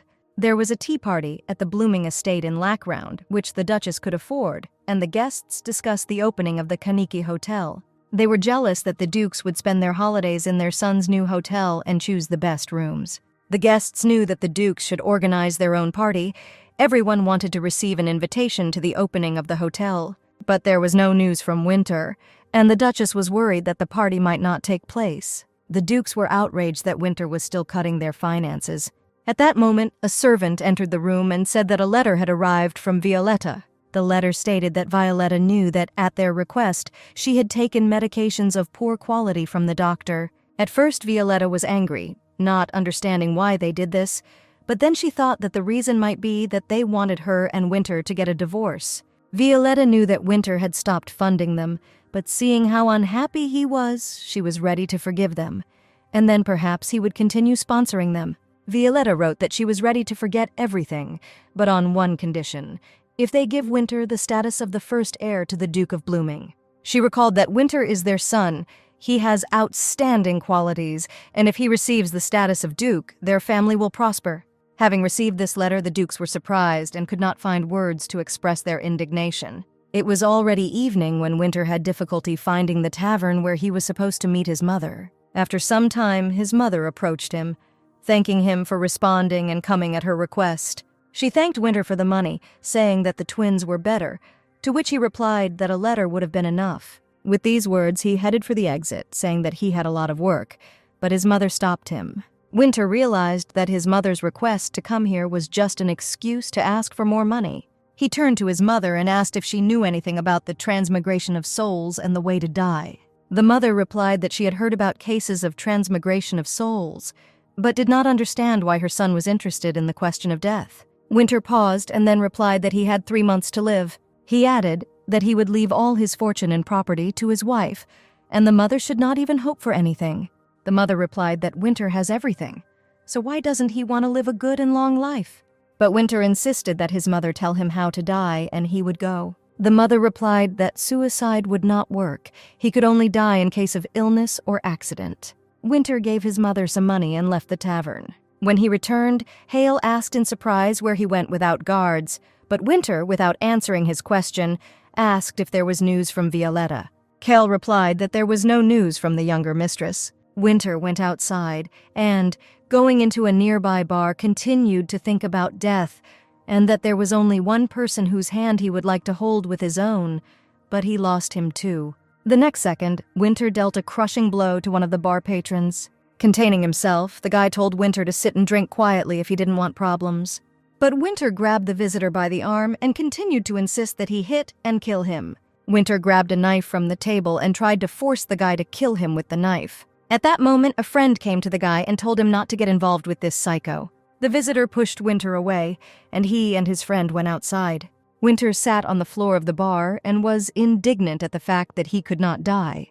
Winter opened his eyes with difficulty and looked at the ceiling of his bedroom. Hale said the president was found unconscious on the street and was contacted by a bar owner after he found a business card in Winter's wallet.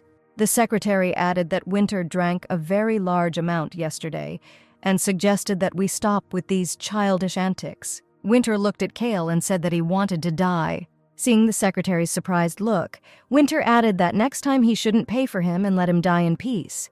The secretary replied that if the next time something like this happens, he will act differently. Winter immediately understood what was going on and asked the secretary not to tell Violetta anything. Hale turned and said if the president dies, he will tell Violetta that it was suicide, and she will not even come to the funeral. Winter's head was pounding, and he regretted that his attempt to die from alcohol had failed. Winter continued to lie with his eyes closed until he heard Violetta's steps and asked her to stay together for a while. Violetta asked in surprise how he knew about her arrival, and Winter replied that Violetta's gait was different from others, and he always recognized her. She said that she learned everything from Hale that Winter drank heavily yesterday. Suddenly, Violetta noticed a cut on Winter's neck and asked what happened yesterday. He replied that he didn't remember anything because he was very drunk. Violetta wanted to take a closer look, but Winter removed her hand and said that it was the doctor's concern. And suddenly Violetta said that she forgives Winter for his suspicions of infidelity because she understands that he himself became a victim of circumstances. Winter took Violetta's hand, placed it on his cheek, and looked tenderly at his wife. A minute later, Winter came out into the hallway and told Hale to immediately bring snacks into the room. He returned to Violetta and said that they needed to choose a suitable outfit for her for the hotel opening ceremony. Then he put his arm around his wife and said that he would be glad to see her at the party. When choosing an outfit, Winter recommended wearing something blue or white, but Violetta would prefer a neutral color. Later, Violetta was sitting and drinking her favorite tea, and suddenly she accidentally saw a newspaper from Lackround on the table. After scanning the headlines, she asked if Winter knew the Marquis of Heston's family. When Winter replied that they were the most powerful family in Lackround, Violet handed him a newspaper and suggested that he read an advertisement from their family. The article stated that Curzon Heston was asking for protection from King Lacround. Winter realized that Ash's intentions were to revive the royal family. Violet responded that the long-standing dissolution of the royal family was pointless, and Ash should definitely notify everyone of the changes at the ceremony. Ash will make himself a constitutional monarch, responsible for all known events in the country, and will gradually become president. Violetta said that, judging by the article, Ash wants to regain power, but he does not have enough money to involve the Hestons in this matter. Curzon Heston was 47 years old and became the new Marquis of Heston, having recently lost his wife. But Violetta thought that there could be a connection between Ash and the Marquis of Heston. Did Ash really intend to marry her off again? And Violetta firmly decided that this time she would no longer be silent. Alone with her own thoughts, Violetta noticed that Winter was unpleasant about this conversation. She apologized to her husband and said that it was better to run away than to end up near the altar again. Violet thought that this time she would not allow Ash to use her against her will. An excited Jen ran into the room. In her hands, she was holding a very revealing dress that Winter had bought for Violetta for visiting the Cannock Tavern. Jane added that the president conveyed that he expected a negative reaction from Violetta and asked him to convey that this dress was very inexpensive. A minute later, boxes were brought into Violetta's house containing shoes and matching accessories to her outfit.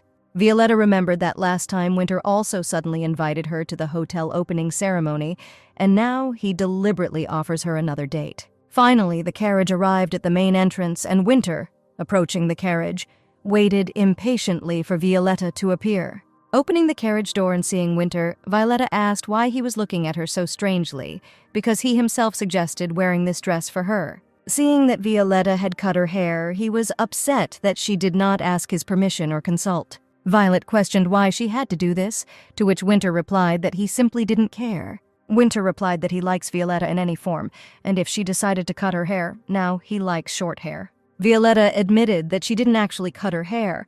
It's just that Jen is very skilled at styling her hair.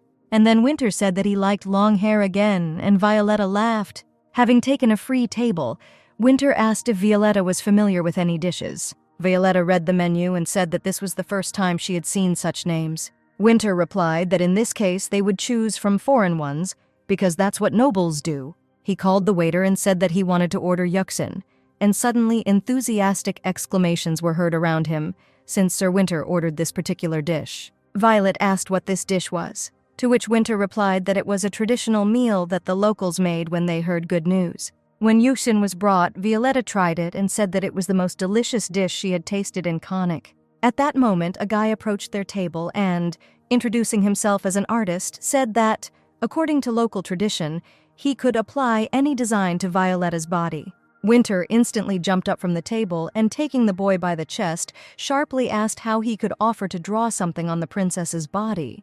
And then Violetta replied that she would not mind getting acquainted with the local national pattern. Half an hour later, on Violetta's shoulder, there was a snake exactly the same as Winter's. Winter asked why Violetta did this and followed their national tradition, to which Violetta replied that Winter also follows traditions, and even named the hotel after his name. Winter said that the opening ceremony of the hotel would be in a couple of days, and this drawing would not have time to disappear, and Violetta said that she agreed to go this way. Violetta replied that it seemed to her that Winter had invited her to the hotel opening ceremony insincerely, because when inviting her on this date, Winter simply bought her a dress and conveyed her plans through the maid. Winter replied that he realized his mistake, and, holding out his hand to Violetta, asked if she agreed to go with him to the opening ceremony. Winter added that nobles from La Crown would be present there, and if Violetta thought she would feel uncomfortable, she could refuse. But on the other hand, she can feel like a real wife of the owner there, because he will always be next to her. Violetta replied that if they are always together at the ceremony, then she accepts the invitation. There was enough time left before the ceremony began, and Winter and Violetta decided to check if everything was ready to receive guests. Walking into the hotel lobby, Winter said that everything had to be perfect, impressive, but not annoying. After some time, Violetta said that she needed to go home and change clothes, since this outfit was not suitable for this event. Approaching the elevator, Winter replied that Violetta did not need to return, and she would find everything she needed in this hotel. On the second floor of the hotel, there was a cozy and spacious living room. Winter opened the doors to the dressing room and said that here she would find everything she needed, and all the outfits were already here. Violetta looked at Winter in surprise, and he replied that she should not worry. All the outfits correspond to her size. Violetta reminded Winter that she asked not to give her expensive gifts, to which he replied that she should not consider them gifts. It belongs to him, and Violetta can simply use it. Violetta said that she needed to change clothes and asked Winter to leave the dressing room. But suddenly, Winter began to untie her belt and said that he would like to help her try on the outfit she had chosen. He said that there was nothing wrong with this because they were still husband and wife, and approached Violetta to kiss her. Violetta asked why Winter was breathing so quickly, and he replied that she too was breathing very quickly. She said she felt strange. She clutched Winter's shirt tightly and her body trembled. Winter replied that these are instincts, everyone has them, and there is no need to deny this. Winter looked into Violetta's eyes and told her to cast aside shame and listen to her body. Violetta didn't have time to respond before Winter grabbed her in his arms and she found herself on the bed. When Winter began to kiss her knees, Violetta felt constrained and asked to wait until night. But Winter said that she had already given her consent. When Winter's hand was under Violetta's skirt, she, feeling a sense of shame, wanted to ask him to stop, but her head began to spin. A few hours later, Winter, taking a shower, fondly recalled everything that happened between him and Violet. Violet, still feeling ashamed, asked Winter why he did this to her and not in the same way as before. Winter reminded her that she did not refuse and that she herself was not against what happened this time. He leaned over Violetta and said that this was exactly how he imagined life in marriage. He added that this is how everything should be without embellishment, making love like animals, looking straight into each other's eyes. And Violetta realized that Winter dreamed of the same thing she dreamed of. She said that at times it hurt her that she didn't understand Winter earlier. Looking into Winter's eyes, Violetta asked for forgiveness for not knowing him at all before. Smiling, Winter hugged Violetta, and she added that this time she understood everything. He said that they could have a snack and a walk now and later have dinner together. A minute later, there was a cart in the living room with potato chips and a milkshake. Violetta considered the potatoes to be the main dish and the cocktail to be the dessert, but she had never tried eating both together, and she really liked it. Winter was informed that the Lacron delegation had already left the Principality of Dos. Winter replied that it means the ship will be with Kanika tomorrow. He added that there are sea routes between the continents, so the Principality of Dos is very convenient to use as a stopping point. Winter said that Ferron, who is like a brother to Violetta, also agrees with this. Feeling jealous, Winter said that he could act as if he were Violetta's brother. Violetta replied that she could not treat Winter as a brother because he was her first love. Winter took Violetta by the hands and asked what she was feeling towards him now. She replied that sometimes her heart was pounding, and at the same time she felt the stone in her chest. Violetta added that despite all this, she still intends to divorce Winter. She reminded Winter that the beginning of their relationship was that he did not marry her for love. Winter jumped up and said, "What difference does it make what happened before? Now a lot has changed." But Violetta continued to say that he would meet his love. They would have children, and Winter would finally be happy. She added that Winter exchanged love for money and asked that he not do this in his next relationship. In order not to worsen the situation, Winter said that he needed to work and asked Violet to invite the neighbors to dinner. Walking out the door, Winter thought that he had ruined everything again. There was only despondency between him and Violetta. Winter was still haunted by the idea that he had to find a way to die. Winter saw Hale, who said that these were Lacron's newspapers, and the younger lady asked to bring them to read.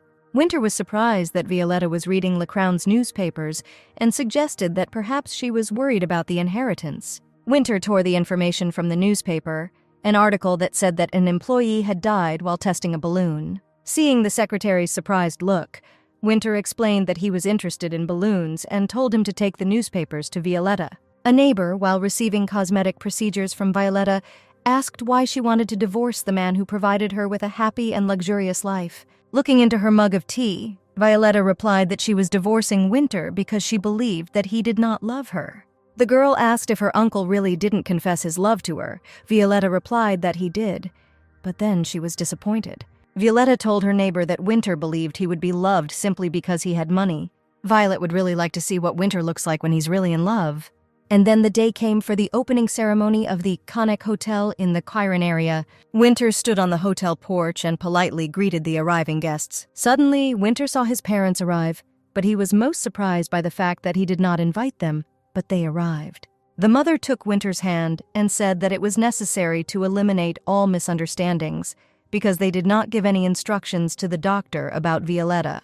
Winter pulled his hand back and said that his decision would not change. He knew everything, and his mother should not lie to his face. The Duchess again tried to justify herself, saying that she hoped that this medicine, on the contrary, would help pregnancy. The father added that they had no reason to give Violetta the wrong medications. Perhaps the doctor himself made the wrong diagnosis, and is now blaming them. Winter replied sharply that in any case they should have talked to him about this topic. And then the Duchess could not stand it and said that Winter himself did not care about Violetta when she sat and waited for him. Winter does not know how to give love and does not accept it himself. The next second, she added in a soft voice that Winter was their son and he should trust them. Winter couldn't send his parents away in front of the guests, and he had to allocate a hotel room for them. The Duchess indignantly said that this room was much smaller than the one they usually stay in, to which Winter replied that there were no more rooms. He was about to go out, as his father asked him if his son really intended to resume his relationship with Violetta. Winter replied that they shouldn't worry about it. He and Violetta intended to get a divorce. When they were alone, the Duke said that he could bear it no longer and suggested that the Duchess make Winter heir, as Violet had advised. The Duchess sharply replied that he had not even thought about what would happen to Dave if Winter, whom she had not even given birth to, became the heir. She listened to the Duke talk about how if she stood her ground, her social life would soon end. Meanwhile, more and more guests arrived for the hotel opening ceremony. Winter and Violetta looked amazing. From the outside, it even seemed that they were an ideal and happy married couple. Winter asked who Violetta wanted to say hello to, since the hero of the evening should be the first to say hello. Violetta thanked Winter for the compliment and said that, in fact, he was the hero and host of the evening. Violetta headed towards Jen to greet her friend and her companion. Jen smiled at Violet and complimented her, saying that her dress was gorgeous. She then introduced Sir Aus, saying that he was Farron's friend. Jen explained that Farron was very busy and could not come, so she took Aus with her since he is always free. Winter quietly told Violet that this was not entirely true because Farron and Aus were supposed to arrive on the same ship. At that moment, the Duke and Duchess of Blooming came down into the hall.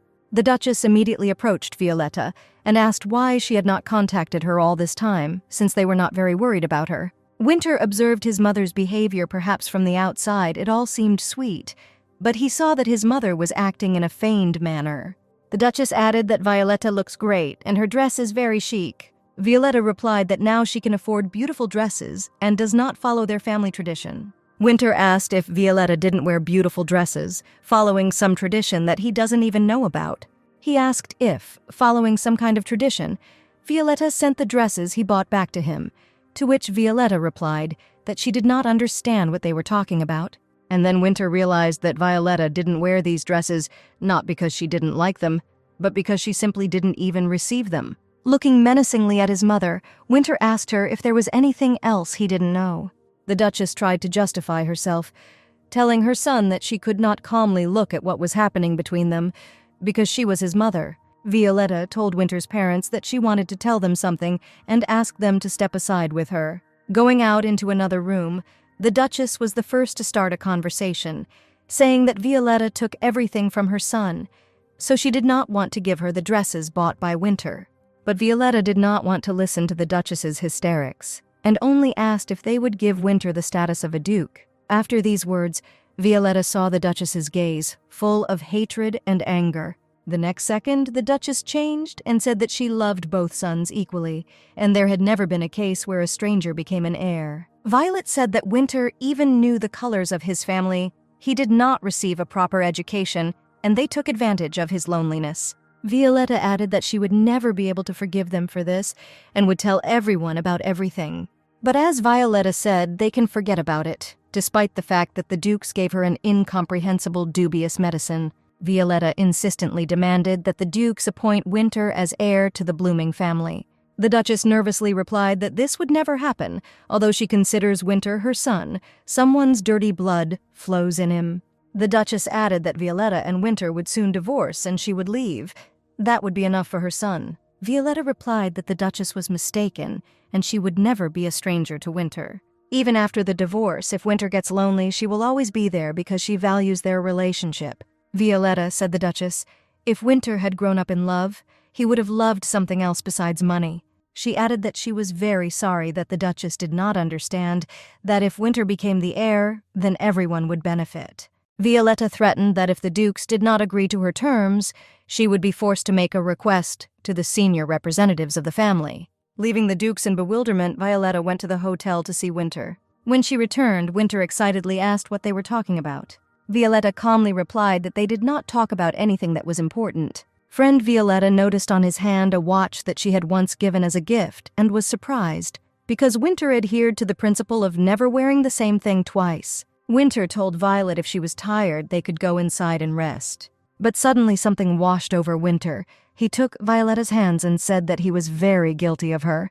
He will never forget that terrible day when they once again swapped bodies. That day he saw Violetta's death with his own eyes. It was the most terrible thing he saw in his life. Violetta asked Winter for forgiveness and said that now she does not want to die. Winter replied that he was a fool and did not understand what Violetta was feeling, and now he is afraid and wants to be sure that she will not die again. He looked at Violetta and admitted that he considered her his first love. Violetta was frightened by Winter's words, and in order to avoid further conversation, she invited him to dance. They began to dance, and Violetta asked how he felt at that moment. Winter smiled and said he didn't think dancing was so much fun. Violetta smiled back at him and said that she was very glad that Winter was feeling better. Winter said he truly has had as much fun as he's never had in years. Violet snuggled up to Winter and said she liked it too. After the ceremony, Violet sat in the living room and told Winter that the party had left her exhausted. Winter sat down next to her, put her feet on his lap and took off her shoes. As he began to massage her legs, Violetta thought that there were things she didn't understand, and his attentiveness was one of them.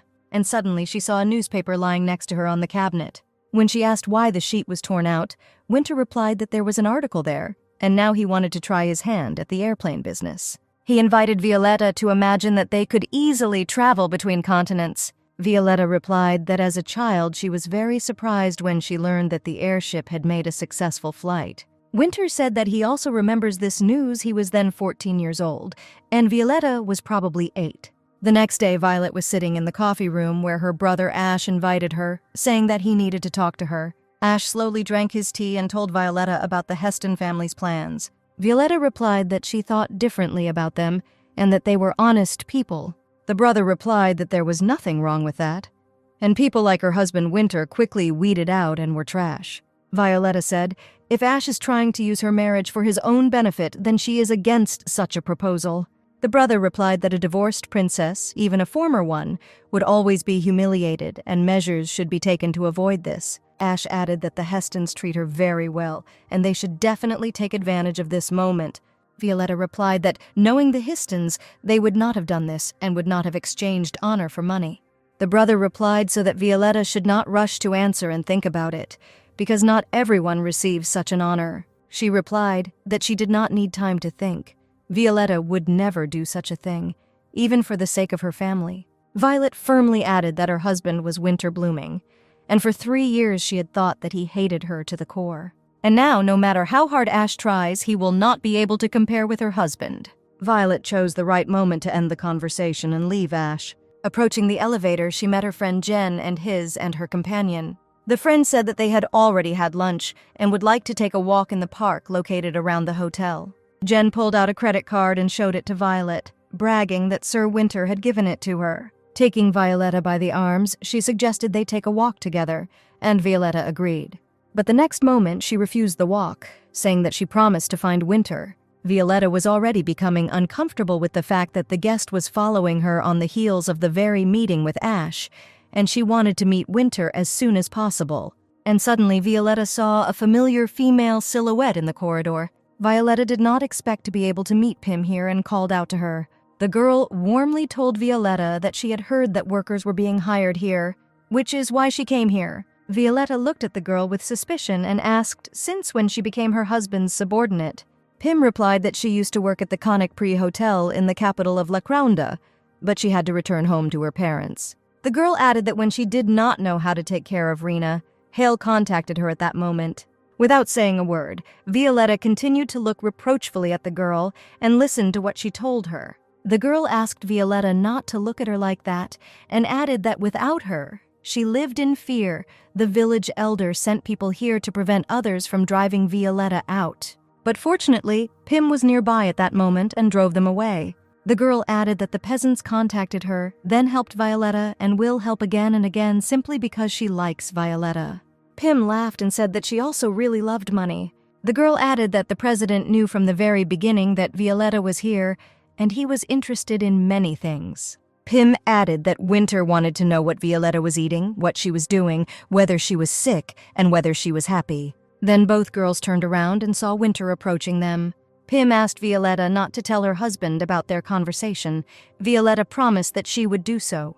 Winter approached Violetta and asked what she was doing here because he was looking for her and worried about her. Violet said that she knew that due to her lack of time at work, Winter had hired spies to keep an eye on her. Winter apologized and replied that it was the only thing he could do to keep her safe. Winter took his wife by the hands and asked her not to leave again. Violetta looked at her husband and said that it seemed that she could no longer live alone.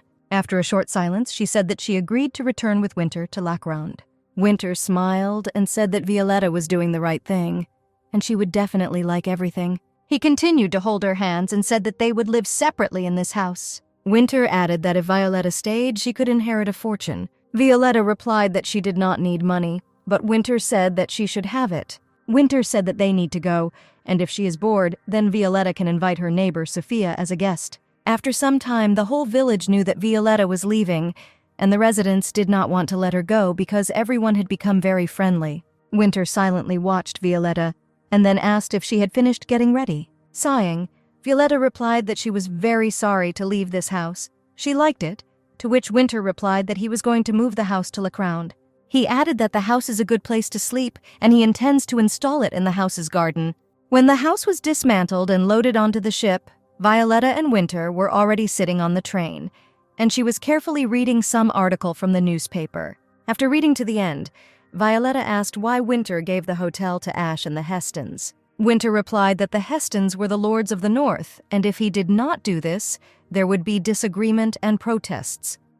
Violetta replied that Ash, having taken possession of the hotel, shows with all his appearance that Winter supports him in the revival of the royal family. He added that because of the political games he could not refuse the client.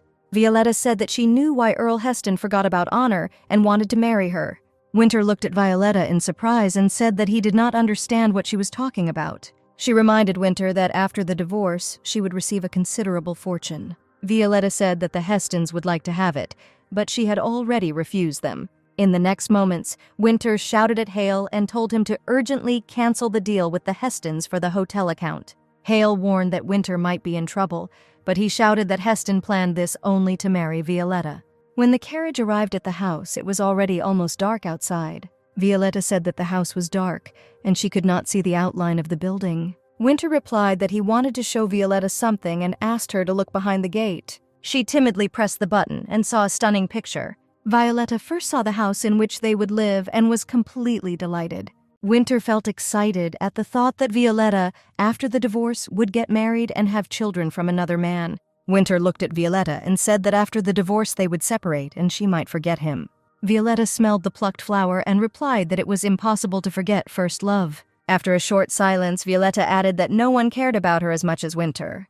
Violetta decided to ask Winter why he was in the hotel business. He told Violetta that when he ran away from the restaurant, he had nowhere to sleep. Then, with the last of his money, he rented a luxurious room in the most expensive and famous hotel in the South. And for the first time in his life, he slept peacefully, without fear of being beaten. This hotel agreed to give him shelter because they knew his father well, and later they knew Winter too. Looking at Violetta, Winter asked if she was really interested in knowing about all this. Violetta smiled and replied that he was telling an interesting story, much better than she expected.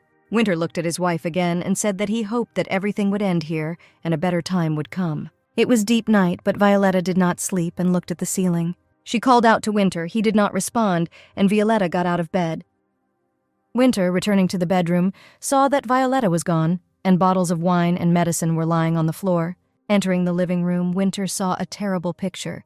Violetta stood with a revolver in her hands and looked out the night window. He rushed at his wife as fast as he could to try to stop her. But Violetta had already raised her hand and presented the revolver to her temple. He let out a cry of fear, bitterness, and despair. He had already seen this picture when Violetta committed suicide, leaving the estate at night.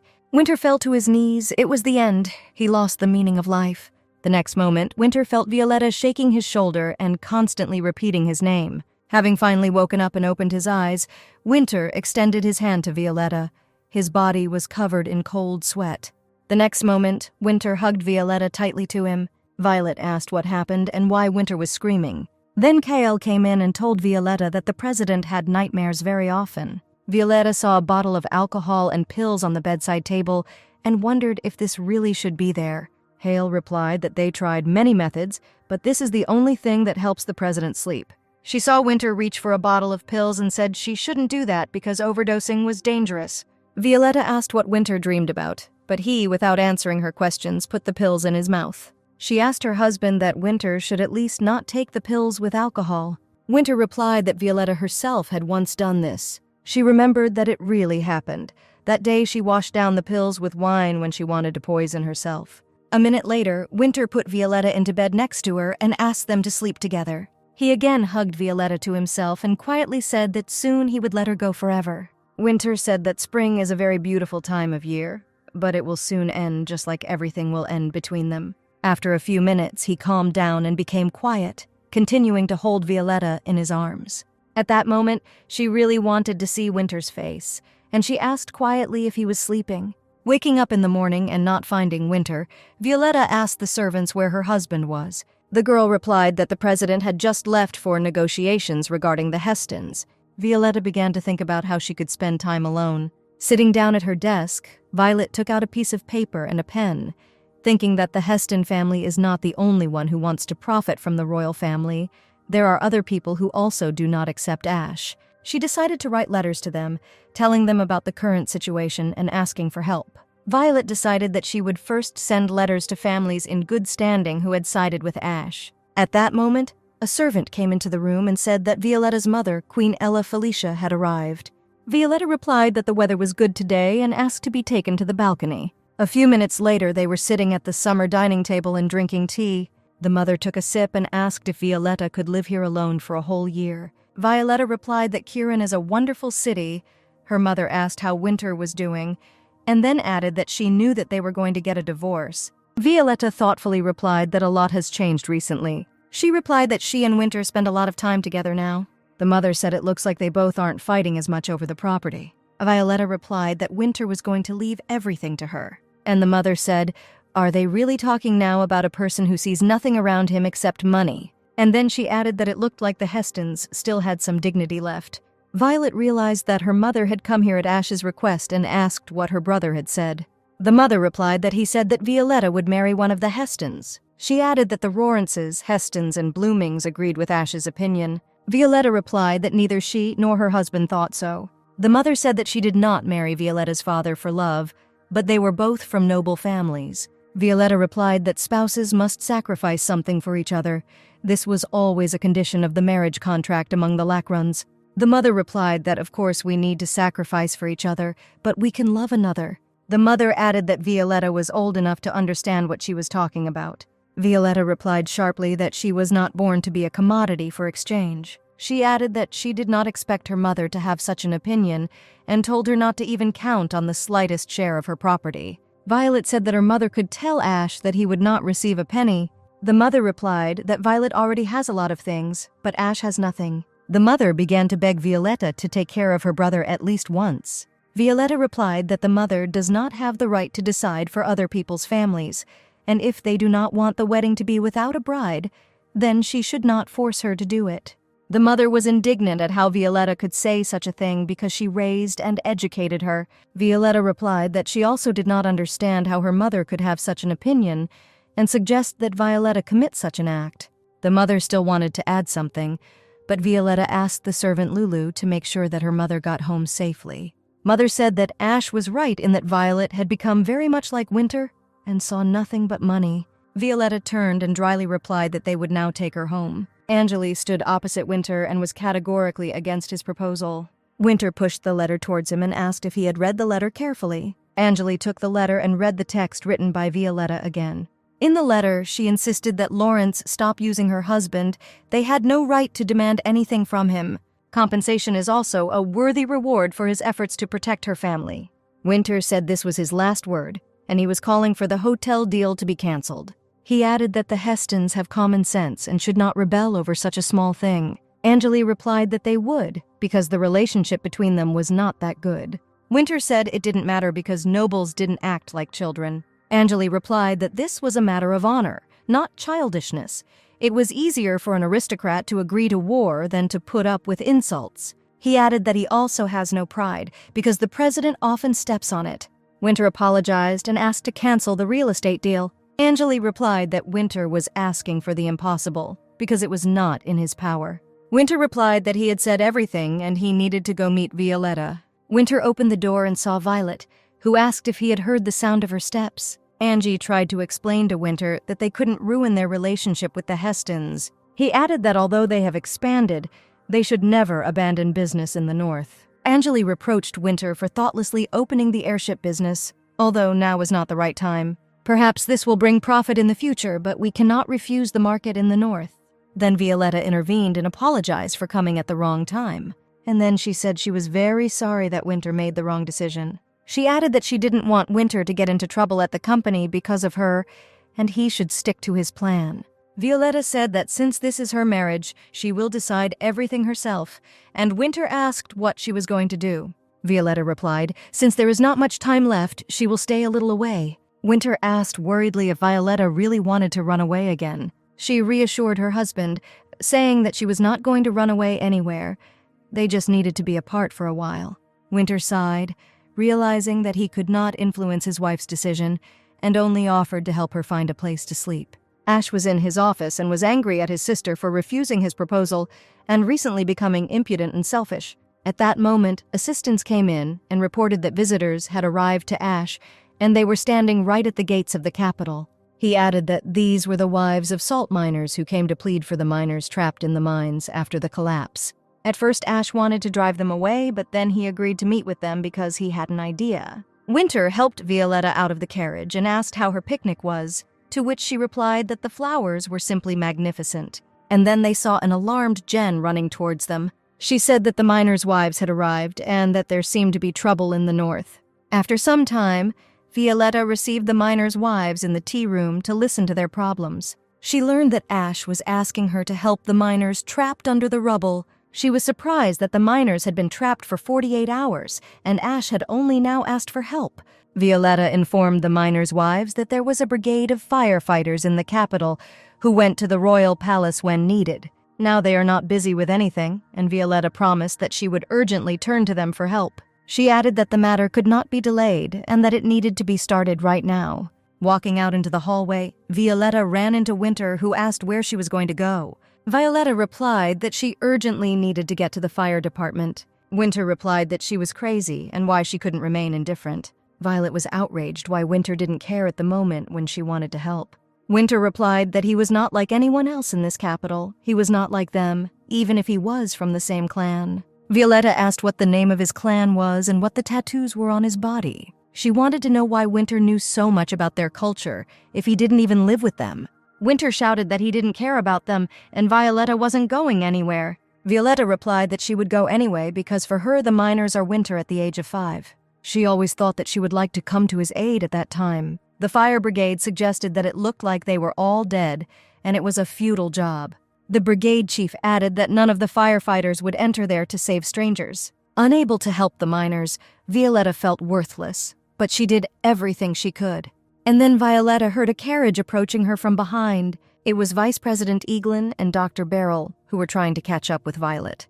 The doctor fell to his knees in front of her, and Eaglin asked if it was his head that she wanted to tear off. Looking at the doctor, Violetta answered Eaglin that the execution required careful consideration. She added that she would deal with this later, but now it was more important to help the villagers. The doctor replied that he was ready to help for free if Violetta would forgive him. Eaglin said that Violetta had been away from home for a long time and whether she had contacted the president. Winter stood on the balcony, holding a telescope, and the assistants wondered whether this was really necessary. Winter replied that his wife had never contacted strangers before. Hale asked in surprise if the president was going to exhibit the latest aeronautics technology. The specialist told Winter that everything was ready, and he could move forward.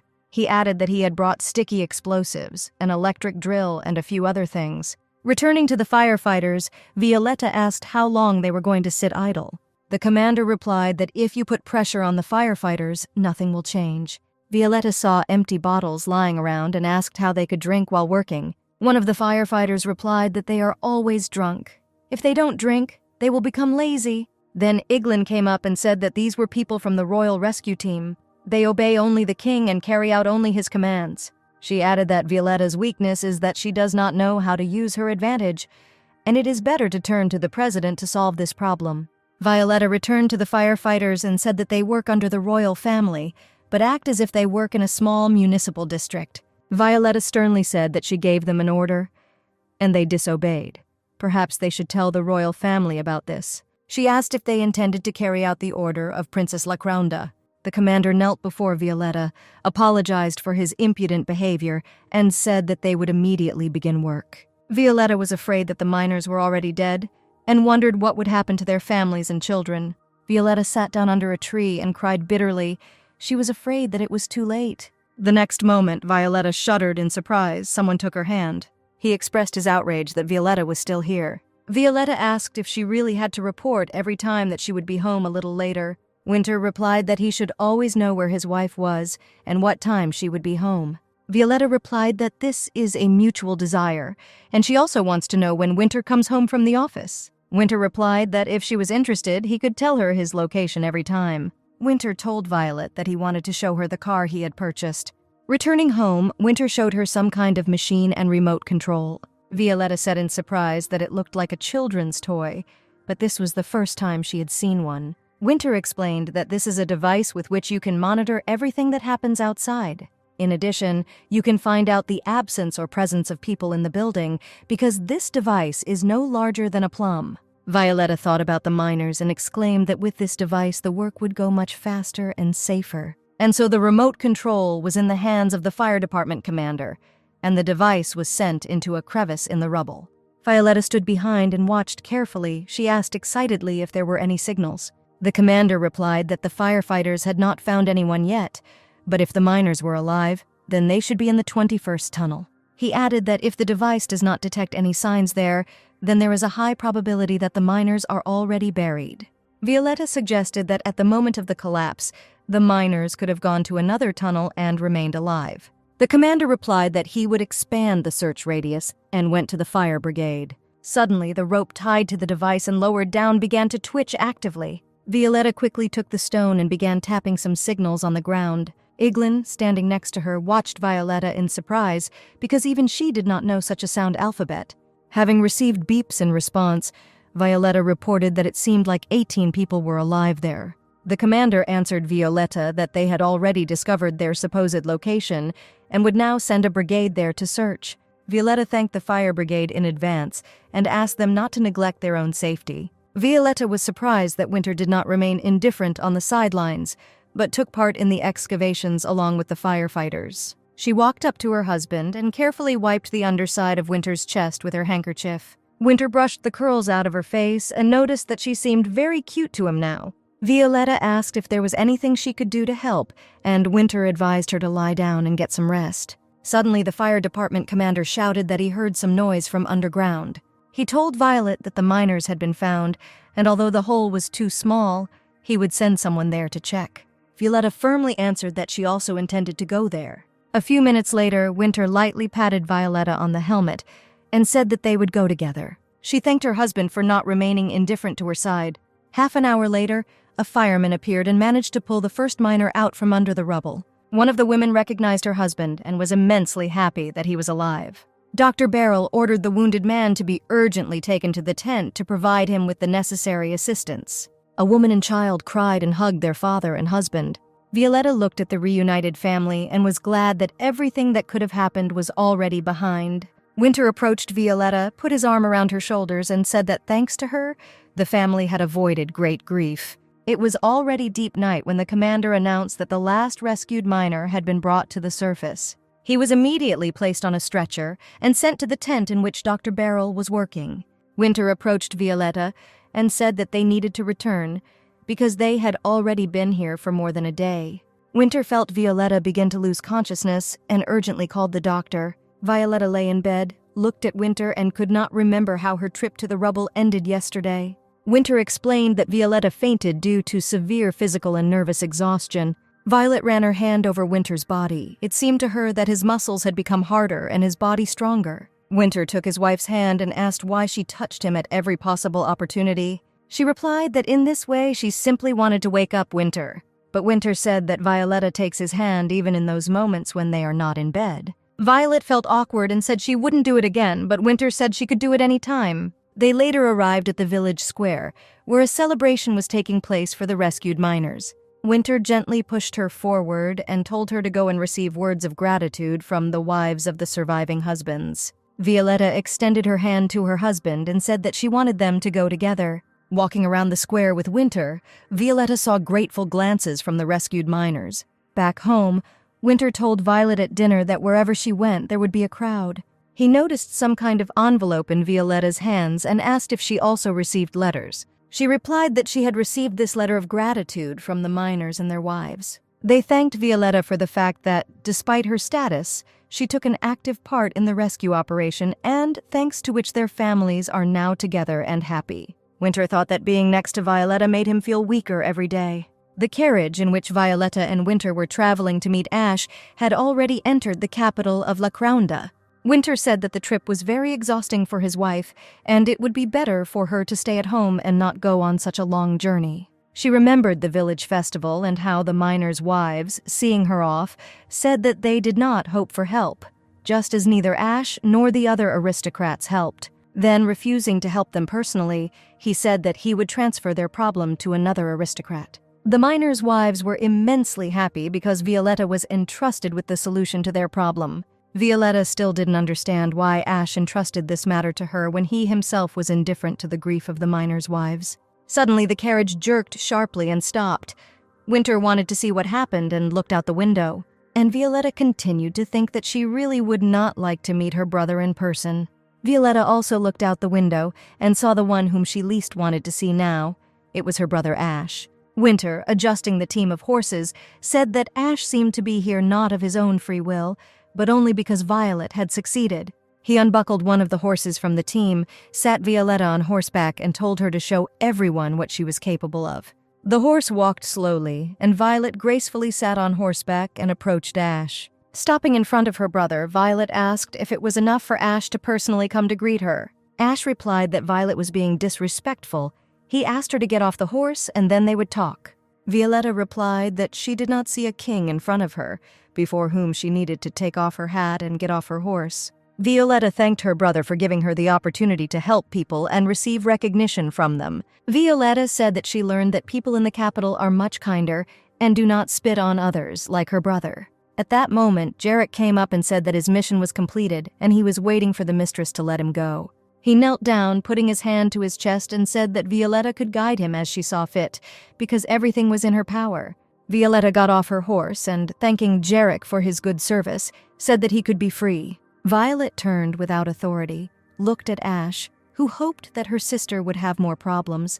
But now she had made her decision and would no longer hesitate, as her brother would have wanted. Returning home, Violetta saw on the table a stack of letters from the royal families, which mainly contained questions about health and invitations to parties. Reading the letters, Violetta thought that she would no longer hide forever, trying to avoid parties and crowded ceremonies. And then Violetta thought about Winter, catching herself thinking, which she was afraid of, that she still, 3 years later, still loved him. She fell in love with Winter at first sight, and after all this time her heart continues to flutter, and she knows much more about Winter than before. Violetta couldn't understand why she couldn't control her feelings and went crazy at the mere thought of Winter. At that moment, the door swung open so suddenly that Violetta flinched in surprise. Seeing Winter, Violet said that he was just in time and she would like to talk to him about the divorce. Winter replied that he had come on the same issue and, showing the papers, said that they needed to visit this place. He then added that Violet needed to learn how to run a hotel. Noticing the surprised look from his wife, Winter explained that most of his property was real estate and hotels, which would become her property. He added that all this was of great value and hoped that Violetta would manage it all correctly. At that moment, they were informed that Winter's mother, the Duchess of Blooming, had arrived. Winter was unhappy with her arrival and asked what she was doing here. The Duchess replied that she saw nothing wrong with her visiting her daughter-in-law and wanted to talk to her. Violet looked at Winter and politely asked to give them a minute to talk. Winter replied that they would talk about divorce later, but now he would go to work. He handed Violetta the papers and said that after the conversation he wanted to show her the estate. He closed the door behind him but was agitated, not understanding what Violetta and his mother might be discussing. The Duchess said that, as the Duke had said, Winter was the eldest son and had the right to inherit. But the Duchess herself has not changed her opinion and will give the right of inheritance only to her own children. Violetta replied that she was very sorry that they did not come to a common opinion, and she would have to tell everything to the editor. The Duchess chuckled and asked if she had evidence that she could present to the newspaper. Violetta replied that she had a witness, and this was enough for the Blooming couple to have big problems among the intelligentsia. The Duchess laughed and said that it seemed that Violetta would hold on to the issue of succession to the last. The Duchess added that she would find it difficult to love her son and would consider expelling him from the family. Violetta was surprised how the Duchess could say such a thing, since Winter had done so much for them. The Duchess replied that this had happened before, but now he was not doing anything for them, and if this continued, they would have no reason to consider him their son. Violetta, almost crying, said that Winter loved them and sacrificed a lot for them. The Duchess replied that if Violetta gives up her stupid trick, then so be it. They will give Winter a chance to believe that they love him. She added that before Winter came into their family, he hated the whole world, but thanks to them, they feel loved. Then the Duchess saw some papers and asked Violetta what they were. Violetta replied that this was compensation that she would have to receive after the divorce. The Duchess grinned and replied that Violetta knows how much Winter loves money, and whether Heston or Lawrence, he will still find a way to benefit. Violetta replied that her husband was not like that, and the Duchess knew nothing about her son. Violetta added that if the Duchess is interested, then the papers say that she will receive a hotel, which is located in the north. The Duchess wondered why Violet was getting this hotel because it was supposed to be given to the Hestons. The Duchess stood up and said that, be that as it may, she was not going to give in any case. She looked at the beautiful garden and said that she would like to take a walk here, and then added that this place was great for a reception. The Duchess looked at Violetta and said that she needed to think about where to put the table, and she would definitely consult with her when she wanted to have a party here. Leaving Violetta, the Duchess thought that after she divorced her son, she would become the mistress of this house. Violetta called the jam and asked the servant to do her makeup because she wanted to look especially good today. When Jen asked what the occasion was, Violet replied that her husband had invited her to visit his work. The design engineer pointed to the drawing and said that now the pilots were not in danger because they had provided emergency exits. Winter replied that, in his opinion, speed and flight duration were much more important. The engineer replied that safety should also not be neglected. In addition, when it became known that the president would head the institute, the number of test pilots increased significantly. Winter threw away the crumpled piece of paper and said that he was also going to fly and personally try out how it worked. The engineer was surprised by the president's desire and asked him to keep everything secret for now. Winter believed that emergency exits were nonsense, and all his thoughts were occupied only with Violetta. He clearly recalled each of their meetings as if it were just yesterday. Winter stood at the window and eagerly waited for Violetta, who promised to visit his office. Winter quickly followed her halfway and was worried that this could happen if Violetta was late. Approaching Winter, Violetta apologized for being late and said that she was getting ready. Winter and the institute staff saw Violetta and were surprised that she was luxuriously dressed, as if for a reception. Violetta noticed this and, blushing, said that it looked like she had made a mistake with the outfit. Winter laughed and said that probably all wives want to look perfect when they come to their husbands for work. Violetta blushed even more and said that she needed to change clothes, or at least be where there were no people. She herself thought this situation was stupid and she laughed along with her husband. But Violetta continued to feel so constrained that she even refused to look at the airship. She apologized to Winter and said that she would like to return to the estate. Winter replied that his wife could wear whatever she wanted and should not care about the opinions and judgment of others. Violetta agreed with her husband, but still continued to pull his hand in order to get to the carriage as quickly as possible. Winter showed Violetta a luxurious estate that was located nearby and belonged to him. She said it was a magnificent place and seemed made for ceremonies. Winter replied that, despite the losses, he keeps this place because if you don't hold ceremonies here, it won't pay for itself. Violetta replied that only he has this place. It is a great rarity, and rarity is strength. Winter replied, if it is rare, then there is no choice, even if you hate it. Violetta replied that you can change everything from clothes to watches, but if it's a person, then it won't work. She added that by this she means a family, which is always only one. Winter replied that he could marry again, but for him, Princess Lacranda would always be alone, and this was an exception. Violetta said she was glad to hear that, but that was not what she wanted. She added that she would like to fall in love with a man like Winter, but this is not Winter. Winter replied that there is no richer and more powerful person in the world than him. He needs Violetta, and he values her very much. Violetta wanted to tell her husband that he should have been raised in love, but she was afraid that she would offend him by doing so. And then she asked what Winter thought about Duke Blooming. Winter replied that if she meant the title, then a more suitable person would get it. He added that there were cases when stepchildren were crowned, but they were not foundlings, to which Violetta replied that this was because they had not achieved any success in life. Winter said that Violet also sought power, but he was taught not to do that. He sighed and added that his relationship with his parents is not so good now, and no matter how they treat him, Winter will always be a stranger to them. Violetta replied that for him a good relationship is not to beat him, not to starve him, and to give him a place to sleep. She added that if Winter leaves, then no one will look for him, and in fact, their parental love is wrong. Violet went through this herself. She loves her mother and was willing to make sacrifices for Ash, but she was sure that Winter would not do that. She said that although Winter considers the Blooming Dukes his family, he hasn't received the love he deserves from them. Violetta said if Winter didn't have money, they would contact him the same way they do now. Suddenly, Winter pulled his hand back and asked why Violetta brought up this topic about his parents and money. He got so angry that I told Violetta to leave immediately. Violetta had already turned to leave, but Winter said that Violetta wanted to know what nightmare was tormenting him. He added that he constantly sees in your dreams the death of Violetta, how she shoots herself in the temple and he sees it all. All this horror is unfolding right before his eyes and he cannot do anything. He shouted that, apparently, it was not enough for her to take away his sleep. She also wanted to take away his faith in his parents. Winter asked Violetta not to cause him this pain anymore. He doesn't want to feel like he's in hell. Hale came into the office and asked why the president left the younger lady in the villa and returned here alone.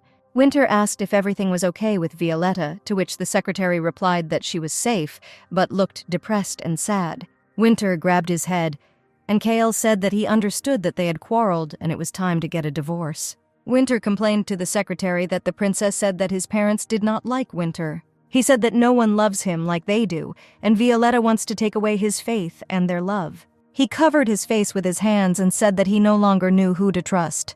There was one day left before the divorce, and Violetta continued to live in the villa where Winter had left her. Violetta looked at the document again and decided not to think about it for now, but to take a walk in the garden. She stood on the porch and thought with regret that if it rained, a lot of flowers would fall. Lulu approached her and asked the younger mistress to take an umbrella with her. When the servant asked what was bothering her, Violetta replied that tomorrow she would have to sign a divorce document.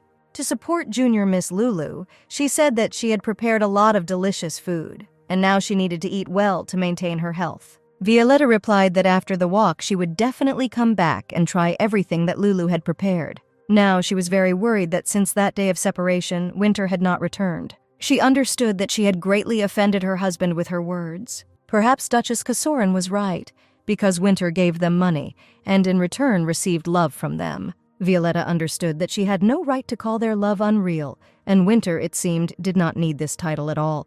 Maybe she started all this in vain. Lulu came up from behind and said that she was worried about Violetta. She thought she wasn't feeling well. Violetta replied that a lot of things bother her, and if she doesn't get married again, then she should leave here. She added that she could not stay here after the divorce. This was the only way to avoid marriage. Lulu exclaimed that if Violetta leaves, then Winter will die of melancholy. And then the servant told Violetta about what happened to Winter when the younger mistress left him. That evening, everyone was very scared because a strong man fainted right in the middle of the street. Violetta listened in horror that Winter had lost his mind and went out into the street without a coat and barefoot. He spent a day unconscious, and it was difficult for him to come to his senses.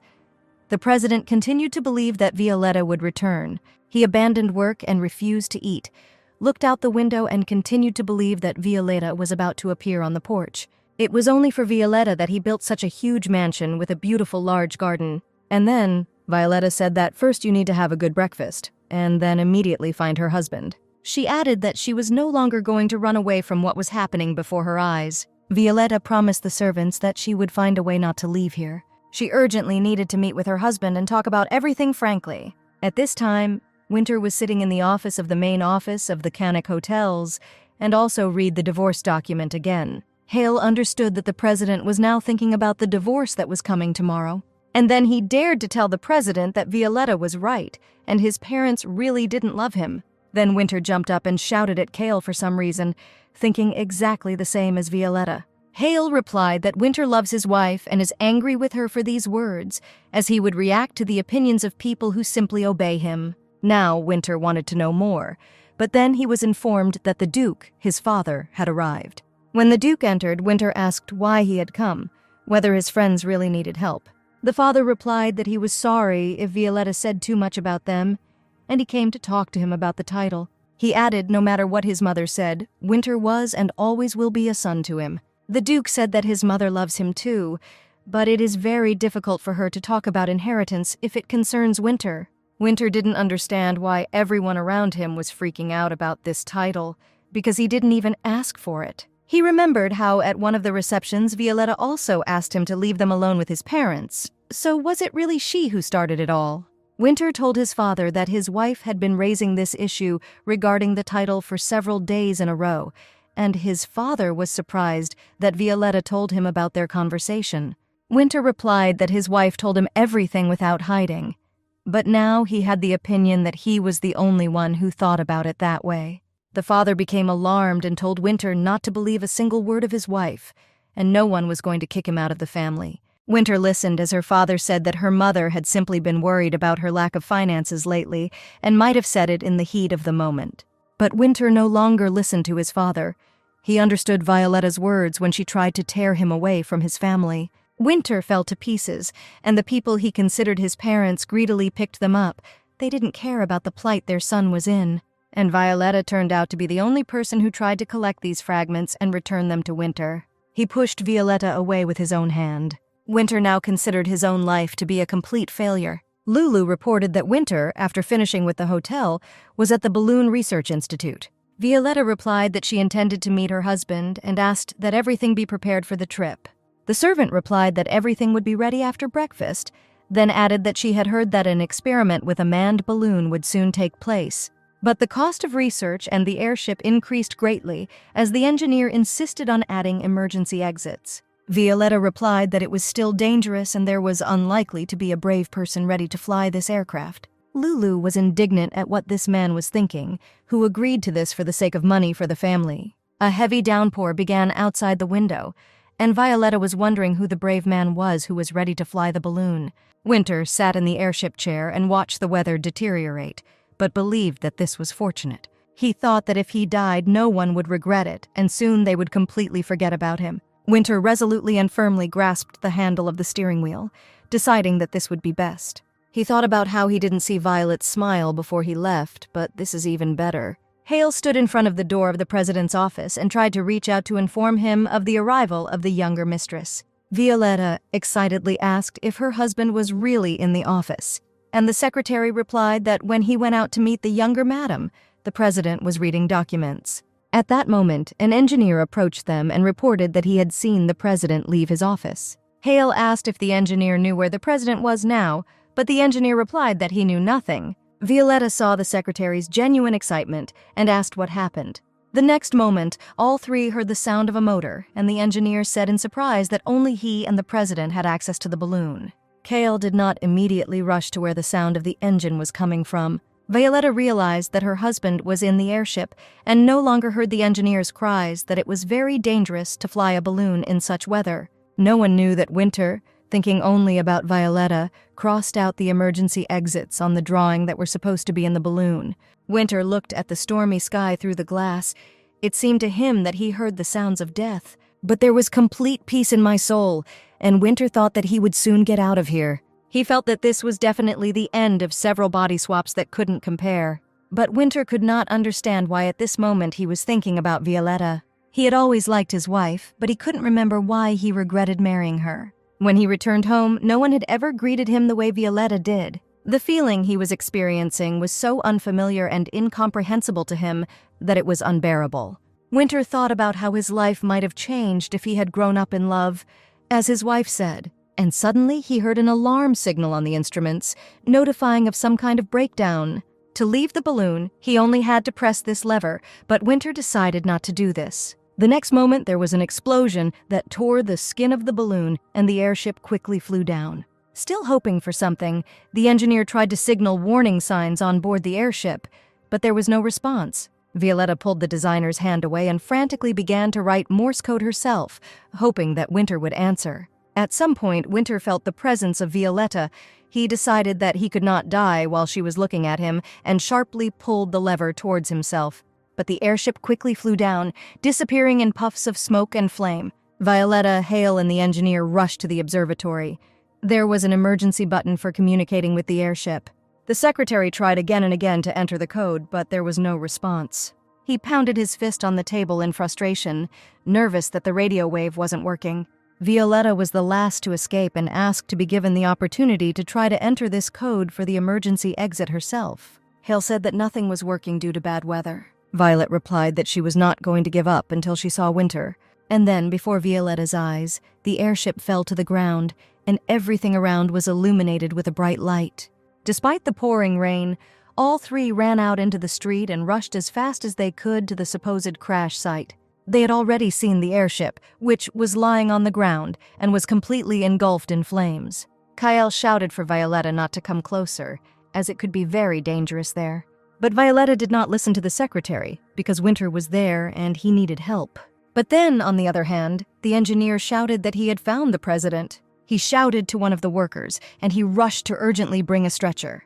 The rest of the employees ran as fast as they could to the president to make sure that he was alive. Violetta saw Winter, but could not take a single step because she was afraid to see what would be the worst thing in her life. But suddenly Winter raised his head, saw his wife, and quietly whispered her name. Violetta walked up to Winter and covered her mouth with her hands in horror. Thank God he survived. Winter said that when he looks at Violetta, he feels very light and calm. Violetta pressed her husband's head to her and asked him not to talk in order to save his strength. The doctor said that the operation was successful, but the president may need a cane to walk. But when he recovers, everything will be fine. Violetta looked at Winter and considered him the most incredible man, because another person in his place after such a catastrophe could have remained bedridden forever. The doctor looked carefully at Violetta and said that it seemed like she had a fever. Violetta replied that perhaps she caught a cold because of the rain. She answered that Violetta needed to take medicine before it got worse and rest a little. Violetta put her hand on her husband's hand and asked when he would wake up, and the doctor replied that it was unknown, but soon. Before leaving, the doctor said that there was no need to worry so much about him because the president was very strong and resilient. If you needed anything, just call her. At that moment, Hale came in and said that he had an important message for the younger mistress. He said that a will written by the president had just been found in a dresser drawer in the main office. The secretary told Violetta that before the president boarded the airship, his father came to see him. Violetta heard Hale talk about how Winter was expelled from the family and realized that perhaps this was what upset her husband. Without closing her eyes, Violetta sat all night looking at her husband, hoping that he would open his eyes. At that moment, Hale came in. He told Violetta that it was already morning and invited her to sleep. Violetta replied that she could not leave Winter because she was afraid that if he came to his senses, he might do something to himself. But the secretary insisted, telling the younger lady that it was dangerous for her health. Violetta reassured the secretary that she would definitely sleep, but would lie next to Winter on his bed. Left alone, Violetta whispered to her husband that she still could not believe what had happened. At that second, she wanted to be the most necessary and useful person for her husband. But extreme fatigue broke her, and Violetta, holding Winter's hand in hers, fell fast asleep.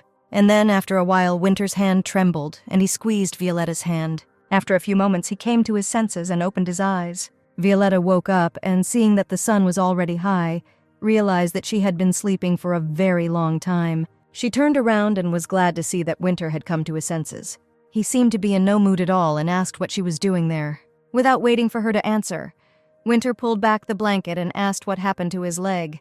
Violetta replied that until his leg healed, he would have to walk with a cane for almost a month. After a short silence, Violetta said that she did not understand why Winter punished himself, and then added that Kyle found his will in the table. Winter was silent, and she couldn't understand what he was thinking about now. Violet asked if they could talk now, but suddenly Winter told her to leave, and he didn't want to talk to her. But Violetta insisted that they needed to talk before signing the divorce papers. Winter abruptly removed his hand and asked again for Violetta to leave, and he did not want to talk. He turned away, showing with all his appearance that he did not want to talk to his wife. Violetta said that she knew about the island of Orin, where Winter had prepared a place for her to escape, but it was unlikely to be necessary. Winter asked in surprise if Violetta had really changed her mind and was not going to leave. She added that she had had enough last time when she ran away, not realizing how much difficulty it would bring. After a brief silence, Violetta added that otherwise there would be no other option left. Winter replied that this is not an option, because when they are about to die, it leads to the fact that they simply switch bodies. Violet looked at Winter and said that wasn't what she meant at all, but Winter interrupted her and said that he was very angry with her, because what would she do if they told her that her parents didn't love her? And then he added that despite this, Violetta still would not die, and he would save her in any way. Winter looked at Violetta in surprise when she suddenly asked to cancel the divorce, because a lot had happened that influenced her to change her decision. Violet took Winter's hand again and asked him not to rush into a decision, and if there were any conditions, she would try to fulfill them. She added that in the current situation, this may be the only correct way out, and they can sign an agreement that Winter will file for divorce at any time. It seemed to Violetta that Winter was not listening to her, and in principle, how could she ask something from a person who had recently suffered? Then Winter came to his senses and, seeing that his wife felt bad, said that she had a fever, and Violetta tried to reassure her husband, saying that it was a common cold. He apologized for being irritable because of the pain and said that Violet could stay and rest. Violetta looked at her husband and said that in any case they would need to return to the issue of divorce later. She added that she would understand her husband if he needed time to think, and he replied that no matter what decision he made, she would never raise this issue again. Violetta looked at Winter again and asked for forgiveness for saying too much about his parents. Winter replied so that Violetta would not feel guilty because she herself had heard perfectly well that her mother wanted to expel him from the family.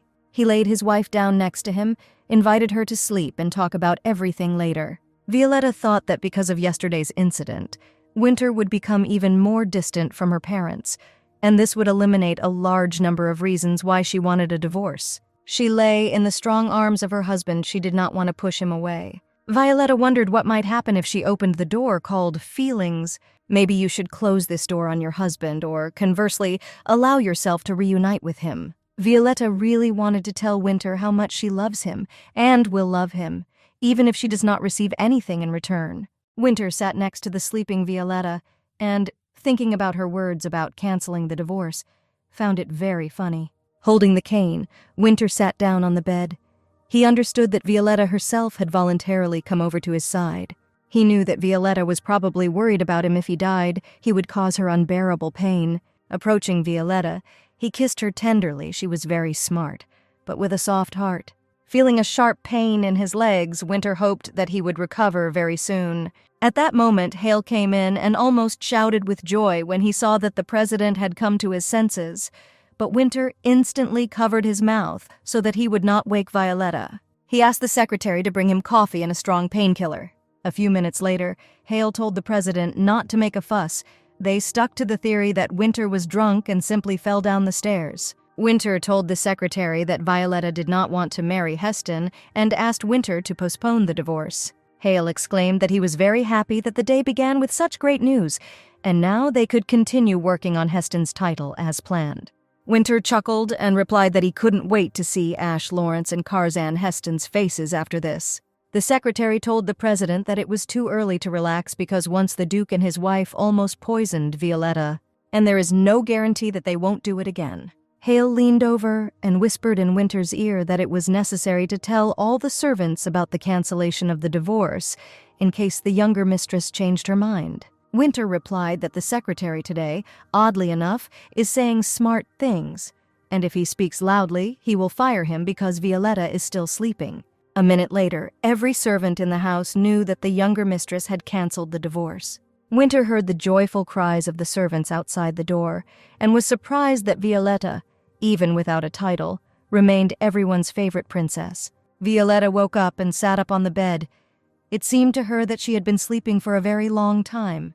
Winter, who was sitting nearby all this time, told his wife that she had slept for 16 hours. He added that he did not think that he would have to wait almost a whole day for Violetta to sign the documents. A few minutes later, when Violetta had washed her face, they both sat at the table opposite the contract to sign. Winter said that before they sign the agreement that Violetta agrees to continue the marriage, it is necessary to voice some conditions. The first condition was that they should go to all receptions, parties, and ceremonies only together. Violetta wrote down this point and said that it would be very useful for business. Winter, while attending social events, wanted to show everyone that Violetta was his wife. The second point really surprised Violet because it said that she should eat vegetables, just like Winter, because they are healthy even though she doesn't like them. Violetta winced a little but still wrote down this item, as Winter asked, and then asked what the next item would be. But Winter replied that that was all, and the agreement would contain only 2 points. And Violetta said that she could add a clause that would say that she would not ask him why he comes late or does not come home. Winter replied that this is not something that should be written into the contract. This concerns his work. Violetta gave the document to her husband and said that it was not that much, to which he replied that he simply did not want to get a divorce. Winter handed the papers to Hale and said that the agreement could not be broken. He then added that he couldn't wait for the coronation ceremony when Ash Lawrence saw that he and Violet came together. And the next moment Winter fell to his knee and screamed in pain. The cane fell from his hands. Violetta immediately jumped up and, falling at her husband's feet, asked if everything was okay. Taking Winter's hand, he removed his hand and asked Violetta not to touch him constantly, and she replied that she was simply afraid for her husband. Violetta replied that she would try to restrain herself and this would not happen again. Violetta also promised to show Winter her good attitude towards him. She added that the divorce has been cancelled. They are husband and wife again, and Violetta believes that she should be responsible for her husband. Violetta said that she would try to show her husband how to build good family relationships. Winter replied that relationships and responsibility are very good, but they will not solve all existing problems. Violetta said that she would immediately inform the Hestons and return to the palace tomorrow. Winter replied that they could do it together tomorrow, but Violetta replied that the doctor did not tell Winter to leave the house for at least 2 weeks. Winter said that he is already 29 years old. He is not a small child to be locked in 4 walls, and he will decide for himself. Violetta replied that, in addition, the doctor forbade Winter to work for a month, so he should come to terms with the doctor's recommendations and endure only 2 weeks. Violetta headed for the door and told her husband that when she returned, they would have dinner together. Later, they stood in front of Violetta's house, which Winter had moved for her and installed in his garden at their home. Violetta said that she really liked this house, and Winter, agreeing with her, added that she sleeps very well in it. Winter said that when he gets better, he will definitely paint this house to make it look even more beautiful. When they entered, Violetta took a deep breath and said that the house stood by the sea and that smell still remained. She remembered the villagers with whom she had become friends and was sorry to leave when leaving for the capital.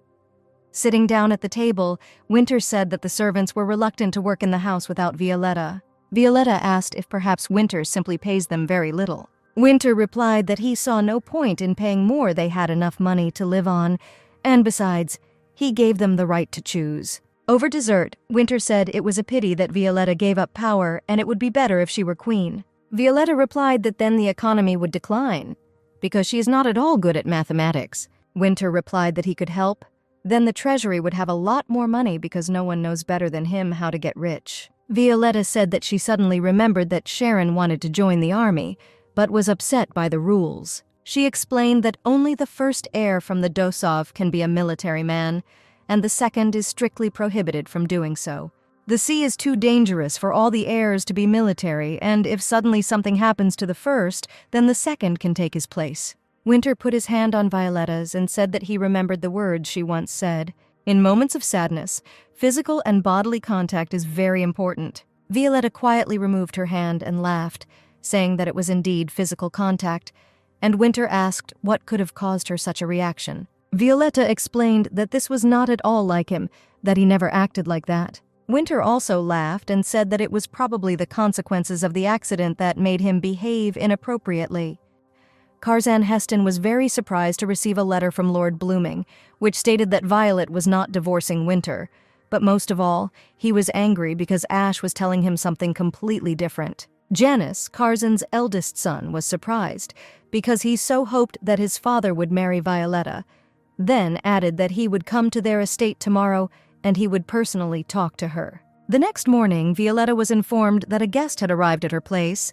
She asked who could be there so early. Violet was told that a young gentleman from the Heston family had arrived to meet her. It seemed strange to her that he did not want to welcome her to his estate, because she herself was going to go to them. Violetta asked to wake up Winter. She would like him to be present at this conversation. Entering the living room, Violetta greeted Sir Janice and said that they had not seen each other for a long time. She said that she knew how loyal the Heston family was to the royal family, but she was very surprised by their deal with Ash. Janice told Violetta that after the wedding she should have been given a separate mansion, since her father was still in mourning for his mother. He added that he came here to offer his deepest apologies and talk about all this. Violetta asked for an explanation of how they could so cowardly do all this behind her back. Winter ran out of the bedroom and shouted at the servants that it looked like they wanted to fly out of work, since they left Violetta alone with this man. Violetta heard the screams and, seeing Winter, asked him to calm down, but he replied how he could be calm when all sorts of insolent people visited his house. Violetta remembered that in order to calm a furious horse, It is necessary to stroke its head, and, having now done the same, she was surprised that this one worked. It seemed to Violetta that Winter had calmed down, and she offered to drink to relieve tension. But Winter refused, and Janice said that he had never seen such alcohol.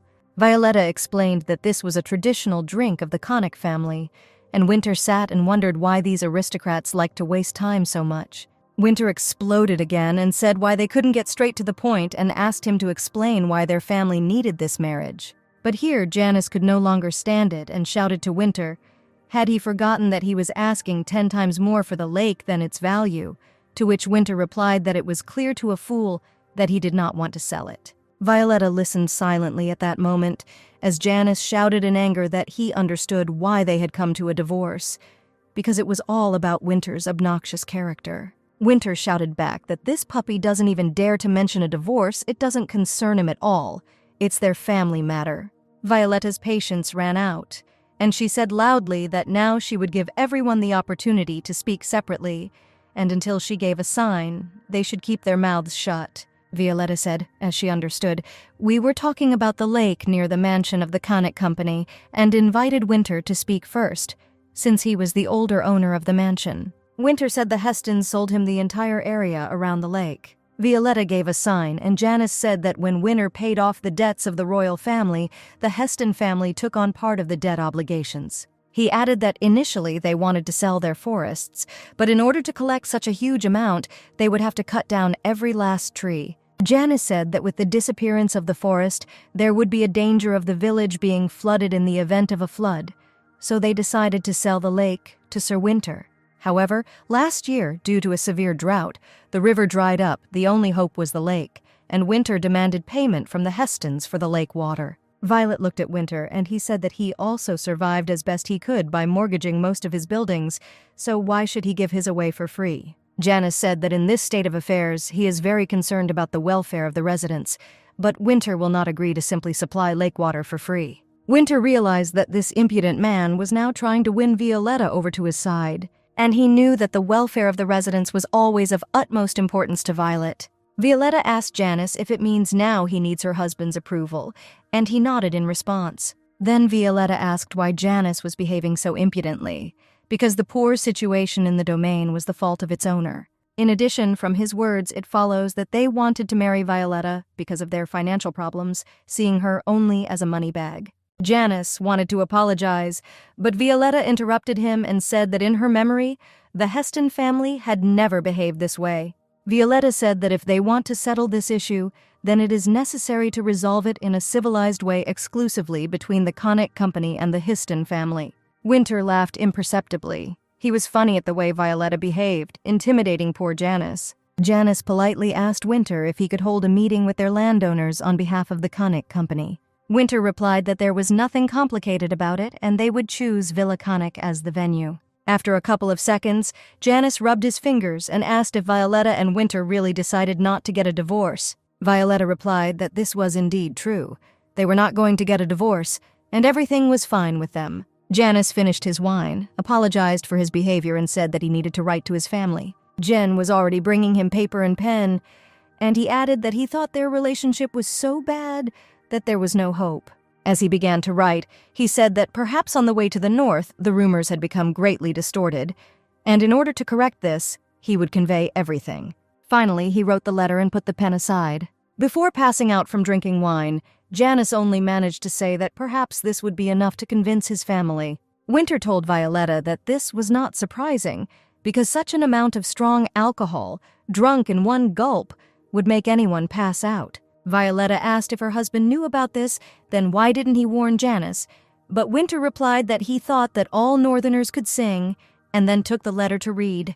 Violetta moved closer to read the letter too, and they both decided that it was all very, very interesting. The letter was addressed to Consul Heston, which stated that Violetta was not going to divorce Winter. Even if Violetta divorced the marriage, she would not remarry against her will, and no one asked her consent for this proposed marriage, so he could not possibly consider her his stepmother. Janice wrote that during the meeting, Violetta was very angry with him, but he could not even answer her. He is very disappointed with his family, and this is a real shame for the Heston family. Fortunately, Sir Winte good-naturedly agreed to a meeting to resolve the issue regarding the river. The letter ended with Janice asserting that Violetta's marriage to the Heston family would never take place. Otherwise, he would leave the family. Having received this letter from his son, Curzan Heston was simply shocked by the information he received. When Janice sobered up and came to his senses, he asked if Violetta and Winter had sent his letter. Violetta replied that Curzan Heston already had the letter because Winter sent his identity with the secretary and not by mail, because it would have been too long. Janice blushed and said that he was so ashamed that he could no longer stay here, and Violetta replied that he had come such a long way and she could not let him go without a gift. At that moment, one of the workers came up and asked the younger mistress how Sir Winter was feeling. Violetta replied that it was much better and then asked why he called her junior mistress, since he doesn't even work in their house. The servants laughed and said that everyone wanted to call her junior mistress, even those who did not work in their house, and then invited her and her guest to refresh themselves with drinks. Janice was surprised and said that wherever they looked, they were always happy to see Violetta. He thought that they were probably drawn to her because of her wonderful, sympathetic character and kind soul. And now she has also shown that she is not a puppet in the hands of Brother Ash. And if the people decide to return the king, then the choice will definitely go to Violetta. Not understanding why Violetta went to see off this weasel, Winter caught himself thinking that he was jealous of her. The aide asked the president what terms they could offer in the election with the Heston family. He showed Winter the document and explained that, according to statistics, most of the guests were ordinary people, not nobles. Winter replied that it was not profitable for them to keep the lake closed while the north was dying from drought. Winter replied that it was necessary to organize a charitable opening of the lake, and during severe droughts, open it for a short time for free use. He added that this would give them a good reputation and told his assistant to notify as many people as possible about the charity event. Winter ordered that as many photographers and journalists as possible be invited and that farmers suffering from this disaster be given monetary compensation.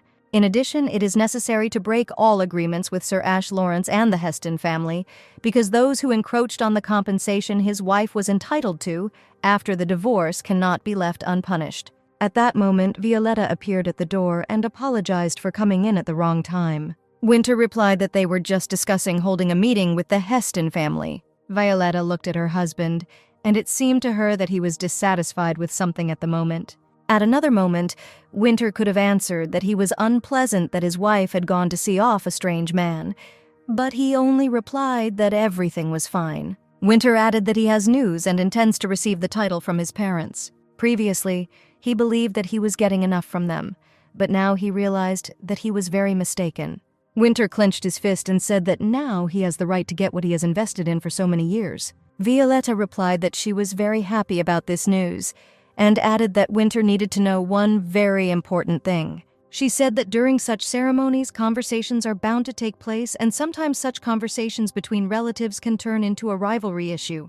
Winter replied that if she meant his brother Diev, then she could calm down, since he would not be at the ceremony. Violetta said in surprise that Diaz is the only direct heir of the Blooming Dukes, and Winter cannot forbid him to attend such an important event. Winter replied that he could, because if he tells his brother not to meddle there, he won't be there, and this is no longer subject to discussion. He added that he would not let this bastard anywhere near his wife. Violetta suggested that Winter would then go south to negotiate this issue, but he said that sooner or later they themselves would come to him. After all, his strength is that Winter is the only one who knows so well about the financial situation of the Blooming family. Winter said he currently owned all of the Blooming land, and the Dukes were trying their best to get as many people there as possible.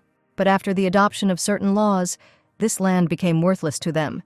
But the Blooming's lands are much more fertile than they expected, and he bought them at a high price. Winter added that the Dukes would not be able to borrow money from anyone but him, and even if they seemed rich, it would not be for long. Eventually, their savings will run out, and unlike Violetta, they will be uncomfortable with their money dwindling.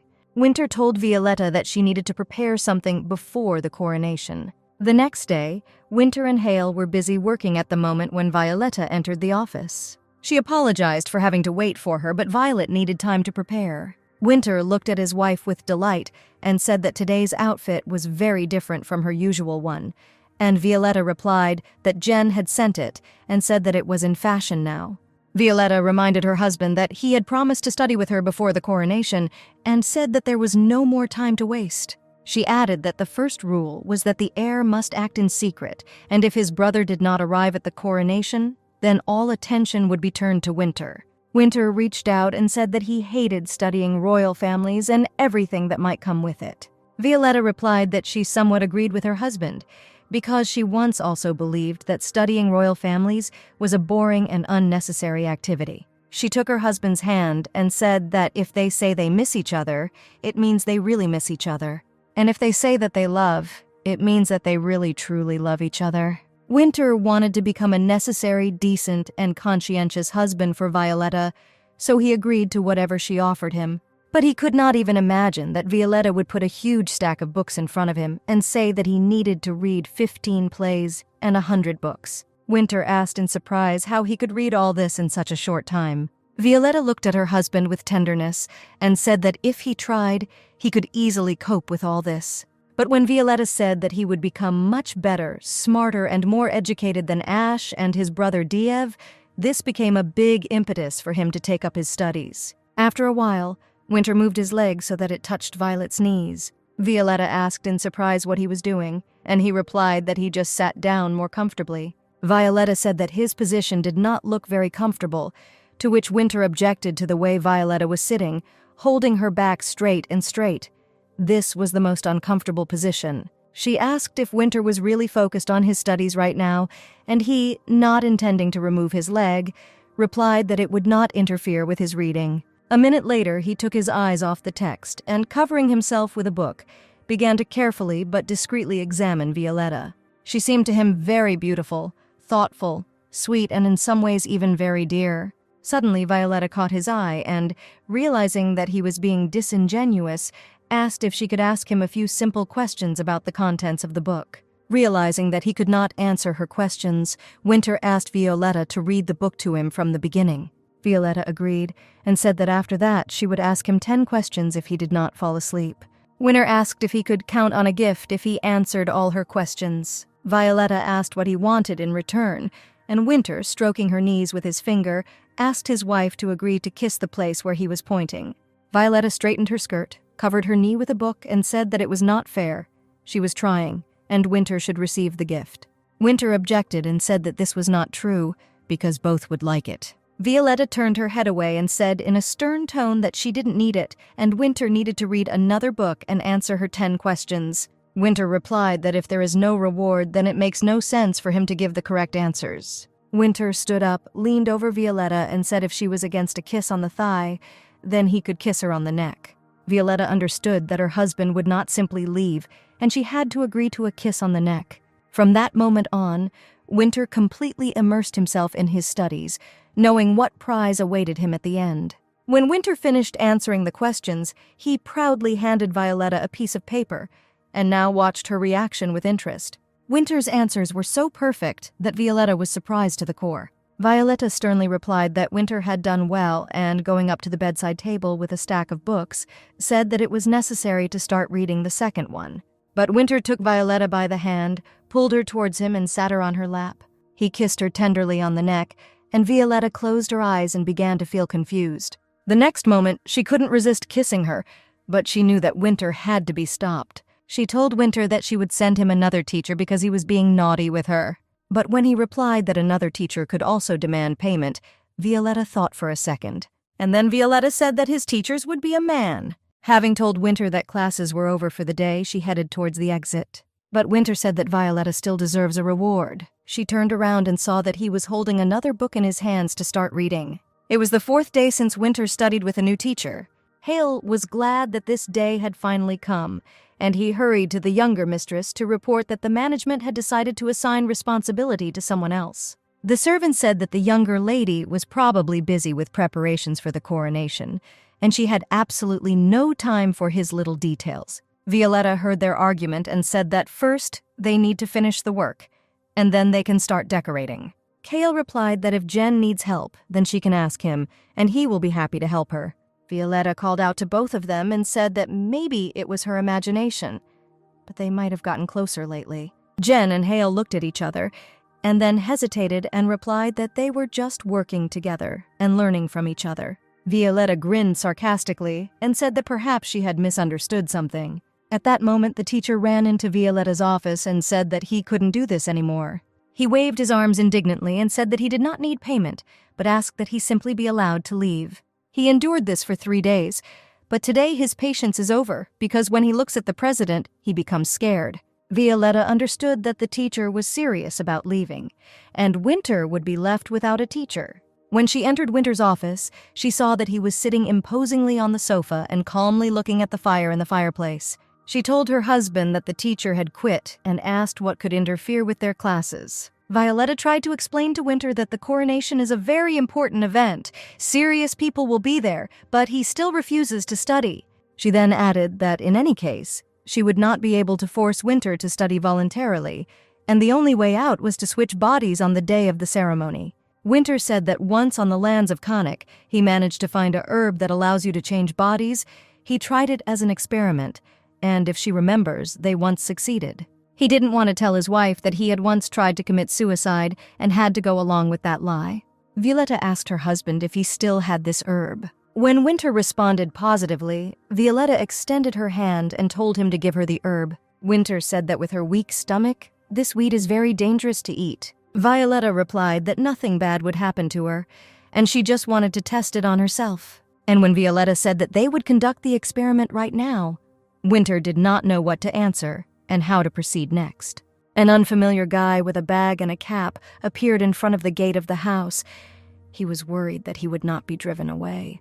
Winter couldn't think of anything and said the first thing that came to his mind, that the grass was lost somewhere. He added that for their experiment they would need to look for a new one.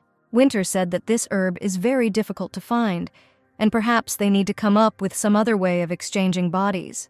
Then Lulu entered the room and said that an uninvited guest had arrived, and they did not know what to do, whether to let him into the house or not.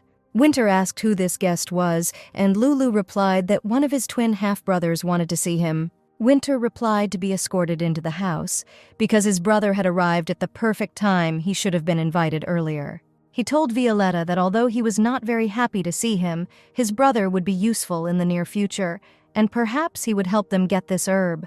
He asked Violetta to stay here and wait for his arrival after the conversation with his brother. Winter couldn't let Violetta find out about his suicide attempt, and besides, he blamed his parents for the fall of the balloon. He will never forget the day of Violetta's death, and it will remain his eternal nightmare for the rest of his life. Winter saw his half-brother and asked what could have happened that he dared to come here. His name was Harleen. He bowed and thanked Winter for helping his mother with funds for medicine, thanks to which the twin brothers began to feel better. He added that, in gratitude, he could work in his house as a servant and perform absolutely any duties. Winter took his brother by the shoulders and said that it was not he who came here for his wife and the servants, but it was Winter who called his brother himself to come here. Winter called Lulu over and ordered her to immediately prepare a bath for her brother, then change him and feed him. Half an hour later, Harlan, clean and dressed, sat at the large, set dining table. Sitting down at the table, Winter asked if his brother was really ready to do anything for him, because he just needed to learn something from him. Winter asked Brother Harlan to find a way to switch bodies, but not one that would force one of the partners to commit suicide. The brother replied that he had already heard about Winter's request from his mother, and therefore he grabbed something, hoping that it would help. He took out some old book from his bag and said that it was Alika's ancient magic book. The brother explained that only some spells would work in Conic, because most of them would not work far from Alika. He then pointed to a certain page and said that body swapping is an exception, and it doesn't have to be husband and wife.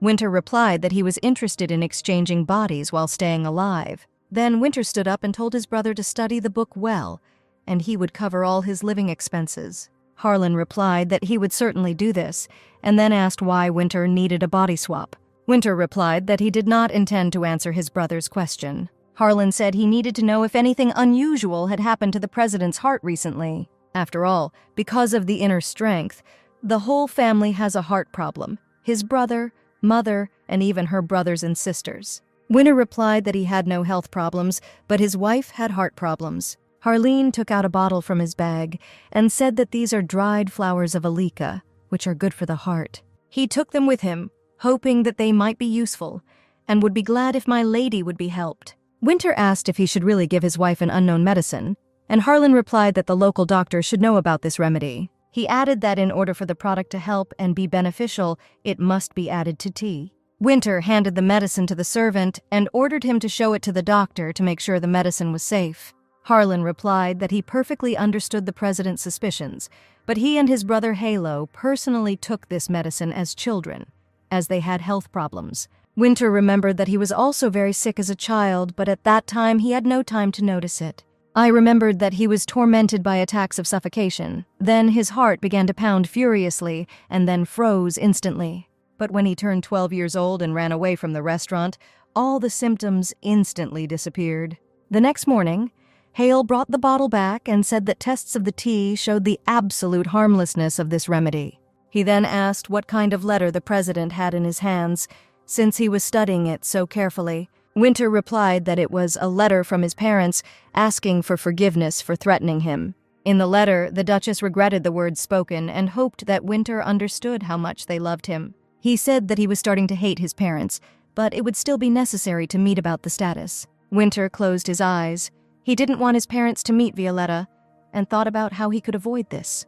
While drinking tea together, Winter told his wife that his stepbrother had brought a magic book and herbs, which were now brewed in her tea and were an excellent remedy for the heart. Saying that the tea was very tasty, Violetta was glad that, thanks to magic, they could change bodies with their lover, and then asked what Winter's criteria were to consider a person a lover. Winter replied that there are none yet, and as for magic, his brother is now studying this book to understand everything about the exchange of bodies. Violetta asked when her brother would find herbs for exchanging bodies, and Winter lied, saying that all this was very difficult and could not be done so quickly. Violetta said that she was worried about his relationship with his parents, and Winter patted her on the head and replied that she should not think about it and not suffer. Winter stroked Violetta with a leaf that fell on the table and said that if she took this tea, she would feel better. Violetta told her husband that when she was 6 years old, something unusual happened. As a child, she saw a man sitting on the ground in the street, suffering from severe pain. At that moment, she felt so sorry for the poor stranger that she wanted to take his pain upon herself. Apparently, her strong desire to accept other people's pain affected her health, and as a child, she was a very weak and sickly child. But now Violetta feels fine and is very happy because she has a loved one. A few days earlier, Jen told Hale that Winter asked her to take Violet somewhere while his parents were in the capital and did not meet with his wife. She was worried that Winter was sending Violetta on purpose so that she would not hear the conversation. Perhaps Winter wants to obey her parents in some way, and without meaning to, thereby harm Violetta.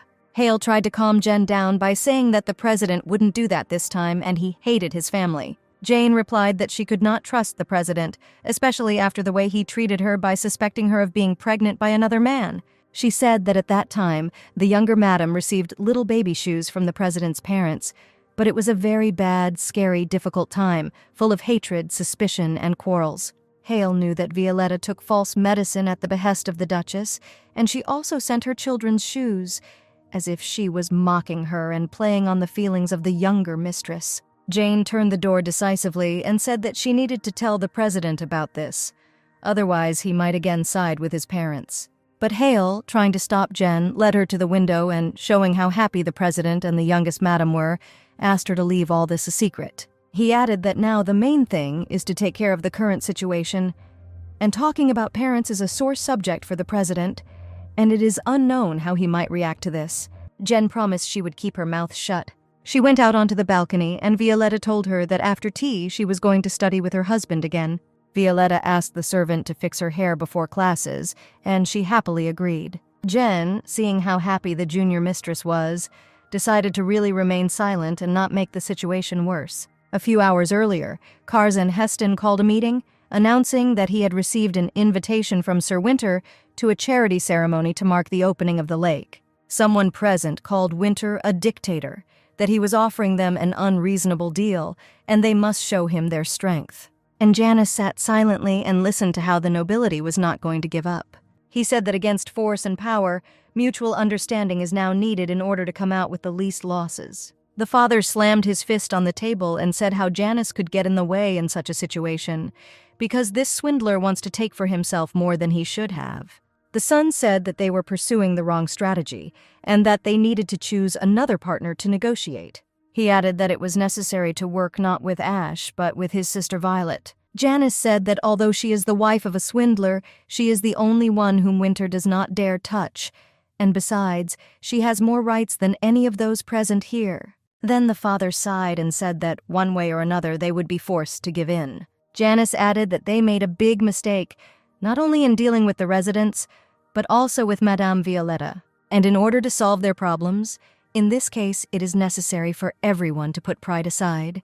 A couple of hours later, the assistant was already announcing the results of the meeting and the Heston's conditions. At the coronation ceremony, Winter will be presented as the heir of the Blooming family, and Violet will be the head of the Rorans family. Violetta listened carefully as in return they asked to open the lake and cancel the payment. Winter understood that he went through all this only in order not to harm the reputation of his company. He asked what it meant to declare Violetta the head of the family, to which the assistant replied that the letter did not say anything about this. You need to wait for the ceremony at which everything will be known. Winter wondered if these conservatives would name him heir, and perhaps Violetta was the reason for it all. The assistant handed Violetta a bouquet of white roses and said that this was a present for her from the Heston family. But Violetta was now wondering whether they could call her the head of the family, brazenly forgetting about her eldest son and his mother. Winter told the assistant to tell the Hestons that he agreed to their terms and was willing to attend the ceremony. Violetta admired the bouquet, and the assistant said that it was sent in honor of the agreement.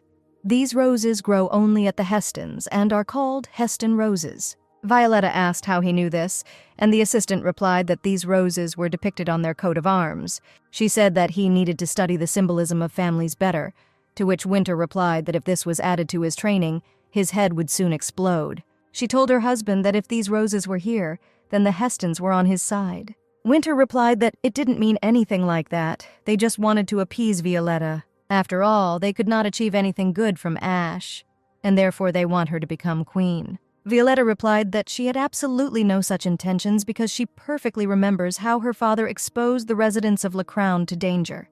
But Winter replied that Lacrown was saved after all, thanks to her marriage. Violetta replied that it was not she, but Winter who was saved by Lacrown. Winter replied that he just wanted to help pay off the debt that had accumulated in their family. Violet said that in the history of Lacrown there were many heroes who were ready to help repay the debt, and Winter is one of them. He smiled and replied that he never thought that he would become a hero for Violetta. He took Violet's hand and said that he had been thinking about something for the last few days. Violetta listened to her husband without interrupting it. Seemed to her that now he would say something important. Winter looked at Violetta and suggested celebrating their wedding again, because this time everything would be completely different. He said that the whole world thinks that he and Violetta are divorced, so they need to get married again. Winter added that, in his opinion, the time since their wedding has passed very quickly and unnoticed, to which Violetta replied that no one noticed her that day and the groom left altogether. Winter didn't really want to remember that moment, and in order to change the conversation, he told Violetta that he had an interesting idea. He suggested having a wedding in a flower garden, leaving a large space in the center. Ideally, the wedding should be held in the spring, but it is almost over, so they will have the wedding in the fall. Winter suggested that about 20 peacocks could be released into the garden for splendor, and to add grandeur, buy a pair of tigers and be sure to have Violetta's favorite flowers in the garden, roses. Violetta laughed and asked her husband if he thought tigers would eat peacocks. A few days later, a doctor arrived at the house to monitor Winter's health. In order not to interfere with the doctor's visit, Violetta was with the servants in the garden, and they were cheerfully discussing something. Suddenly, Winter appeared in the garden. He loudly shouted to the servants to immediately disperse. The servants got scared and ran away. Violetta looked at Winter with a surprised look. She was holding a basket of apples and did not understand anything. Winter replied that he did it on purpose. He was funny at how his joke worked. And then Violetta noticed that Winter came without a cane and asked if the doctor had already given permission to walk like that. She treated him to an apple, and Winter replied that with that cane he still looked pathetic. Violetta also took an apple and took a bite, and Winter thought it was cute that she was exactly repeating his movements. She said she was glad that his ban on leaving the house had been lifted, and he could now go wherever he wanted. Winter replied that they would go to the northern villa together before the coronation and think about how it could be used in the future. Violetta suggested that they could rent out the place for wedding events. Winter asked if this room was too dark for a wedding, to which Violetta replied that not everyone likes light colors, and dark, muted light always gives nobility to the room. And then Winter asked what Violetta personally would prefer, a flower garden or this villa.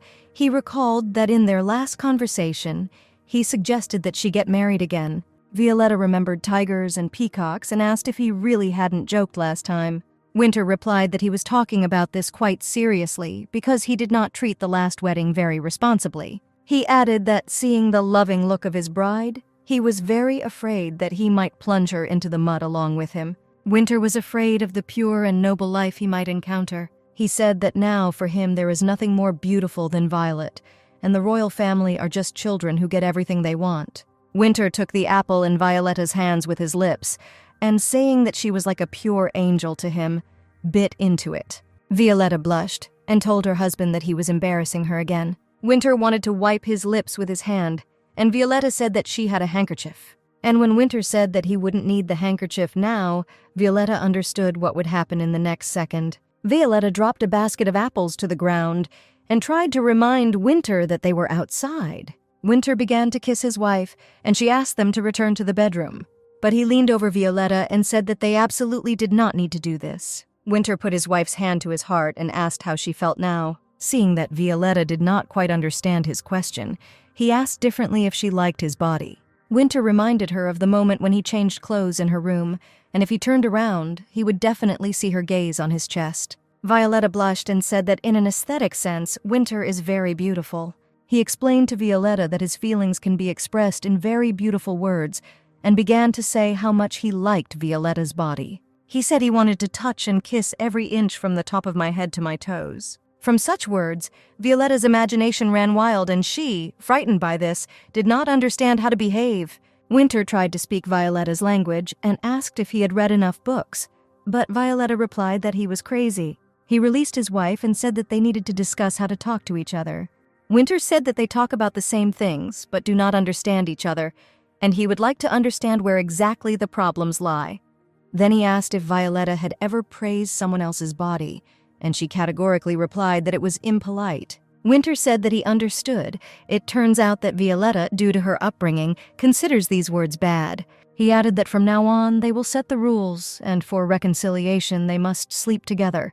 Violetta replied that it might happen that they will not make peace, because every person has the right to be angry. Winter said that if Violetta gets angry, he will be on his knees asking for her forgiveness. But if it happens that Winter gets angry, she will drag him into bed. If they are both wrong, they will sleep together to make peace. Violetta replied that she did not yet know whether she would agree with this or not. But this time it seemed to her that Winter was angry. After these words, she took Winter's hand and led him into the bedroom. At the moment when he first saw Violet, he could not hear any other sounds around him. He felt that Violetta was his first love, and if he felt the same for him, even if the whole world was plunged into darkness, only she would be before his eyes. But it is unlikely that she feels the same for him, because there is such a big difference between their classes. They were completely different. Violetta was a person who was ready to give everything to the other. Winter, on the contrary, belonged to that category of people who want to have everything. And it is unlikely that such different people can feel the same thing to each other. Even if both use the same language called love, they each understand its meaning differently. Violet woke up before Winter and gently stroked his cheek. Before she could say that he didn't look good in his sleep, Winter grabbed her hand. The next second, Violetta was on her back, and Winter, sitting on top, asked if she always touched others while they were sleeping. Violetta didn't think that Winter might not like it, and said that if that was the case, then she wouldn't do it again. Winter replied that it's not that he doesn't like it, it's just that he shouldn't touch it when a person is sleeping. It should be done at the right moments. Violetta said that she could not do this at night, because at that moment Winter wanted strange sensations. He looked slyly at Violetta and asked to clarify exactly what strange sensations she was talking about. Violetta was embarrassed by this conversation and, to change the subject, said that Winter needed to work. She would like to visit the theater today. Winter, for a second, imagined a theater hall in which he was sitting alone and asked how she could watch this boredom for 3 hours. He stood up and, heading towards the exit, said that before she left, he had prepared breakfast for them. Violetta cautiously asked if Winter would cook broccoli or other vegetables. At first he didn't understand what the broccoli had to do with it, but then he remembered that she didn't like vegetables, and imagining how capriciously, wincingly she picked at the plate, he laughed loudly. Hale came into Winter's office and said that he had 2 important news for the president. Winter was sitting at his desk doing paperwork. He was in a very good mood. Hale placed in front of the president the sheets of a translated manuscript made by Harlan from a magic book. They said that after both parties come to an agreement, both partners can communicate in a certain relationship. Winter thought about these words, and Hale said that he had second, more important news. The secretary asked if the president remembered a man named Carlson Lowe, to which Winter replied that he remembered perfectly well the bastard who stole the land. Hale said that after that conflict, Carlson disappeared for a while, but today he reappeared at the theater where the younger mistress went. Winter looked at the secretary in surprise, and he noticed that this news greatly frightened the president. Carlson stood opposite Violetta and said that they had not seen each other for a very long time. He said that he was invited to the theater today as a guest. Violet asked how he could just say hello after he worked with Ash and stole the money her husband gave her. Carlson replied that he was very sorry, but he had already suffered punishment when he was severely beaten by Winter, because his nose was broken, and he could not appear in public for some time. Violetta smelled a strong smell of alcohol and saw Carlson Lowe's shaking hands. She reproached him for drinking a lot and already showing all the signs of alcoholism. Carlson asked if she was really worried about him, but she replied that she was just very sorry for him. He said that he knew that Violetta had gotten back together with Winter and didn't understand why, because he didn't care about her for 3 years. Carlson added that he even knew that Winter suspected her of cheating. He said he would never do that to her, and then asked why she forgave Winter. Violetta replied that in spite of everything, she loves her husband and was able to forgive him all the insults. Carlson grabbed his head and said that he would rather see Violetta suffering than so happy. Violetta asked in surprise why he said that, and Carlson replied that it was better when she suffered and hated him, and he felt better about it. The next moment, Carlson laughed wildly and asked if Violetta might not refuse if he invited her to dinner. Suddenly, Winter appeared from behind. Seeing Violetta, he ran towards her as fast as he could. Carlson did not want to be beaten by Winter a second time, so he immediately ran away to a safe distance. Violetta looked at the out-of-breath Hale and asked her husband why he was here, because the working day was not over yet. Winter replied that he learned that Carlson Lowe had appeared in the city and was afraid that something might happen to Violetta. He ordered the secretary to immediately prepare the carriage, because they would immediately return to the hotel. Winter anxiously asked if Violetta had time to meet with Carlson, and she replied that she had just talked to him. She added that Carlson was very drunk and his hands were shaking. Just like Winter said, it really looks like alcoholism. Violetta said that, despite the fact that she does not hate him, she is very sorry for Carlson. Winter clenched his fists tightly and said that Violetta should never feel sorry for other people's men, especially Carlson. He added that this bastard wants Violetta as a woman. She asked if her husband still suspected her of flirting with Carlson. Winter replied that he doesn't suspect, but sometimes Violetta behaves, so he has to doubt himself. He added that he didn't want to talk about it anymore, and taking his wife's hand, he led her towards the carriage. Violet asked what she did wrong, to which Winter replied that he didn't like it when she felt sorry for other people. Here, Winter turned and added that he especially didn't like it when his wife pitied him the same way as the others. Then Violetta stopped and asked if Winter really thought that she decided to call off the divorce out of pity for him. Winter replied that he saw no other reason for her action. Violetta said that the wounds have healed. Winter has become much stronger than her. He has many houses, so she has no need to feel sorry for him. Winter recalled Violetta's words that life with him was hard labor for her, and she replied that it was because of the current situation, and not specifically because of him. He added that, naturally, the situation has changed a lot now, because he has completely broken off relations with his parents. Sighing, Violetta said that it was unlikely that Winter understood anything, because he always sees only the tip of the iceberg, and suggested we talk later. They walked together towards the carriage, and Winter asked Violetta to try to avoid meeting Carlson Lowe. Here, Violetta was distracted by a young married couple walking opposite.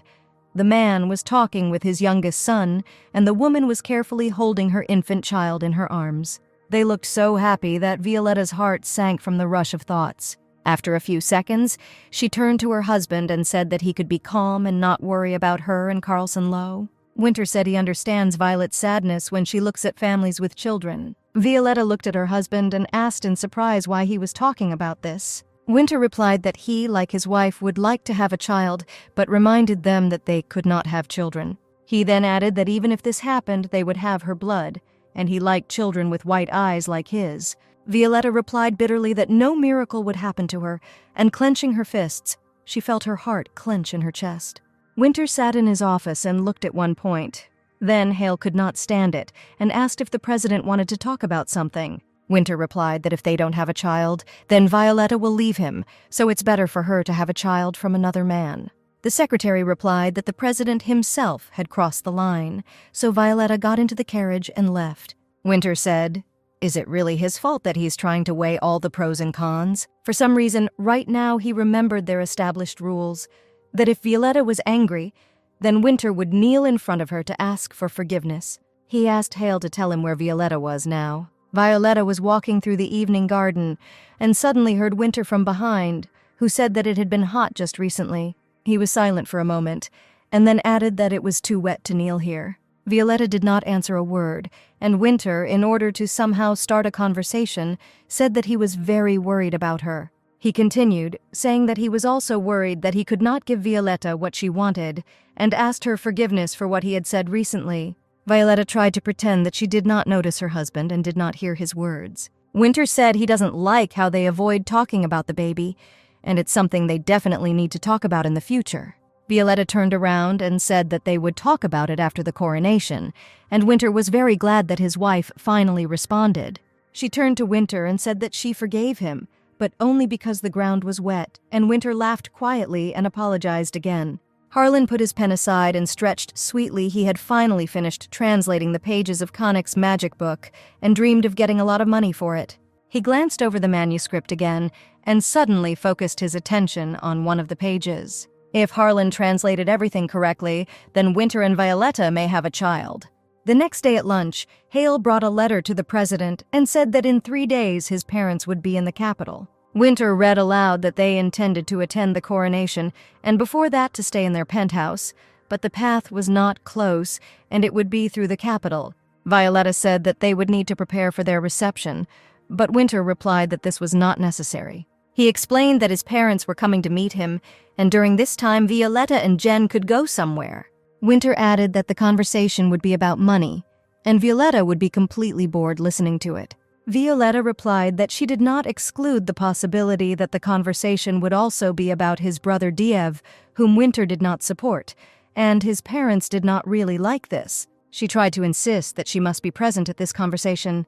Winter replied that she has the right to do as she wants, and he is very pleased that she is worried about not putting pressure on him. Violetta thought that she was completely different now and would not just give up like before. She noticed Winter holding a knife and fork and said that it looked like he was practicing for the coronation, and then added that maybe he wanted to switch bodies for the event after all. He replied that he decided to abandon this idea because he considered Violetta fragile and weak. He added that the second reason is that he now has something to lose. Harlan went out into the hall and saw the commotion, and Cale explained that everyone was waiting for the guests to arrive and preparations were in full swing. He showed the manuscript to the secretary and said that he had completed the translation, and now he would like to show it all to the president. Hale looked at the documents and said that he would take them to the president himself, and added that he would be surprised to read all this. Harlan asked if the secretary could tell him when Violet's heart problems began and whether she knew the president as a child. Cale replied that he didn't know for sure, but they said that she had these problems since childhood, and if necessary, he could clarify everything with the younger mistress. The secretary then said that Harlan should go to the president with him in case Winter had any questions that Hale could not answer. Within a minute, Winter was studying the manuscript, which had been translated by Harlan from the magical book of Connick. It said that for vacationers, a spouse is hope and opportunity and they help each other. If the couple continues to kill themselves, they will not die, but this possibility is limited. Winter decided that he would no longer do this, because everything turned out to be not as simple as he imagined. Further, it was written regarding the magic of body exchange, where it was said that the spouses must swear from the bottom of their hearts that they will accept each other's pain. Winter was surprised that the book did not talk about suicide at all. The third and last point was that the spouses must understand each other in order for the exchange of bodies in Elrica's tomb to take place correctly. The next second, Winter angrily tore up the documents and said that they were useless pieces of paper. He grabbed Harlan by the chest and shouted, "Is this really all that was written in the magic book?" Winter angrily added that he told his wife that there was a herb that would help them exchange bodies, and if he said so, then there must be one. Harlan, shaking with fear, tried to explain to the president that he and his wife switched bodies very often, and therefore using the grass was no longer useful. A minute later, Winter came to his senses and finally released his stepbrother. At the same time, Violetta and the secretary were standing in the garden, and she was holding in her hands part of the manuscript that Cale gave her. He added that it was better for the president not to see this, and so he brought these sheets to the younger madam. The secretary added that Harleen was wondering if Violetta had a weak heart, whether they knew the president as children. Violetta replied that sometimes it seems to her that it is so. And then she said that when she was 6 years old, she thought she felt the pain of an unfamiliar boy who was sitting on the street. Then it seemed to her that it was an adult man, but it was probably her husband who was 12 years old at the time. Seeing Cale's surprised look, Violetta said that she didn't tell anyone about this because it was just her guess. Harlan followed the president and thought that sharing pain is normal, and the president will know about it someday. And Violetta at that moment was thinking that Winter considers her weak and fragile, and is afraid for her health. But if he finds out about what may have happened between them in childhood, he will be shocked. She vaguely remembered that moment from her childhood when they might have met Winter. Her nanny, sitting in the carriage opposite, asked little Violetta not to look so intently at all the passers-by through the window. And Violetta replied that she was unlikely to have such an opportunity to see so many interesting things again. But little Violetta did not listen, and the nanny had no choice but to allow her to look out the window and wave to passers-by. Violetta saw the same boy who was still lying on the ground and urgently asked the coachman to stop the carriage. She told the nanny that this man must be very ill and asked permission to go out for a moment. The nanny tried to refuse her, saying that they were in a hurry to the palace. But little Violetta looked at her so pitifully that she had no choice but to allow it. Jumping out of the carriage, she ran to a sick stranger, while the nanny and coachman were talking among themselves. The coachman said that the local doctor had already been called, and the nanny asked to inform the palace that they would be late. The nanny asked why the coachman listened to Violetta and stopped the carriage, but he replied that the nanny also could not resist the charm of the little princess. Violetta sat down in front of the stranger, pressed his hand to her chest, and said that she had a good doctor who could help, and the stranger would overcome his illness for her sake. The sick stranger looked at the girl in surprise and did not understand why she wanted to help him. At that moment, the nanny ran up and asked in alarm whether the princess had touched the sick boy. At that moment, the doctor arrived and was asked to check if the stranger was contagious. Violetta was seated in the carriage, and the nanny began to carefully wipe her hands, saying that if she got sick, there would be big problems. The doctor said she checked the poor guy and he wasn't contagious, he was just sleeping. And then the nanny noticed that Violetta was all red and was afraid that she had caught a cold.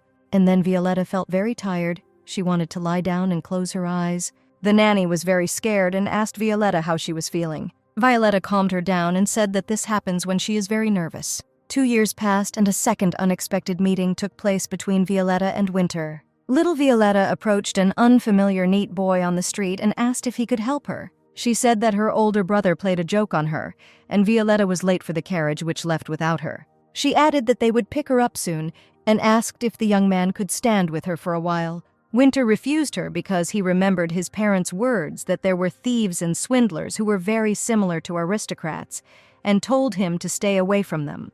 Despite the refusal, Violetta continued to stand nearby and said that she was scared, but next to the boy, she felt more calm. Winter felt sorry for the poor girl, and forgetting the words of his parents, he took off his jacket, wrapped Violetta in it, and took her in his arms. He said that he needed to hold his parents' hand tighter, and Violetta replied that this would be the case in the future. Winter added that if an adult gets sick, he will recover, but a little girl can die from a cold, so it's better for him to get sick than for her.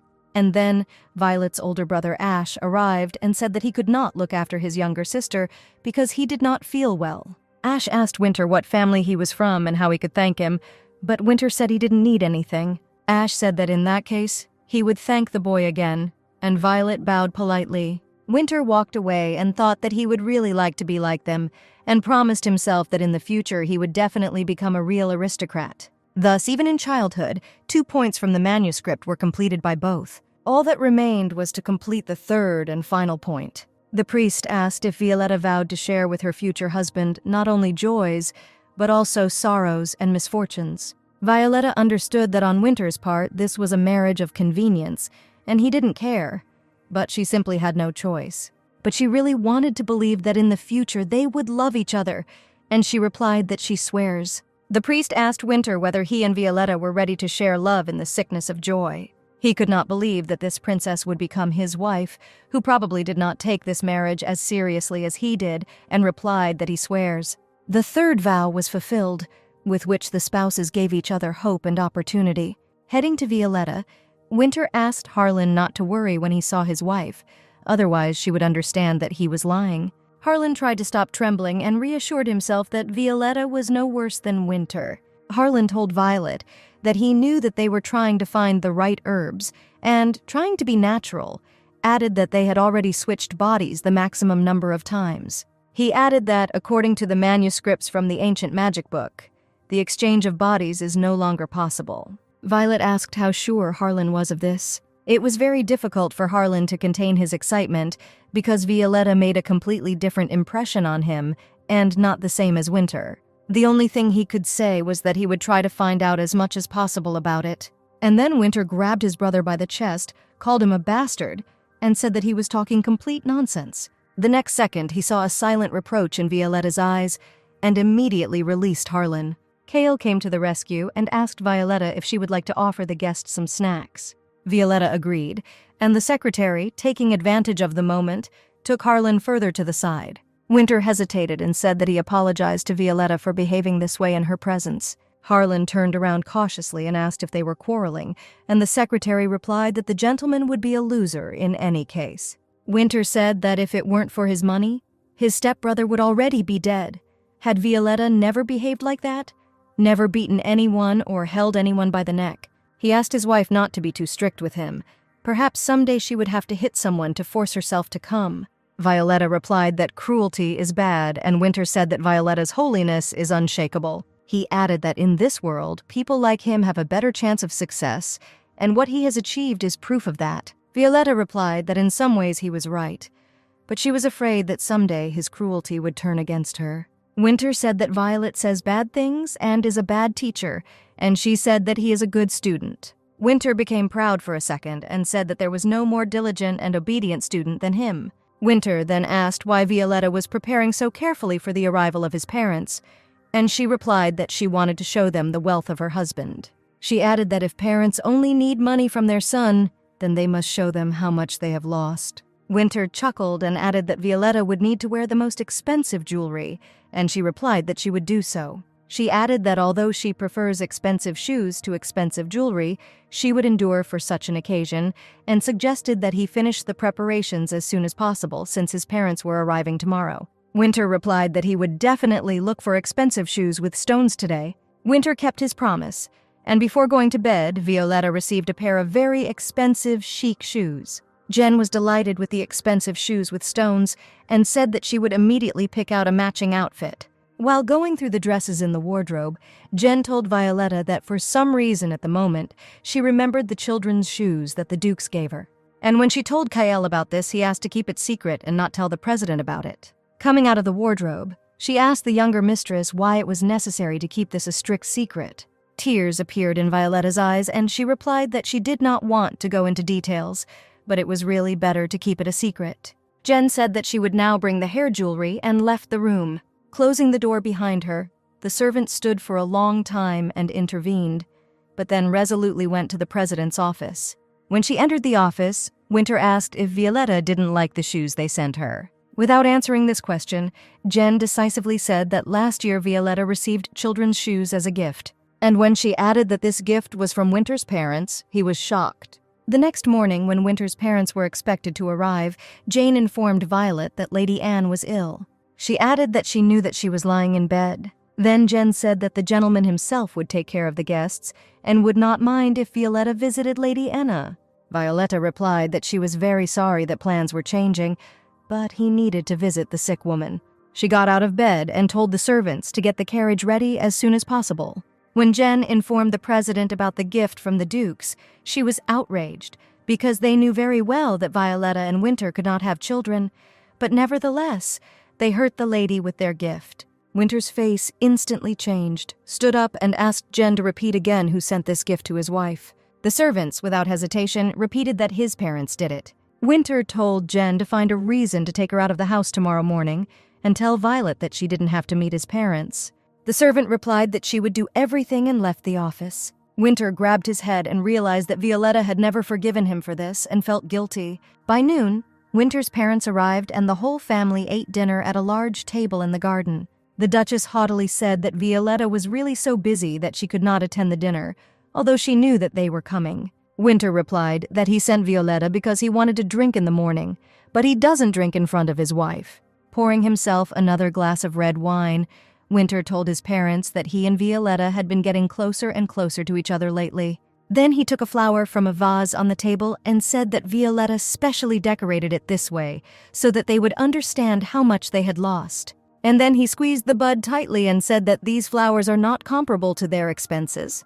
The father said, "Does Winter really think that they see him only for money?" And Winter replied that it is so. The Duchess also tried to get her word in and said that they love Winter no matter what. Winter looked at his parents and then asked why they were doing this. And then he told them that he knew everything about the children's shoes that they sent at the moment when they knew that Winter and Violetta could not have children. The Duchess, trying to avert any suspicion, said that they were simply hoping for a miracle. She added that she had already said many times that they did not send her any poison, so why not give her a gift in the form of small children's shoes? Winter replied that this gift was an excuse so that Violetta would not think that they were the culprits of the low-quality medicine sent.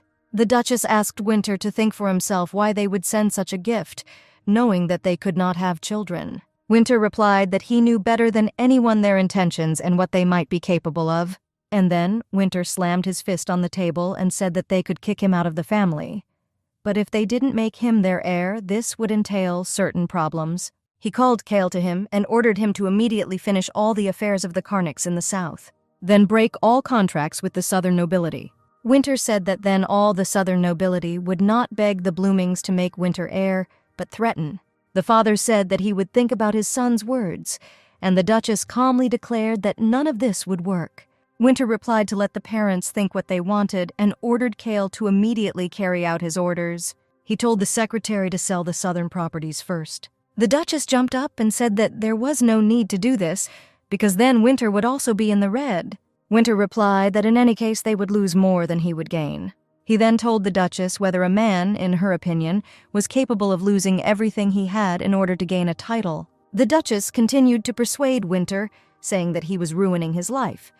And he replied that it was they who raised him this way, and it was they who dragged him into all this. To avoid further quarrel and abuse, the Duke invited the Duchess to leave immediately. Then the Duchess turned to Winter and said, "If they make him heir, are they really not worthy of a large reward?" Winter downed his glass of wine and shouted that they still didn't seem to understand what was going on here. Winter replied that he was not going to be either an ally or an enemy for them, and others would ask and beg for the title. For everything they've done, his goal now is to deprive them both of as much as possible. To make it clearer to them, Winter said that if they transferred the title, then he would break the deal only with them, and if not, then he would stop all dealings with the Southerners. He added that neither side would benefit, and they would take care of the friends they have tea with every week. And then the Duchess said that otherwise Winter would have to deal with them, because he had forgotten something. She reminded Winter that Violet was the daughter of the late king, who had put the people of Lacround in danger, with the Southerners suffering the most. And does he really think that they will all take her side, and for this he is ready to break off relations with his family? Winter responded that he thought there was a bond between parents and children, but it turns out that this is not the case. He added that he remembered very well how the Southerners made life difficult for his wife, and he would be very pleased to see them suffer, as well as the suffering of his parents. The next second, the Duke could not stand it and raised his hand to hit his son. That evening, Violetta returned home, and Lulu's servant asked how her mistress's day had gone. Violetta replied that she visited Grandma Enna and was glad that she was already better and not as bad as she expected. The grandmother replied that she herself did not expect to wake up in the morning, but find herself in bed for the whole day. And then she asked what kind of box was in the hands of the servant Jen, and she replied that it was Mr. Winter who sent one of his best wines from the cellars. But Violetta advised that the grandmother should not risk her health and drink this wine when she recovers. Violetta asked if Grandma was happy that she would stay with her until tomorrow. Anna was not very happy with Violetta's message, since she did not want to pretend to be sick in bed until tomorrow, refusing expensive wine. That's why Grandma said that Violetta had better go today. Lulu replied that she was glad that the lady had returned home, and Violetta asked how dinner with her parents went. Waiting for an answer from the servants, Violetta looked at Lulu and, realizing that something was wrong, hurried to her husband. The servants, looking after Violetta, were very worried because they saw how the eldest gentleman raised his hand to his son.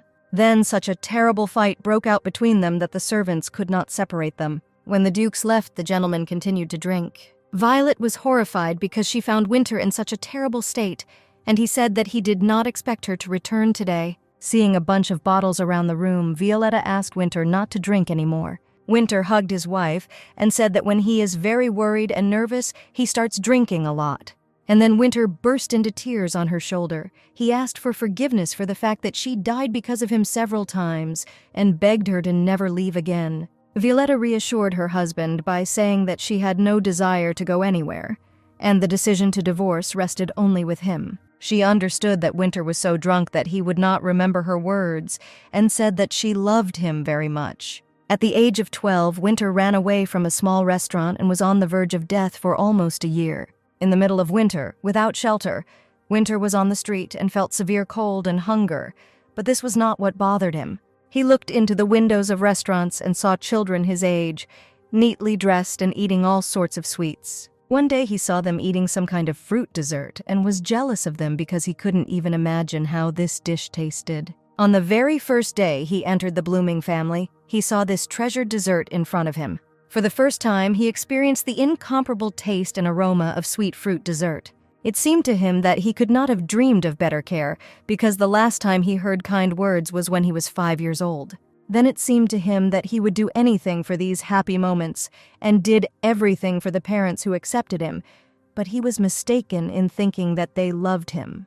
Violetta repeated that she loved Winter very much, and her words were sincere. Winter looked at his wife and said that he also loved her very much. But then Violetta pulled back and said that Winter didn't love her because she didn't know what love was. Violetta was right. He really didn't know what true love was. He was dressed well and fed deliciously, but this does not mean that he was loved. But for some reason, Winter was offended because Violetta did not consider his feelings to be love. Violetta suggested that Winter lie down to rest and decided that it was better for her to leave now. But Winter caught up with her and asked if she didn't believe his feelings. Then what should he do? Violetta turned to her husband and said that he could prove his love if it existed. Winter firmly replied that he would find a way and prove his love to her. Violet directed her bedroom and Winter asked if she liked him, and she said yes. Winter followed her all the way to the bedroom door and asked if she liked him very much and wanted to constantly hear a positive answer from her. Violetta went into her bedroom and through the closed doors asked if Winter would continue to drink in her room. Winter leaned against the door and replied that he would no longer drink alone, but only when Violetta allowed him. Winter's legs gave way from the alcohol, and he sat down in the corridor near the wall. When the servants ran up, he told them to throw all the alcohol out of his bedroom. Winter said he needed to sober up and asked the kitchen to bake his favorite waffles. Then he felt that he was getting worse and worse.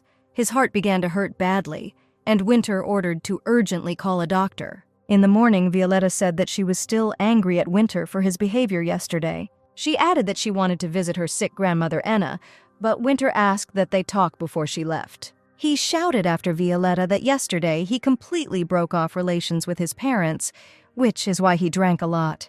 Getting into the carriage, Violetta replied that they would talk after she returned. Arriving at her grandmother, Violetta learned that Anna had deliberately pretended to be sick at Winter's request. She added that she was absolutely incapable of lying and did so because Winter did not want Violetta to meet his parents.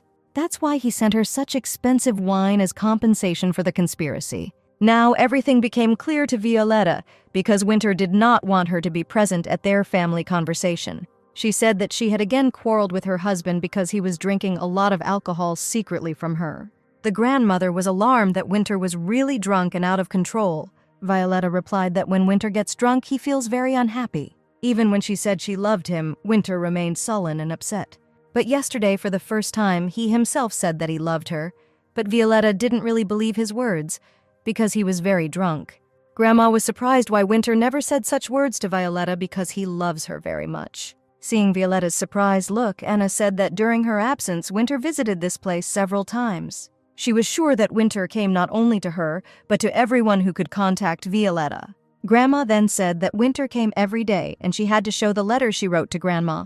If Violetta could see the expression on Winter's face at that moment, then she would know how he felt reading the letter that everything was fine with her. Winter could have come to her much earlier, but Violetta herself did not want this. Anna advised that Violetta may not immediately forgive her husband, but she should know that her grandmother wants Violetta to be happy. Violetta replied that she was already happy, but that was not enough.